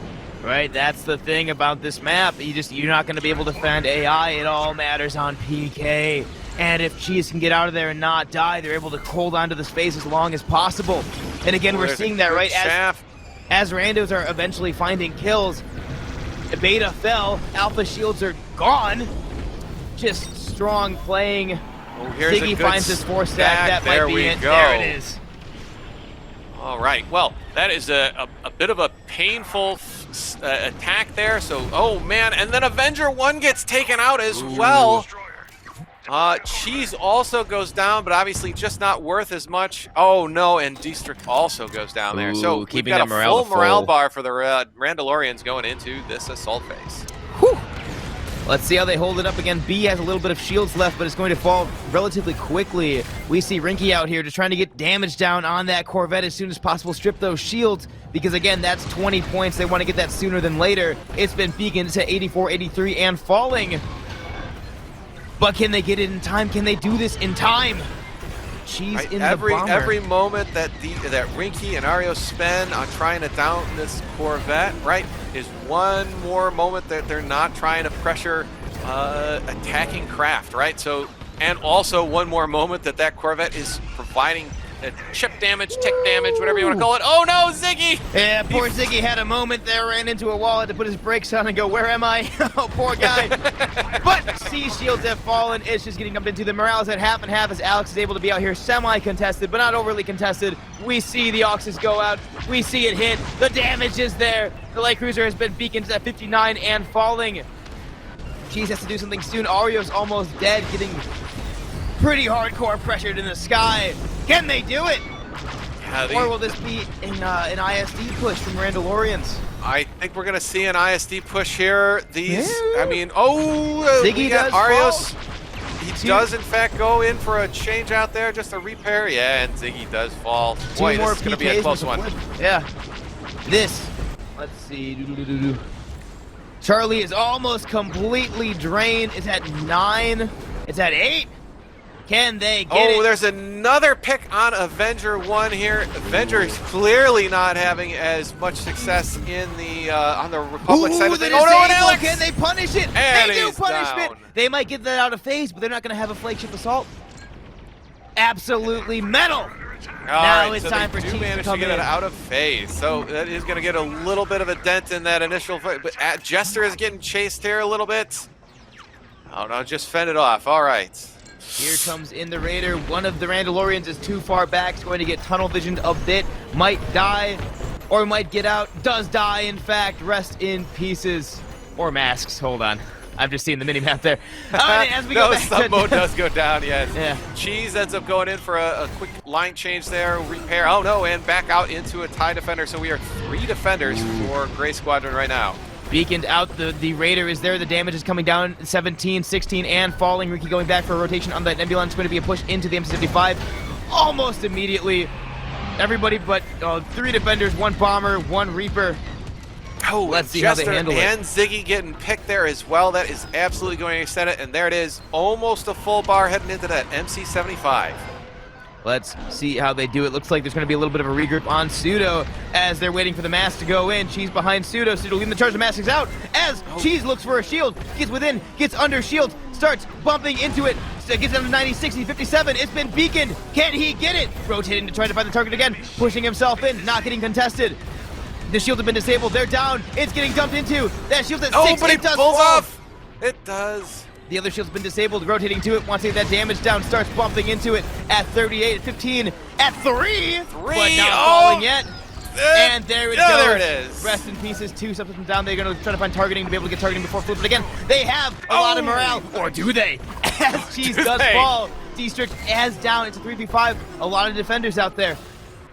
If they can aggress these bombers. That Raider is still out there. No, get that Raider. Oh my goodness. So a lot of extra tick damage coming in on that MC-75 in addition to those shields coming down. Oh, and it finally does go. All right. 2 subs down on the MC-75. But again, this is the flagship assault phase for the Randalorians. It's not a good spot to be in again because Cheese could win the next push, which kind of forces Randalorians to feel like they have to win this push. Or they have to almost win this push and then have a stellar defense. Right. No, I think you're absolutely right here. This is all going to come down to how effective can the Randalorians be in their assault on this ISD. The longer they're taking to regroup here, the harder it's going to be to push damage through, the more time. All three now TIE bombers on Gas's side of the things are going to find those AI kills. Oh, but here comes Submo in the support, and trying to get in there to get the massive beacons out. We see Ziggy coming into the sloop, wants to get under. One shield's been disabled, the other one's going to start getting popped into. The beacons are out, the damage is there, the burst is happening. Oh my goodness. Right shield almost dead, both shields disabled. Both shield disabled. They Yeah, can just start dumping from any direction. Left shield has fallen. Now they're just firing both shields down. They're just shooting at everything they can find. Right shield's still up, the morale is at Oh, half right and shield's half. still up. Oh, man. Again, Maybe a mistake from Ziggy here, not seeing that the right shield is out yet, going after turrets underneath. But there he goes. Points. Again, it's weak points. It's the game of they have to get the most damage as possible here, and they know that. Shield generator is still at 3. Finally goes down. The Star Destroyers lost power, lost left and right shields. Again, if they can find these weak points, it all comes down to this. They know it. They know they have to win, but it's not enough. Not gonna be enough. Not out of phaseable. If they can defend, maybe. But again, Cheese wants to win, and they know this in the Empire. They're gonna go in. They're gonna get the damage down. And they get 3 picks on the flip as well. Avenger 1 also in some danger here. He's heading back the wrong, or maybe not maybe the right direction, headed back towards that ISD, trying to get some out of phase damage on it, but then also gets picked himself.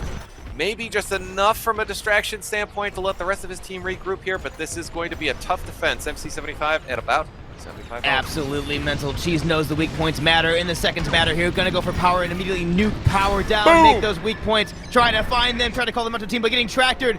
Might not live. Shunts out of it. Is able to get out of it. Sees.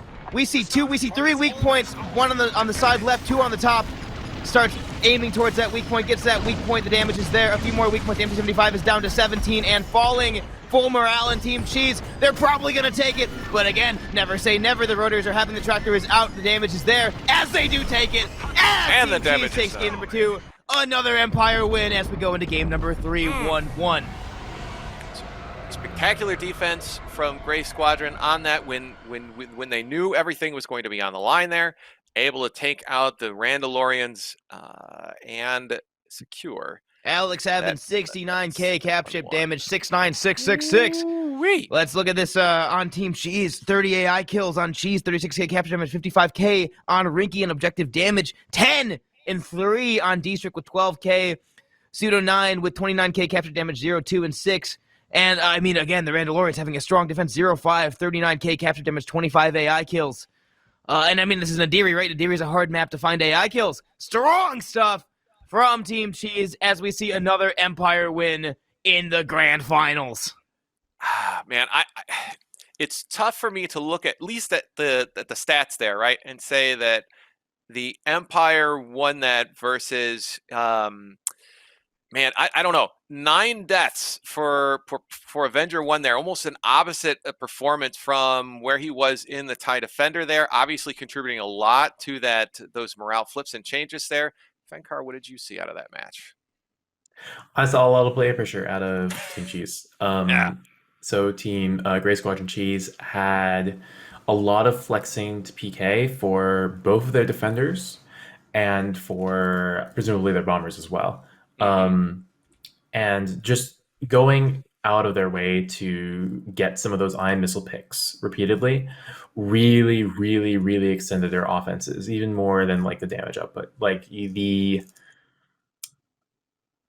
8 Randalorians really, really almost managed to take it back there. But just the sheer length of the phases, and with the very, very solid offenses with the disables on both gens. For those who don't know, who aren't familiar, if support has an ability called targeting beacons, which increases damage done to anything it marks, anything it hits, and you can use that on the flagship. It increases it by about 30%. Ion missile does about 6,000 ion damage, and if you increase that by 30%, it's enough to disable a subsystem. So that's how both teams were able to disable those shield gens pretty much immediately. I will say they were team Randalorians was almost able to take that Star Destroyer kill. I have a feeling like if they didn't go for those shield gen kills, if they had just ion missiled it and then gone for hull damage, they might have just been able to take it. There were 3 weak spots on the bottom there of that ISD that would have been 21% of that hull. If they had managed to do that damage and stuck in a little bit longer, they might have been able to take it. It was very, very close. Very nailed. Interesting. So, They you nailed know, that I mean, a fighter. lot of the times, right, your standard approach to taking down that ISD, right, or for any capital ship, right, it's always going to Yep. be nail the shield gens, kill them outright. Yes, Yep. you can disable them to enable more damage to sort of flow in on those shield gens, but you're even saying in this particular situation, In this the better particular case. play may have been to flex a little bit, say, well, all right, well, let's disable those shield gens, then focus on the other subsystems, focus on those weak points, and just pour damage into the Yep. hull. Because they knew they needed to win in one phase, and the quickest. So it's all risk reward here, right? You're risking the shields coming back up, but you get more damage in the short term. And so the way the stables work on the gens, right? If both gens are disabled, then they're disabled for 30 seconds, and then after those 30 seconds are up, it takes 30 seconds.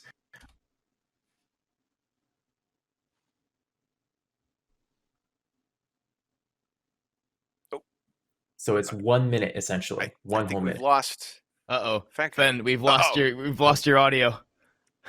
Oh no! Like Oh. after those 30 seconds are up, is when Fankar loses his audio. I agree. Oh no! But no, I think it's fair, right? So even if we're just sort of talking about that kind of thing, right? Being able to flex, being able to understand the timing of those elements of the game, right? That's a critical part, and it is. You're right. A risk reward. Like, how much do I want to pour into? Yeah. Hey, Fankar, there we go. We got your back. Sorry, go for it. Go for it. I was trying to cover for you.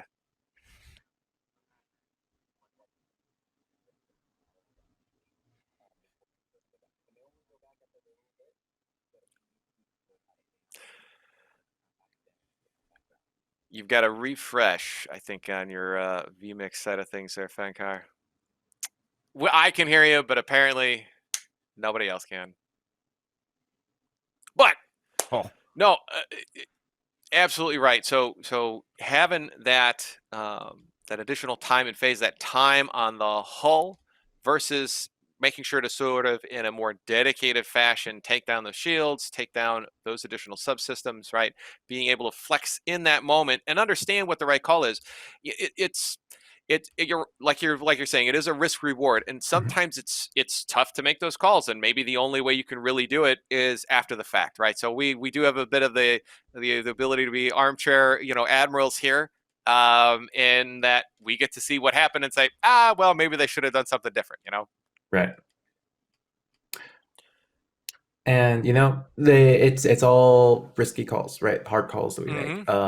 And you just have to make one. And they made the call to kill the gens, and it did give them the opportunity to get more damage out of phase after after the morale flipped and Cheese was able to go on offense there. Overall, it was very, very, very close. And if someone can take a game on Rebel side, it could be Randalorians. Randalorians. No, I think that's fair. I think that's fair. If they would have been able to survive even out of phase just a little bit longer and continue that damage, taking down the shields would have been the better call. Yep. It just so happened that all 3 of them got picked, and Avenger 1 was the only one left, and it looked like he even got taken out by a cap ship gun at the very end there. It did seem that way. I'll also note really quickly that throughout the game, Randos were very on top of keeping their, not just Randos, but Cheese as well. Team Cheese was very on top of having their AI farmers up in time. That second to last cap ship defense for Cheese, they had both D-Strick and Cheese up after they took out the shield gens. They died relatively early in the phase and were able to get into bombers. And from the second that the phase flipped, they were able to start farming. And so by the time Randalorians, I keep thinking Aces because Avenger 1's on this team. By the time Randalorians got those shield gens down, the morale was already at half. The Raider was already dead, right? Yep. And that's a huge part of why Cheese was able to clutch out this Empire side win. Was just the instant starting to farm, even though Randalorians also had some really, really strong offensive phases where they were able to start off that phase with so much morale with the cruiser, with the flagship vulnerable. Right. No, I think that's it's wild that, you know, it's almost wild to me that there's this level of play calling that's even available, right, at any video game for that matter, but especially in the esports environment for Squadrons, right? Like this is like really where the elite level of talent that we've got on display here is able to make those calls, able to understand what those calls are, right? You know, if we're relating it to other sports and things like that, these are the calls that coaches are making. They're trying to get their teams to take risks when they need to, all those other types of things. It's the same type of activity is going on here. Yeah. And, big part of being in a competitive team is learning how to work in that kind of team dynamic where in solo queue games, right? If you've ever played like a MOBA, you always have people, and it's very easy to fall into the mindset of just do what you think is best, regardless of the outcome. Whereas in a team-based game like this, it's very, very hard for that to be the correct decision most of the time. Unlike in solo queue, even at a high level in games like Dota, you can kind of play your own way and it can work.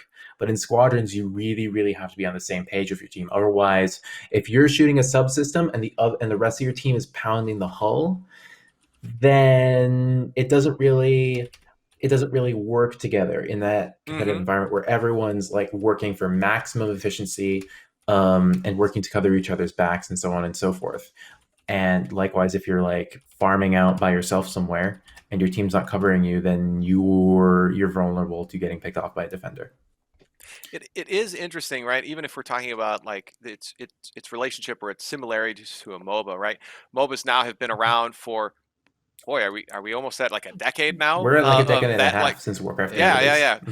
And that, sort of standard knowledge of, hey, there's 3 lanes, and hey, I'm gonna, I'm gonna play mid, right? That level of knowledge is just generally available to a lot of people, and so they can kind of fall into those roles a lot easier. Yeah. For Squadrons, it's not so much. It's hey, I'm gonna hop in an X-wing because I like X-wings, and I'm gonna go around and shoot stuff, right? So it's because we're still learning this in a lot of those different ways. Those solo queues, right? Those random events or those random games are not always going to fall. Not everybody on the team is going to necessarily know what their role should or should not be. Right. It's very hard to understand what those roles are at a low level. So, like, as far as picking like a loadout, like it's not really clear what the X-wing is supposed to do. Yeah. If that makes sense, right? You have components for dogfighting, for going fast, and for cap ship damage, and so you can kind of go into any of these. But what's best for the X-wing? It's not really very clear. So there's definitely a lot of learning curve for that. And it's very cool that we got to this point in the competitive community where we can kind of say, oh yeah, this is what an X-wing is supposed to do. This is what a TIE bomber is supposed to do. No kidding. Yeah, no, good stuff. All right. Thanks again, Fenkar, for the after action. And it looks like we're getting ready to hop into game 3 here between Gas and Randalorians. Just a few seconds left on that ready timer. If you look at that map, you'll see it's a Yavin map. As Randalorian's going to go on the Galactic Empire, and she's back on NR on the PK map.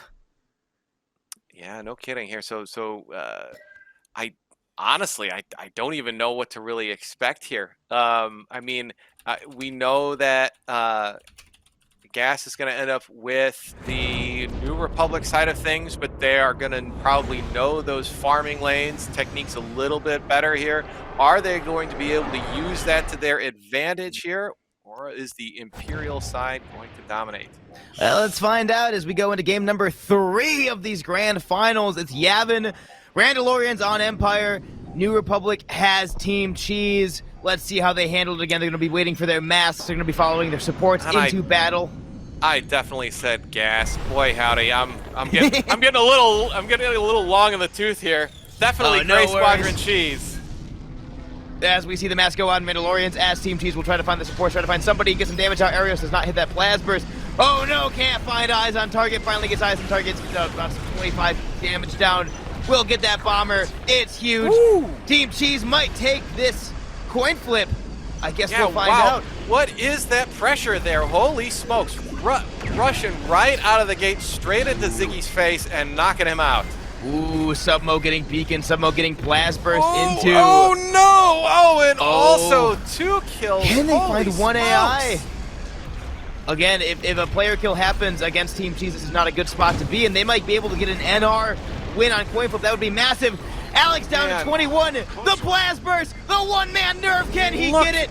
Eyes on target. Look Oh at no. this madness. Holy smokes.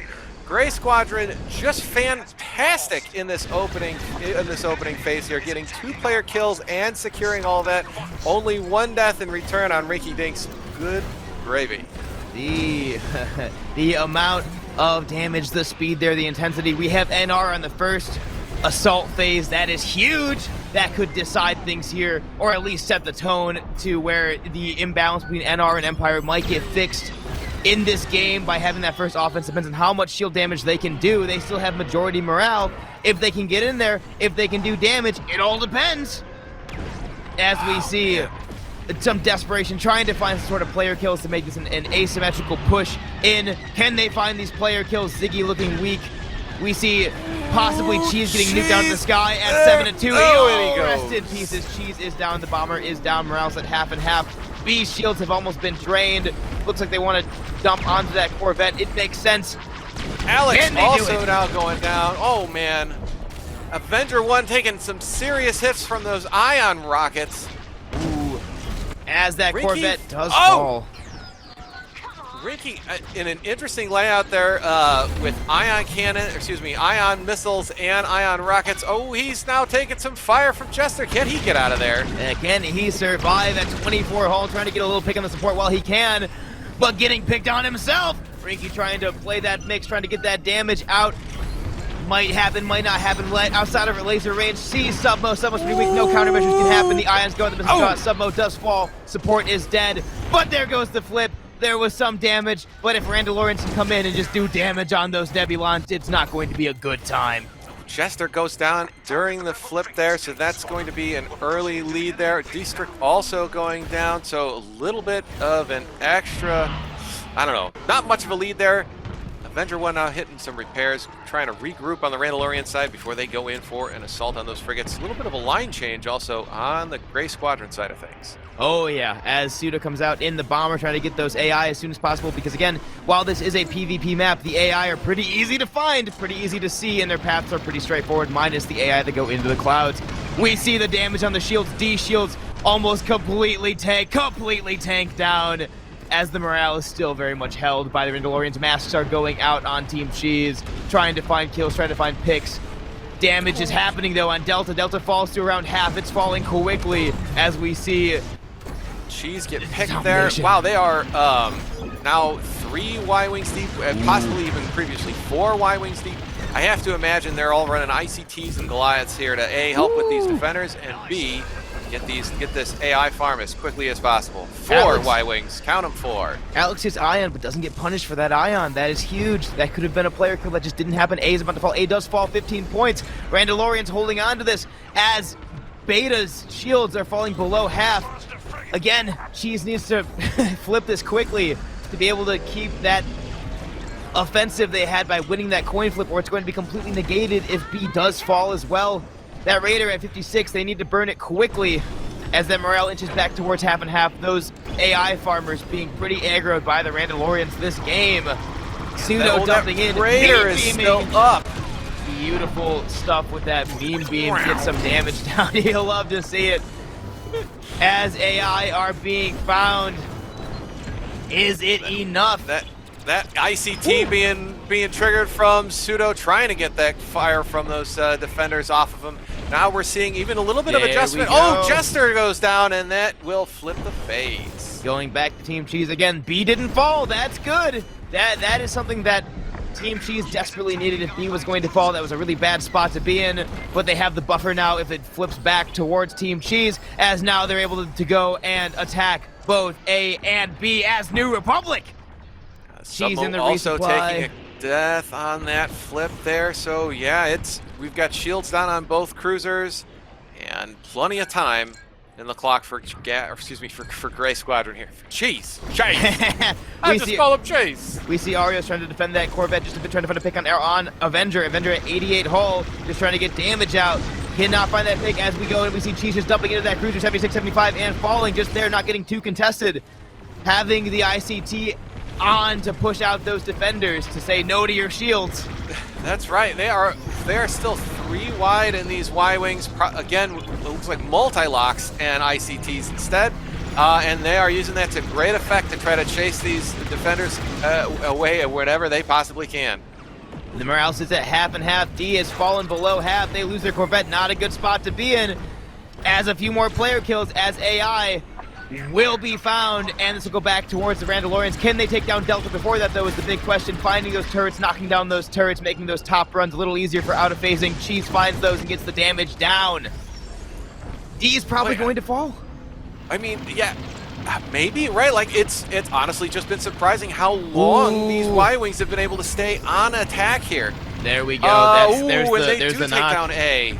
That is super good, as they have a few more seconds to knock down damage onto B, or to switch out to a more defensive loadout if they need to, because that's built the time that they need. They might not, though, as that flip does happen, a player kill does happen, Alex does fall, and Avenger looking to get a pick on a beaconed Arios, but it might not happen. Yeah, Arios being extremely slippery here. It looks like, whoa, might be able to get away. Avenger chasing as best he can, but he's just not finding any purchase on Arios here. The frigate at 21-18, it's been beaconed. It's going to fall relatively soon at 17-16. It's being dumped into by multiple people. The rotaries are on the bomber. Ziggy's just dumping into the Nebulon. It's at 9-8-6-3. It does fall. The MC-75 phase has begun. We see Arios trying to get down that Raider shield as soon as possible, trying to get those 20 points where he can, and to make this phase as short as possible. Yeah, D-Strike, of course, going down there as well. Rinky Dinks also falling. That's no good for Gray Squadron here. We see Ziggy trying to push into those shields. He's 700 away, 600 away, trying to get on those shields. He starts boosting. He gets the rotary out, but he's on top of the shields. Oh no, he's not. Oh, it's a bad positioning. But they don't take it. The shield's still up. Ziggy flew in a little too early, stopped his engines, and could not get that subsystem. That is huge. That bomber is down. That's a 4v5. Wait.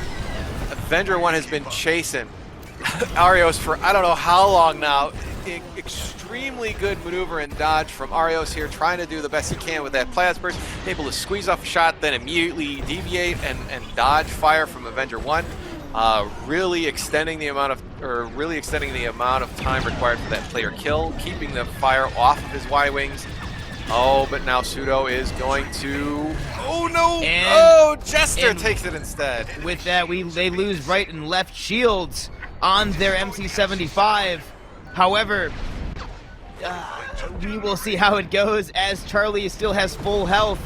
If Team Cheese can knock down Charlie, if they can go into the ISD, take down both those shields, take down power, and get a decent amount of damage down in that ISD, they might have a chance. But again, it's an uphill battle in New Republic on Yavin between these two teams. So let's see here. It looks like after the line change and regroup, we are going to see 3 X-Wings and D-Strict in that. Oh, a good ion on sub. Can he finish him off? He gets that take. That support is drained. It's dead. It's gone. Jester, of course, still being Jester, flying around, being the best, dodging all of that fire from Rinky Dinks. Rinky trying to stay on him, trying to keep the pressure off of D-Strict here. That cruiser still beacon at taking 20 plenty at of damage, 16. yeah. But they're just losing morale by the second they lose that Corvette. That's 20 points. That's huge. Finding a few kills, trying to extend that out, but they might not have enough morale to get a good push into the ISD. I guess we'll see, as the cruiser's at 1. The ISD assault begins now.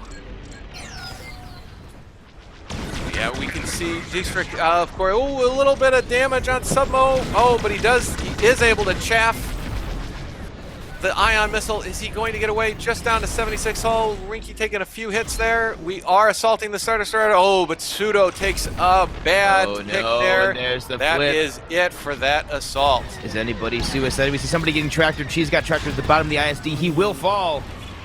We see, yeah, it's not looking too hot as the MC-75 with no shields, full hull is going to have a big and nasty Raider coming in. Can they burn it, or will Randalorians take game number 3 in a 3-swipe Empire best of 5? We've got Rando. We've got Sub coming in with a Pierce torpedo here. He's coming in as fast as he possibly can on that power system, while the rest all change out into TIE Defenders. He's doing a little bit of spinning work here, trying to dodge fire as best he can. He really, really wants that power subsystem. Is he going to be able to get in on it? Within lasers, there They goes get that the beginning. approach. The There dumping, it the is. power does fall. The Boom. weak points are open. You see the particle effects from 2 on the back, 1 on the top, and 1 on the bottom. If Submo is able to get to those, rotate to those, and tell his teammates, that's huge. That's 40% of all the weak points. As the MC-75, a few have been found. We see it fall below half. We see it fall almost to 35%. And they Ziggy take takes it. It's a at 30. casualty. But is it enough to push him back? Boy, this is still within out-of-phase territory. They've The got MC-75 25% at left. 10. Ooh, Ion on Jester. Can he? It's at 9. Focus? Yes. That's at 6, 5, 4, But 3. it's- It is at 2. It will fall. It is done. We'll take game number 3 in Empire again. It's a Empire 3 in a row in this best of 5. The Empire domination is definitely showing its strong suit in this grand final. Let's look at that Get a look scoreboard. at that scoreboard. Yeah, Indeed. 51 AI kills on Ziggy, 31 on Alex, 34 on Cheese, 24 on D-Strict with the callouts and capship damage. Again, so many big numbers on Alex today. Alex with 84k capship damage, 30k on Cheese. Big numbers there. Just, the big number, brain go happy. Woo!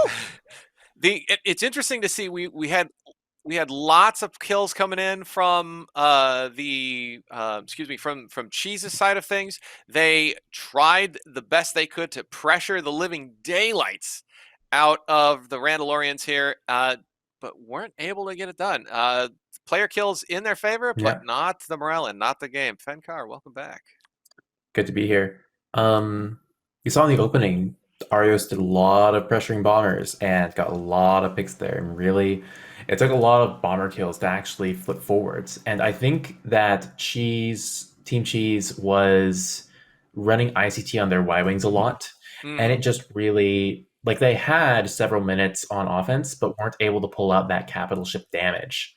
And that's why their offense is kind of stalled in frigate phase, because if you're taking those ICTs, you need some way to put on that damage. And both of their X-Wing players were still going for player kills, right? And we saw Rinky with the ion missile, ion rockets, as you noted, which, while a very powerful loadout, is a very risky, like, low reward, or it's very hard to actually get those ion rockets to hit consistently onto defenders, because defenders are so fast. And it's even harder on an X-Wing than on an A-Wing, because the X-Wing's max speed is effectively only about 230 or so, where an A-Wing can go up to about 260. X-Wings just can't quite keep up in the same way as A-Wings can with those defenders. Plus, randos are very, very good about avoiding any kind of flying straight. They don't run out of energy very often. It's super, super, super hard to pin any of them down, right? And so Rinky just didn't have a lot of, you see in the scoreboard, Rinky only had about 10,000 capture damage that whole game, which, that's maybe a couple of torpedoes. If you're firing, for reference, if you're firing burst lasers at a frigate, you can do about 18,000 capship damage in about a minute. So that's only about 30 seconds of burst laser fire over all of their offenses, over the whole game. And that kind of contribution, he got about 5 kills, 3 deaths. It's not really... Shooting defenders is very, very high investment, low payout, because all they're doing is capship damage, which feels weird to say, like, all they're doing is capship, but for the amount that you have to invest in order to get on top of them, to burn their shields, and then to somehow, like, do the whole damage on top of that, it's just very, very, very expensive, as you see by seeing, like, he Rinky with only the 10k capture, 2 AI kills that whole game. There were also some interesting plays we saw with. Sorry, go ahead. Oh no, I was just going to say no. We had an interesting play. Just in okay. Well, what is Gray Squadron going to do to mix things up, right? So what is going to be their different approach to the? And I think we saw that with, you're right, the Y-wing loadout, a lot of ICTs, multi missiles, and they stayed in that while they were on offense. Obviously, they were trying something new, trying to mix it up. It wasn't maybe as effective as they were looking for. Yeah, they were having some trouble with still getting ion missile ganked by those defenders. A lot of the times you would see either it was during ion cannon turret downtime, or they would just get beamed down so quickly that it didn't matter. So in a big way, it's very difficult on Yavin, right? But it's almost a situation where I feel like if they had an A-wing to like really capitalize on the low shields of those defenders, really make them feel like they're being pressured, and be afraid of sticking onto a target for very long. That might have prevented some of the player deaths there from Team Cheese. And you saw a lot of their players did a lot better at, right? There was that segment where Avenger 1 was chasing Arios for about a minute, and Arios was able to get off those pre-chaffs. And all that kind of stuff is still very doable in a Y-wing, but you need to be cycling targets, and you need to be watching for when Avenger's on you, and you need to be ready for that and have some kind of plan, some boost energy and all that. And it just wasn't quite there for Team Cheese. As well, of course, they didn't have the cap ship damage output, right? Both Arios and Rinky were on player killing pretty much the entire time. And you see this reflected in the cap ship damage numbers. D-Strick only getting about 8,000 cap ship. He was being down a lot on offense. Cheese getting the bulk of the damage at 30k, and Pseudo getting about 30k as well, mostly on that Raider with that mean beam Y-wing. Cool. Multi-missile versus Goliath. I mean, we talked a lot about that Goliath on the the top hull of those Architons. Yep. Is it 6 of one, half a dozen of the other, or is there a real choice in Goliath versus multi-missile? It's very much a real choice. So damage-wise, they're about the same. The first 2 Goliath missiles on our Architons are 2,900. After that, it's only about 900. You only get 3 of them, but they do one-shot AI packs. So if you're only taking, and the other thing is that multi-block missiles, you get 5 of them, they do about 2,700 damage per volley. So multi-lock missiles, if you're not getting resupplies, probably the play. They could have done some interesting stuff where perhaps, right, Cheese takes like a resupply on their support player, or they have like 1 Goliath missile on the team, and then that player just goes back to resupply whenever they need more ammunition. And that can also be a very strong play.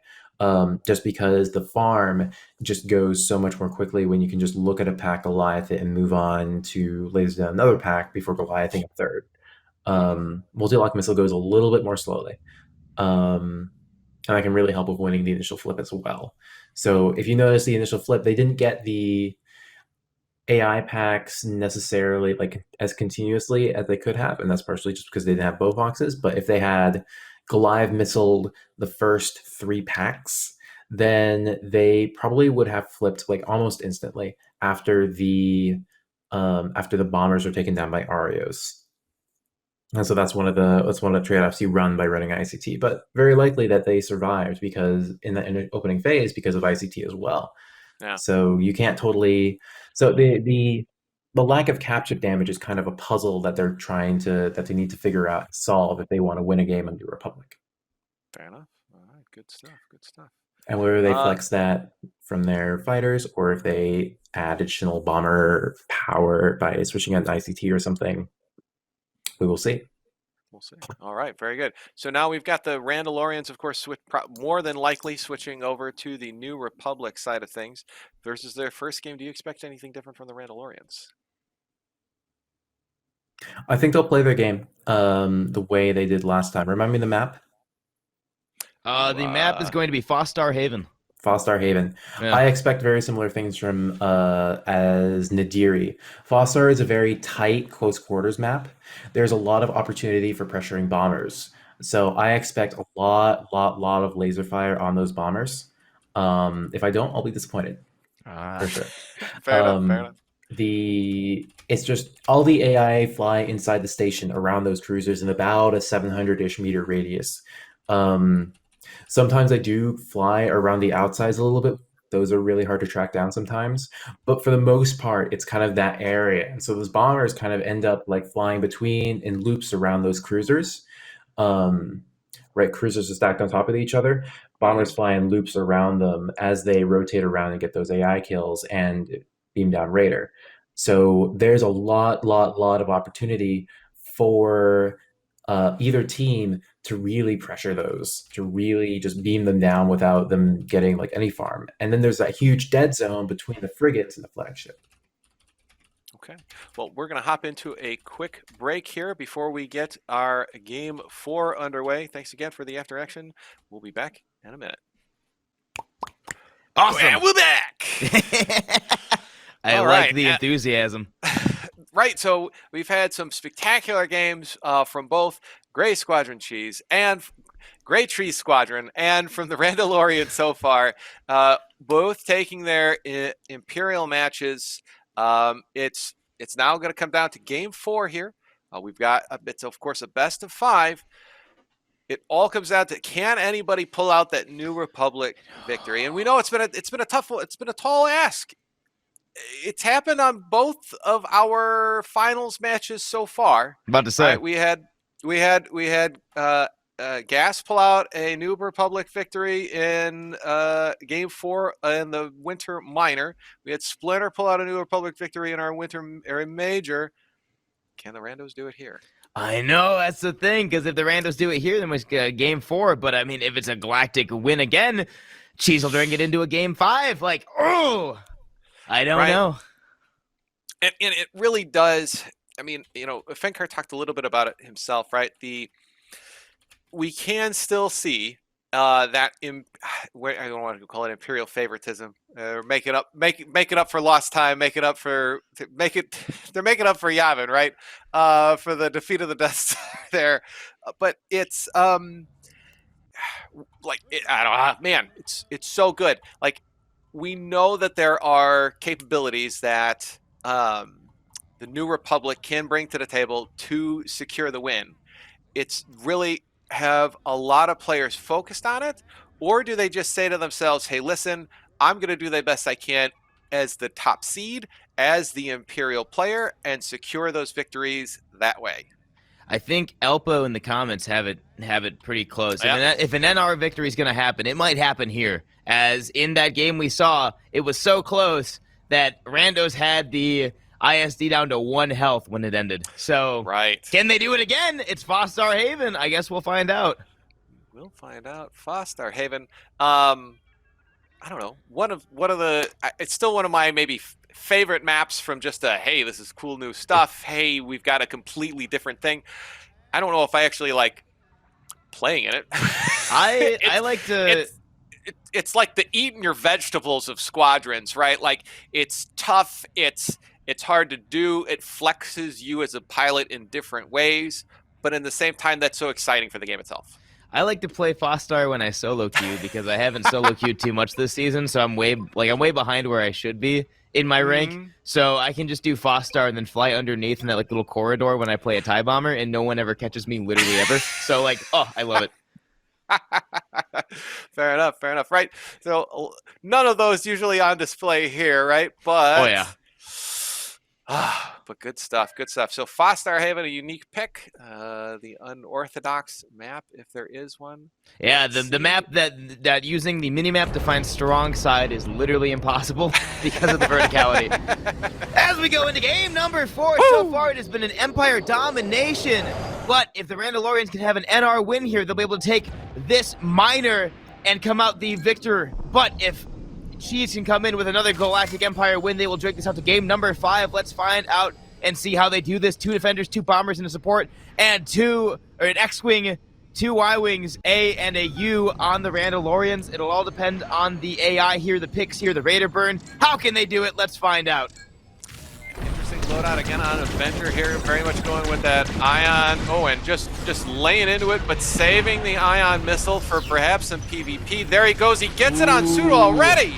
There's the amount of damage there. You saw some Boy, dumbfire gallows. look at that flip, ladies and gentlemen. Holy smokes. That was some perfectly timed AI kills there that just make it look instantaneous when a Goliath goes off. Strong plays out there from Randalorians, not kidding around as they go into their first offense, trying to get a pick on Cheese himself here. Can it happen? Will it happen? It might happen at 14. Well, cannot get eyes on target. Avenger can't get that kill. A little bit of air brakes for Cheese.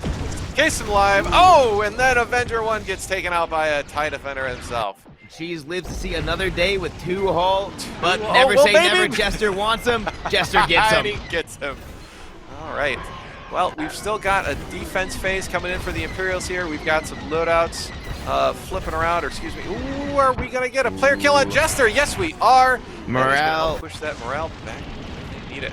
Morale's at half and half, and they barely did any shield damage. I mean, A's still above half. I mean, I'm saying that now we can see some damage going out, but there we go. B shields do fall. Okay, there's a little bit of a return to momentum here. If they can find AI. So much. Yeah, so many picks going on, so much damage elsewhere. This one is also an interesting map because the Corvette, right, the Corvette and Raider both come from outside of the hangar bay into the hangar bay to fight each of these frigates, so it takes a little bit longer to get to it. Here we go. We can see Pseudo taking care of that frigate. Oh, but is he going to make it out of there alive? Trying to avoid being picked out. We see the flip happen, however, as Cheese goes on the offense. Both frigates are up, both cruisers are up. It is still anybody's game. Let's see how they hold this and how they push this. A couple of good kills there on both Alex and Ianer. And now it is, boy, it is Gray Squadrons. Assault phase here. Let's see what they do. Oh yeah. Let's see how these defenders are able to get in and get some ion damage out with Rinky and Arios. See if they can find a pick before getting in, making it a 4v5. Anything's possible. Dietrich does not die in that bomber. Let's see a second day. Trying to get a pick on Jester. Rinky's trying his darndest. Gets him down to 84 hold. Lives to see a second day. Very interesting. Cheese was chasing. It looked like Jester out there as well. They do manage to get him though, and that'll leave that sort of ooh, and then also a good kill on Avenger right behind the Raider there. That is going to secure some good time in phase. We see Cheese rather uncontested, dumping into a marked Nebulon, getting those shields down and rotering it, shunting, getting that extra laser damage, getting those Oxes out, getting that multi-lock out. That's big. A is taking damage. Able to get a pick on, possibly get a pick on Alex as well. Alex's beacon is down to 24 hull. Down to 5, down to 1. But does not die. Ooh, but does not die. Oh, and he finally goes there. Oh. Trying to get this damage into this Raider. Raider's still at 20% health. Alex and Ian are both out. Boy, Gray Squadron is putting just a hurt. Just the complete on the domination. The Randalorians morale there, bar yeah. hasn't moved. It really hasn't. As they're just Oh, finding man. player kills to reset this, right? If you have player kills 2/1, then the morale bar never moves, right? Okay, here's a big thing. 10 kills on Team Cheese, 4 on Ricky, 4 on Arios, and 2 on D-Strix. Randos have 3. Boy, howdy. Randos have 3. Yeah, no kidding. That is a Gee ratio willikers. that is a domination stranglehold for Team Cheese. Right, and it's such a difference from the opening flip here that Cheese Squadron is just putting all this hurting on them without really much in return. Oh, all right, yeah.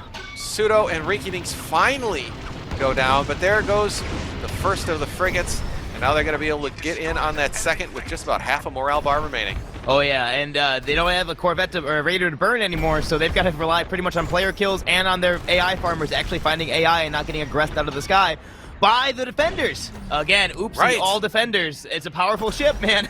Oh. As Cheese and D-String still in their bombers, still making pushes on these frigates here. We were still 2 wide. Alex and Ian are both in Y-wings, but they have been picked apart all match. Ooh, A1 getting ion, A1 getting punished at 10 hull, getting beacon, no countermeasures. If the missile goes out, he will die. He does die. Again, it's just this kill, this scoreboard. Right. Now up to 12v6, still a crazy ratio. It's still hard, right? We could still see, right, in that, like we were saying beforehand, in the data, right, there's clearly an Empire bias. it might just be that they've got, you know, a better flex between their ships, right? That Imperial bomber still is such a great flex between attack and AI farm. Y-wing not as much. Oh How my can you do goodness, it? Oh Browse, my and goodness, we're Team Cheese already take down- into the MC-75. Woo-wee, mama! Boy, howdy. Damage is there. Morale's at half and half. They still have enough for 1 or 2 runs. Oh my goodness, the Empire Cheese just coming in and saying, no, we're gonna go to a game number 5 if I can have any say in this. Right? No kidding. They are not giving the Randalorians a chance for that same, like, barely skimming it out 1 hull victory. They are giving it to these poor Randalorians. I don't even know. 15 Rinky-Dinks kills finally over 7. goes down. Oh my goodness. Again, it's this kill to death ratio. Right now, Team Cheese has 15 kills and Randalorians have 8. So again, 2 to 1. I guess now it is time for the Randalorians to see if they can get an NR win. They basically have to do it now. They better do it right now. All right, so we're gonna see a little bit of a line change here. It looks like they are foregoing any Y-wings right now, probably for good measure, and they are heading straight into X's and A's, full house, X-wings over A-wings. Oh yeah. Still sticking with a fair number of A-wings for an attempt at fighter cover. I mean, it hasn't worked so far. Whether it's the just, you know, player familiarity, skill, the A-wing maybe just being nerfed just a little too hard, who knows?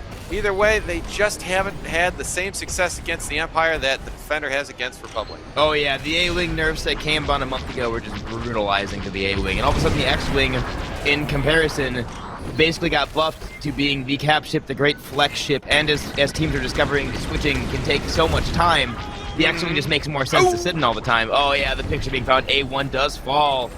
The Mariner morale also goes down. District takes a loss, but it's still, boy, there's no pressure on these bombers. Pseudo and Cheese being able to farm with impudence. It is, boy, okay, well they do manage to get 1 frigate that pushed that morale bar back towards the midpoint. Oh yeah, Oh! but these farmers on Team Cheese in particular, is able to farm these AI uncontested because of how the Empire plays. There's the flip. The MC-75 with a Raider is not going to be a good spot. No subsystems are down. However, I doubt that's going to be the case after this. No kidding. A very strong push into a cap ship phase here. Holy smokes, I am wrong. is there a Right shield generator out? Holy Yeah. cow. I don't know how I missed that. Apologies, chat. Whoa, I don't my even know when goodness. that happened. Yeah, that must have been on at the end of the MC-75 push. We just completely missed it, guys. 1 sub is down on the MC-75. Double not a good spot to be for the Randalorians, as Cheese can come in, destroy that second shield, and just do damage. Gray Squadron hit it hard all over here comes the Cheese. place Cheese is here. rotoring into that shield. He's dumping. He's bumping. Is he going to get it? That's the big question. He gets it. There Left it shield has is. fallen. We see both shields down on the MC-75. They have majority morale. If they can quickly dump into power from those weak points with that Raider still up, it's not going to be a pretty sight for the Randalorians. Player Jester kills are being trying found, to do however. the best he can now, switching to ion mains and quick locks and rockets, trying to take down these defenders, just unable to. An excellent defensive chaff from Rinky there to block all those secondary fire. Boy, howdy. And there goes and power, a little bit of rotary, a little bit of ion, and District overall just taking damage. a nap Can on the see a weak point. MC-75 here. Good Just does not matter. Good I'll take out RNG a- fighting those weak points. Takes out that tractor beam wall. Baby. All right. Oh man, holy smokes! Just an Imperial domination Ooh. from Cheese This Squadron here. second view from Cheese can tell his teammates that most of the weak points are on the bottom of the MC-75. That'll be huge on a counter push. It's down to 6 though. It's been beaconed. It might just die. As Cheese It rotates, might gets underneath, just just starts die. dumping at 4, but does but not live Cheese to the gets day. out of phase. How Oh, close we've is got District? Pseudo-9 now coming in to try to finish it off. Can he make it in? 3 health remaining on that Dude coming MC-75. in. District's finding some AI. Dumping. Does Oh, not he live. does not make it. All right, well, are we going to continue to see more attempts at a District also trying to make a play here, perhaps? All while the Randalorians trying to get that cruiser down.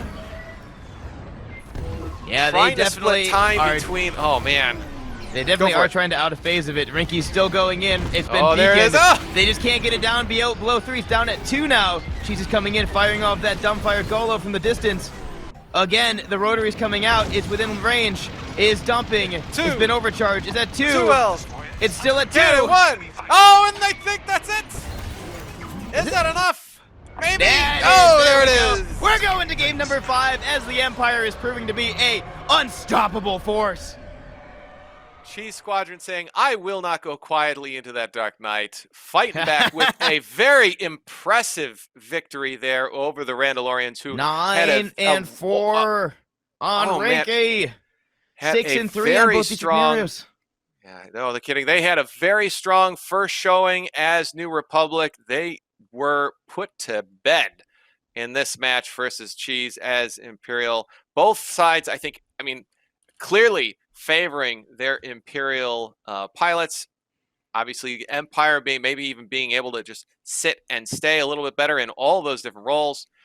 Good gravy. What a game. Thank What God. a game. So What's going on here? Why is the Empire winning all the time?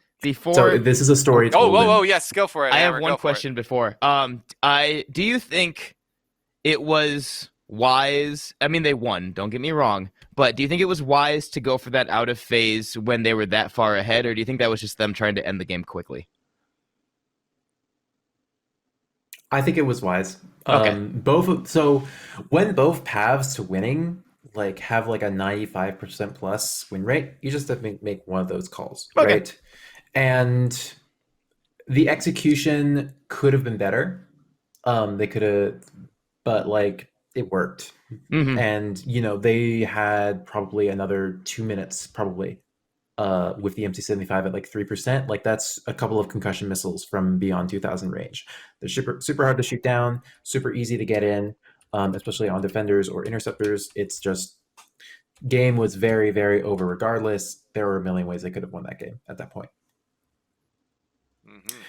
As for the overall game, so this was a story told very much in the player kills, right? If you look at who was dying constantly, right? Rinky with 9 kills, Arios with 6, D-Strick with 6. Who was dying? The bombers on the rebel side, over and over and over. They couldn't get in to get that farm. I told you before how the 2 cruisers stacked on top of each other and you fly rings around it to get that AI farm. Those cruisers, that ring, it's in a box, right? It's in a box of a map, and that box doesn't have cover inside of it to hide behind from those defenders, and covering your teammates is really, really hard because of the number of different angles those defenders can come from.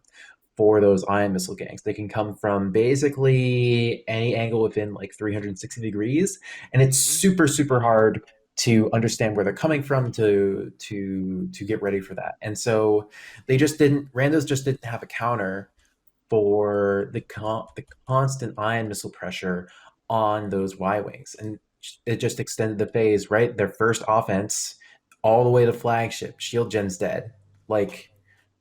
Yeah. If you don't have farm, that's just how it happens. They also had some issues with just getting any farm at all at the beginning of that phase. They did get the first offense, and the way they got that was kind of interesting. So they got the player pick. Randos did, right? A1 got, I think it was a support. Yeah, it was pseudo, yes. The support. Yep, they got pseudo. Yep. But then continued dogfighting instead of going for the ion damage. And so they lost 3 players to those ion missile defenders as they were trying to move into the station to get that damage done. And they ended the phase about 50 or 60 seconds in. The phase was flipped about 60 seconds into that push, with just the shields down above cruisers and no real capture damage being done because of those picks. And then Pseudo was able to beam down that Raider pretty quickly after that, and it just not a lot got done. And then obviously a monster offense, and it's all about staying alive, pressuring those bombers. And the Empire is just able to do that way, way better right now because the Defender has, if for reference, the boost speed of an A-wing is 259, and the boost speed of a Defender is 274. 274 is insane. Yeah. And it gets ion missile, and it gets 1,200 shields, for reference, right? And X-Wing is 800. A port has like 1200 if you take like fortified shields. And it's just very, very insane amounts of durability and speed, maneuverability, and having the ion missile to instantly gank those Y-wings is just absolutely incredible. And Cheese was able to leverage that in the strongest way possible, with the strongest flex all the way to flagship on first attack. Like, not because of the damage output. I mean, the damage output was certainly helpful, but more so just because they were able to get all those bomber picks just constantly, right? Raider wasn't really going down. Farm just wasn't happening, and they just couldn't leave their base, essentially. Right? It's the mobile equivalent of being literally unable to farm on your carries, right? You can't farm. You just keep falling more and more and more behind as the game goes on. And being unable to protect that and do that is like very unfortunate. Go ahead. So no, I was going to say. So I mean, is it just the defender? Is that the only thing that is making or skewing our sort of events, these faction picks towards Empire, or is it more than that? I think it's 95%. It's a little bit of a mix, but it's mostly that the Y-wing doesn't really have a way to defend itself against the ion missiles, right? It just gets beamed down instantly, right? So if you can consistently get those ion missiles off, and the defender is the best platform to do that with, then the Y-wing only has 1200 HP, only about 1100 if you're taking the dampener hull. And if you're doing that, then if you're in a Y-wing, right, then you just don't have, you're going to die almost immediately. Whereas a bomber, a TIE bomber, even if it gets ion missile itself, it's 3000 HP. Right. So by comparison, it's both easier to ion missile those Y-wings and easier to kill them afterwards. And that's really, really what's giving them the advantage right now. There are other tools Rebels have that I think are kind of unexplored, but as it stands right now, the defender is really fast, really tanky, and it just murders Y-wings over and over and over. And we see this on both sides. We've seen this in every game of the semifinals so far, every game of the grand finals. Very powerful stuff. As a quick really, side Randos note, and Cheese just need to figure out a way to avoid those player picks and to get the captured damage in regardless, as best they can. As a quick side note, the map is going to be Essalus for the finals. Awesome. Very open. So what's your opinion on that, Fenkar? There's a lot more cover that you can use on offense to fly around with, but on defense, because it's so spread out, it's very wide map. You can't see my hands, but it's very wide, right? So Y-wings on defense are going to have a real hard time. Okay. And it's going to be even harder to pressure TIE bombers because TIE bombers are faster. And going to be able to farm a little bit faster than those Y-wings in that case.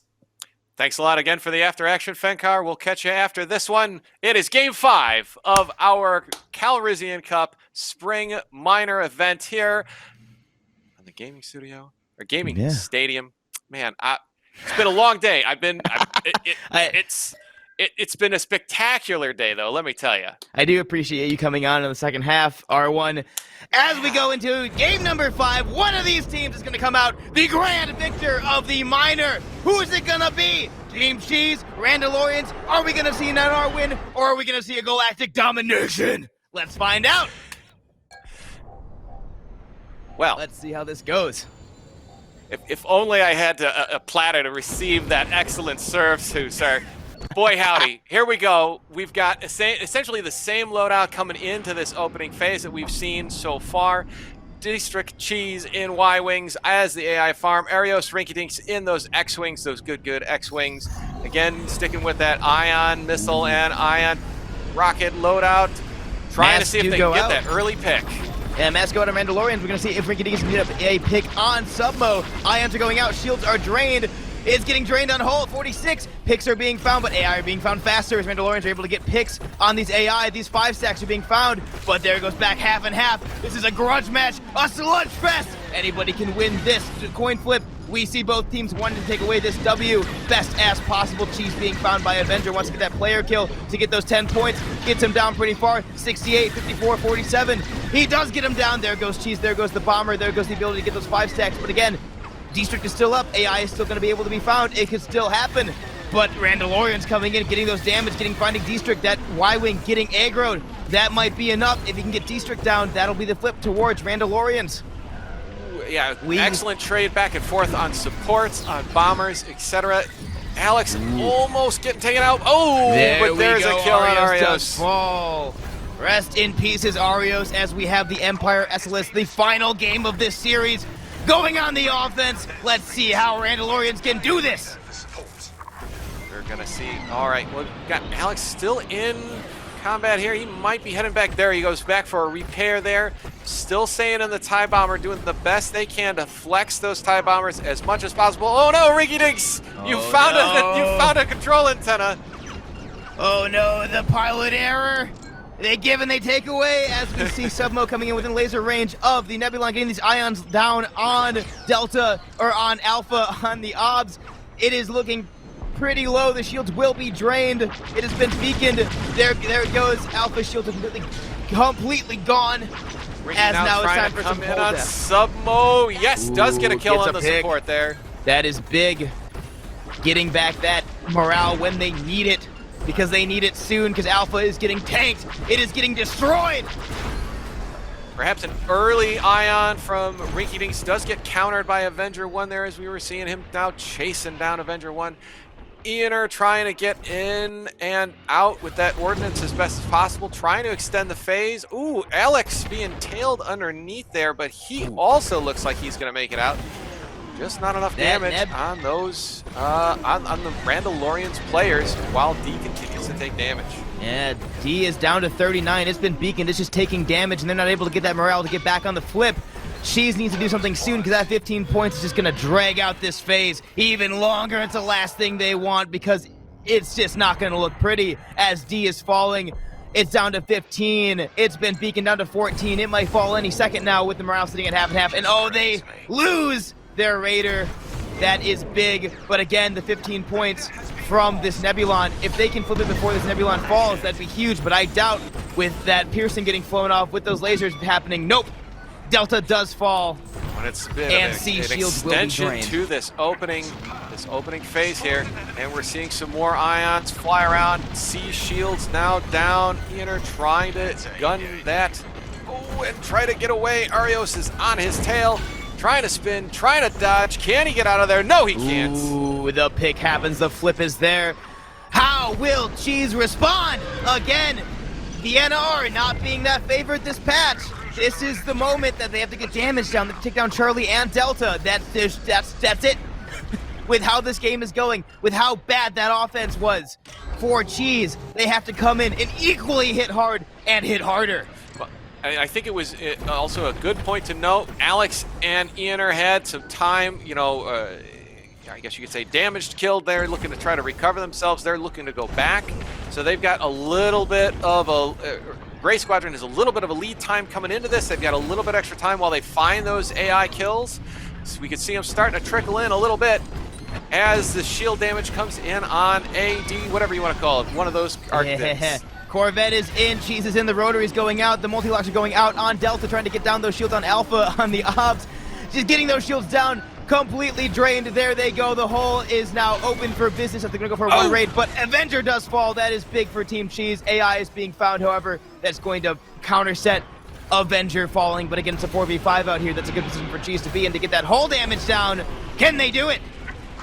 And some good marks coming out for Gray Squadron there, able to find Avenger 1 and Alex, and even chase Jester off a little bit, but it doesn't look like it's going to be enough to push everyone away from that light cruiser. It's still at 60 hull. Oh, Jester takes a few hits there. Yeah, Pseudo does fall. One more AI, and it'll go back towards... and Rinky now chasing Jester. Jester not able to be found, and there goes the phase. Back towards the Empire with only one frigate left to knock down. Meanwhile, they still have both their cruisers up. Oh, getting Ion. Rinky might get punished for being that far in after flip. In fact, almost does, but does not die. He's able to recover just a little bit. It's still the Randalorians in complete control here. There we go. Going to be Man, that assault frigate just down to just under a third of health here. And Rinky Dinks, might be And surviving, might get picked out his maybe beacon. not. No countermeasures to stop that ion that's coming towards him. Oh, He and does there die. it is. Charlie's looking ultra weak out here. Is this mostly going to fall in 5-3-1? There it goes. It's time for the M75 push with a complete morale bar. I'm pretty sure Raider's still up too. It is still up. Not There a we good see spot to be in Avenger for Cheese. chasing down Cheese and taking care of him right there. Boy, howdy. This is a really bad spot to be in as they've got full morale and Raider.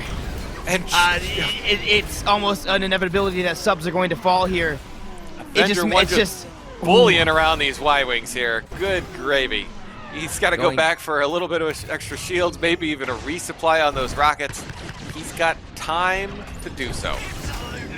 We see Alex and Submo all over that MC75. Alex going in for a shield gen push, boosting in, gets under shield, starts bumping with the burst damage. It's down to 5. It's been beaconed. Will that shield fall? It does fall. Right shield is completely fallen. Left shield still up, however, but Alex does fall in that exchange. Submo looking pretty weak in that Reaper. So does Avenger, but Avenger has those shields in that Defender. Again, the Defender that refuses to die. Trying to find player kills out here as the morale is about to go possibly back towards Team Cheese. Not looking too hot as they've taken down one shield. About to go and take down the second shield. Another one on that There's shield the generator. shield Can he do burn. it? Yes, it does. Jester Two gives up shields. his life in the process. Avenger one taken out. Nice on that tractor beam on the way out. So Is I know I Avenger said one it gonna make before, it out? No. but Team Cheese has to win here. That's about it. Because with the is- shields down on the MC75 and the Raider coming in, it's a lot of damage. And with both teams knowing that the shields are down, they can come in with more aggressive loadouts. They can come in with ion torpedoes. Speaking of desperation measures, we see Cheese and Ricky in the B-Wing bringing it out in the finals. Yes! Look at that beautiful Ha! thing. The winged goddess. There she goes. There she flies. You'll love to see it. Can they get down the damage? It's all about damage, folks. Damage City. They're headed into the space station. to come Desperate out the times other call for side. desperate measures for B-Wings. More. Are they all More. proton bombs? Oh! Here they come. The cruisers at 27, the 10 proton bombs. 1, 2, 3, 4, 5, 6, 7, 8, 9, 10. They're getting dropped. They're getting donked on. Oh, no! It's just not enough. They tried their best with the B-Wing. It just wasn't enough. Oh man. Oh, rest Good in pieces. gravy. At least you can appreciate the beauty of all those B-Wings on one final desperate push.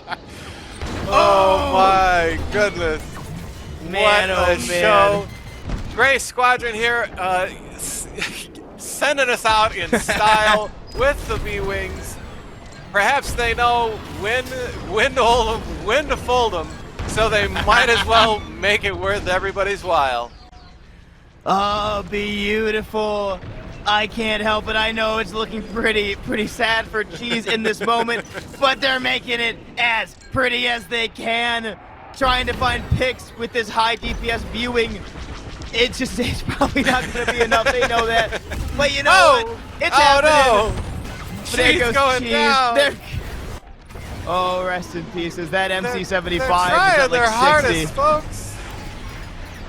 Oh, playing a sad violin, trying their best, sitting in all The these big. musicians go down with the The ship B here. stands for beautiful. The big beautiful wings. It's just not going to be enough. As the M75 falls below half, power does fall. Weak points are going to be made. Oh man. Well, you know, Yeah, it's Avenger does also go down. You know, the B-Wings are putting out an awful lot of ion damage when they can find them. We could see those last few moments of that MC75 there going up in flames. there it goes, folks. With an ending on B-Wings, the Randalorians take game number 5 on Empire. We got an Empire domination in this minor as Randalorians take and get the victory today in this tournament in the finals. Look at that scoreboard one last time.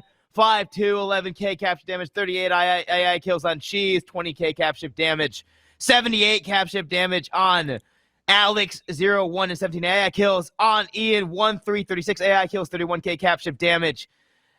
There it is, folks. 5-0 Empire.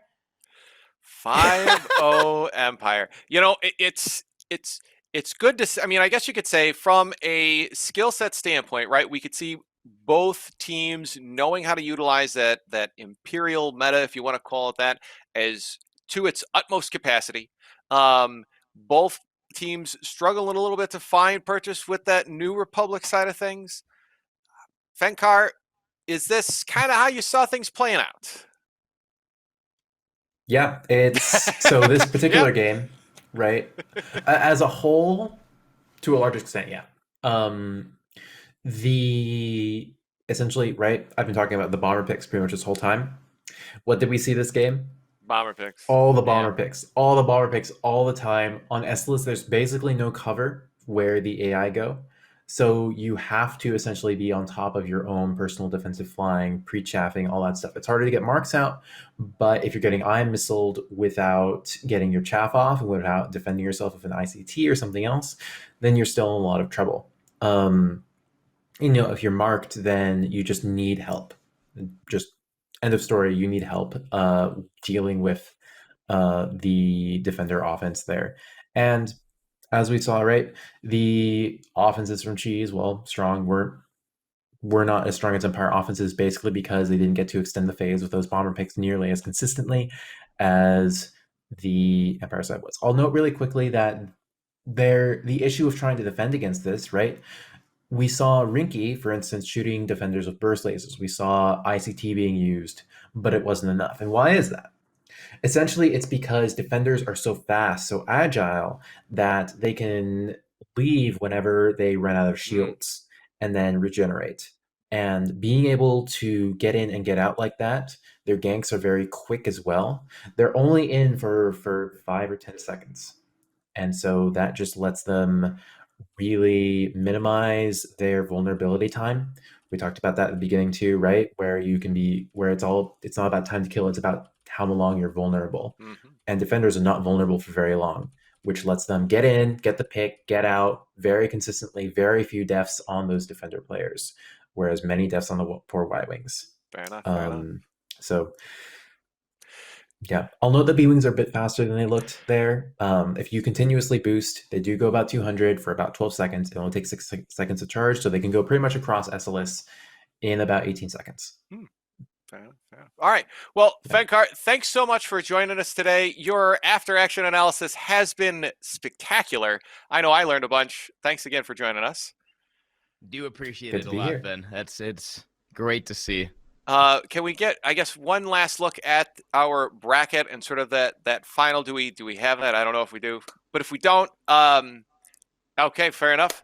We don't have it, but Randalorians securing their first victory this Calrissian Cup series. They're going to come away with some hot prize money from this event. They're going to earn some maximum points for the minor going into, or earning them points for the Calrissian Cup championship season, or seeding. Well, there's a word. A great day of Squadrons. You'll love to see it. And also, just to let everybody know, right? Operation Aces. I don't know the details. Hammer, do you have it? Oh, look at that. They're up on the Ace, board. we got a $2,000 Beautiful. prize pool happening next weekend.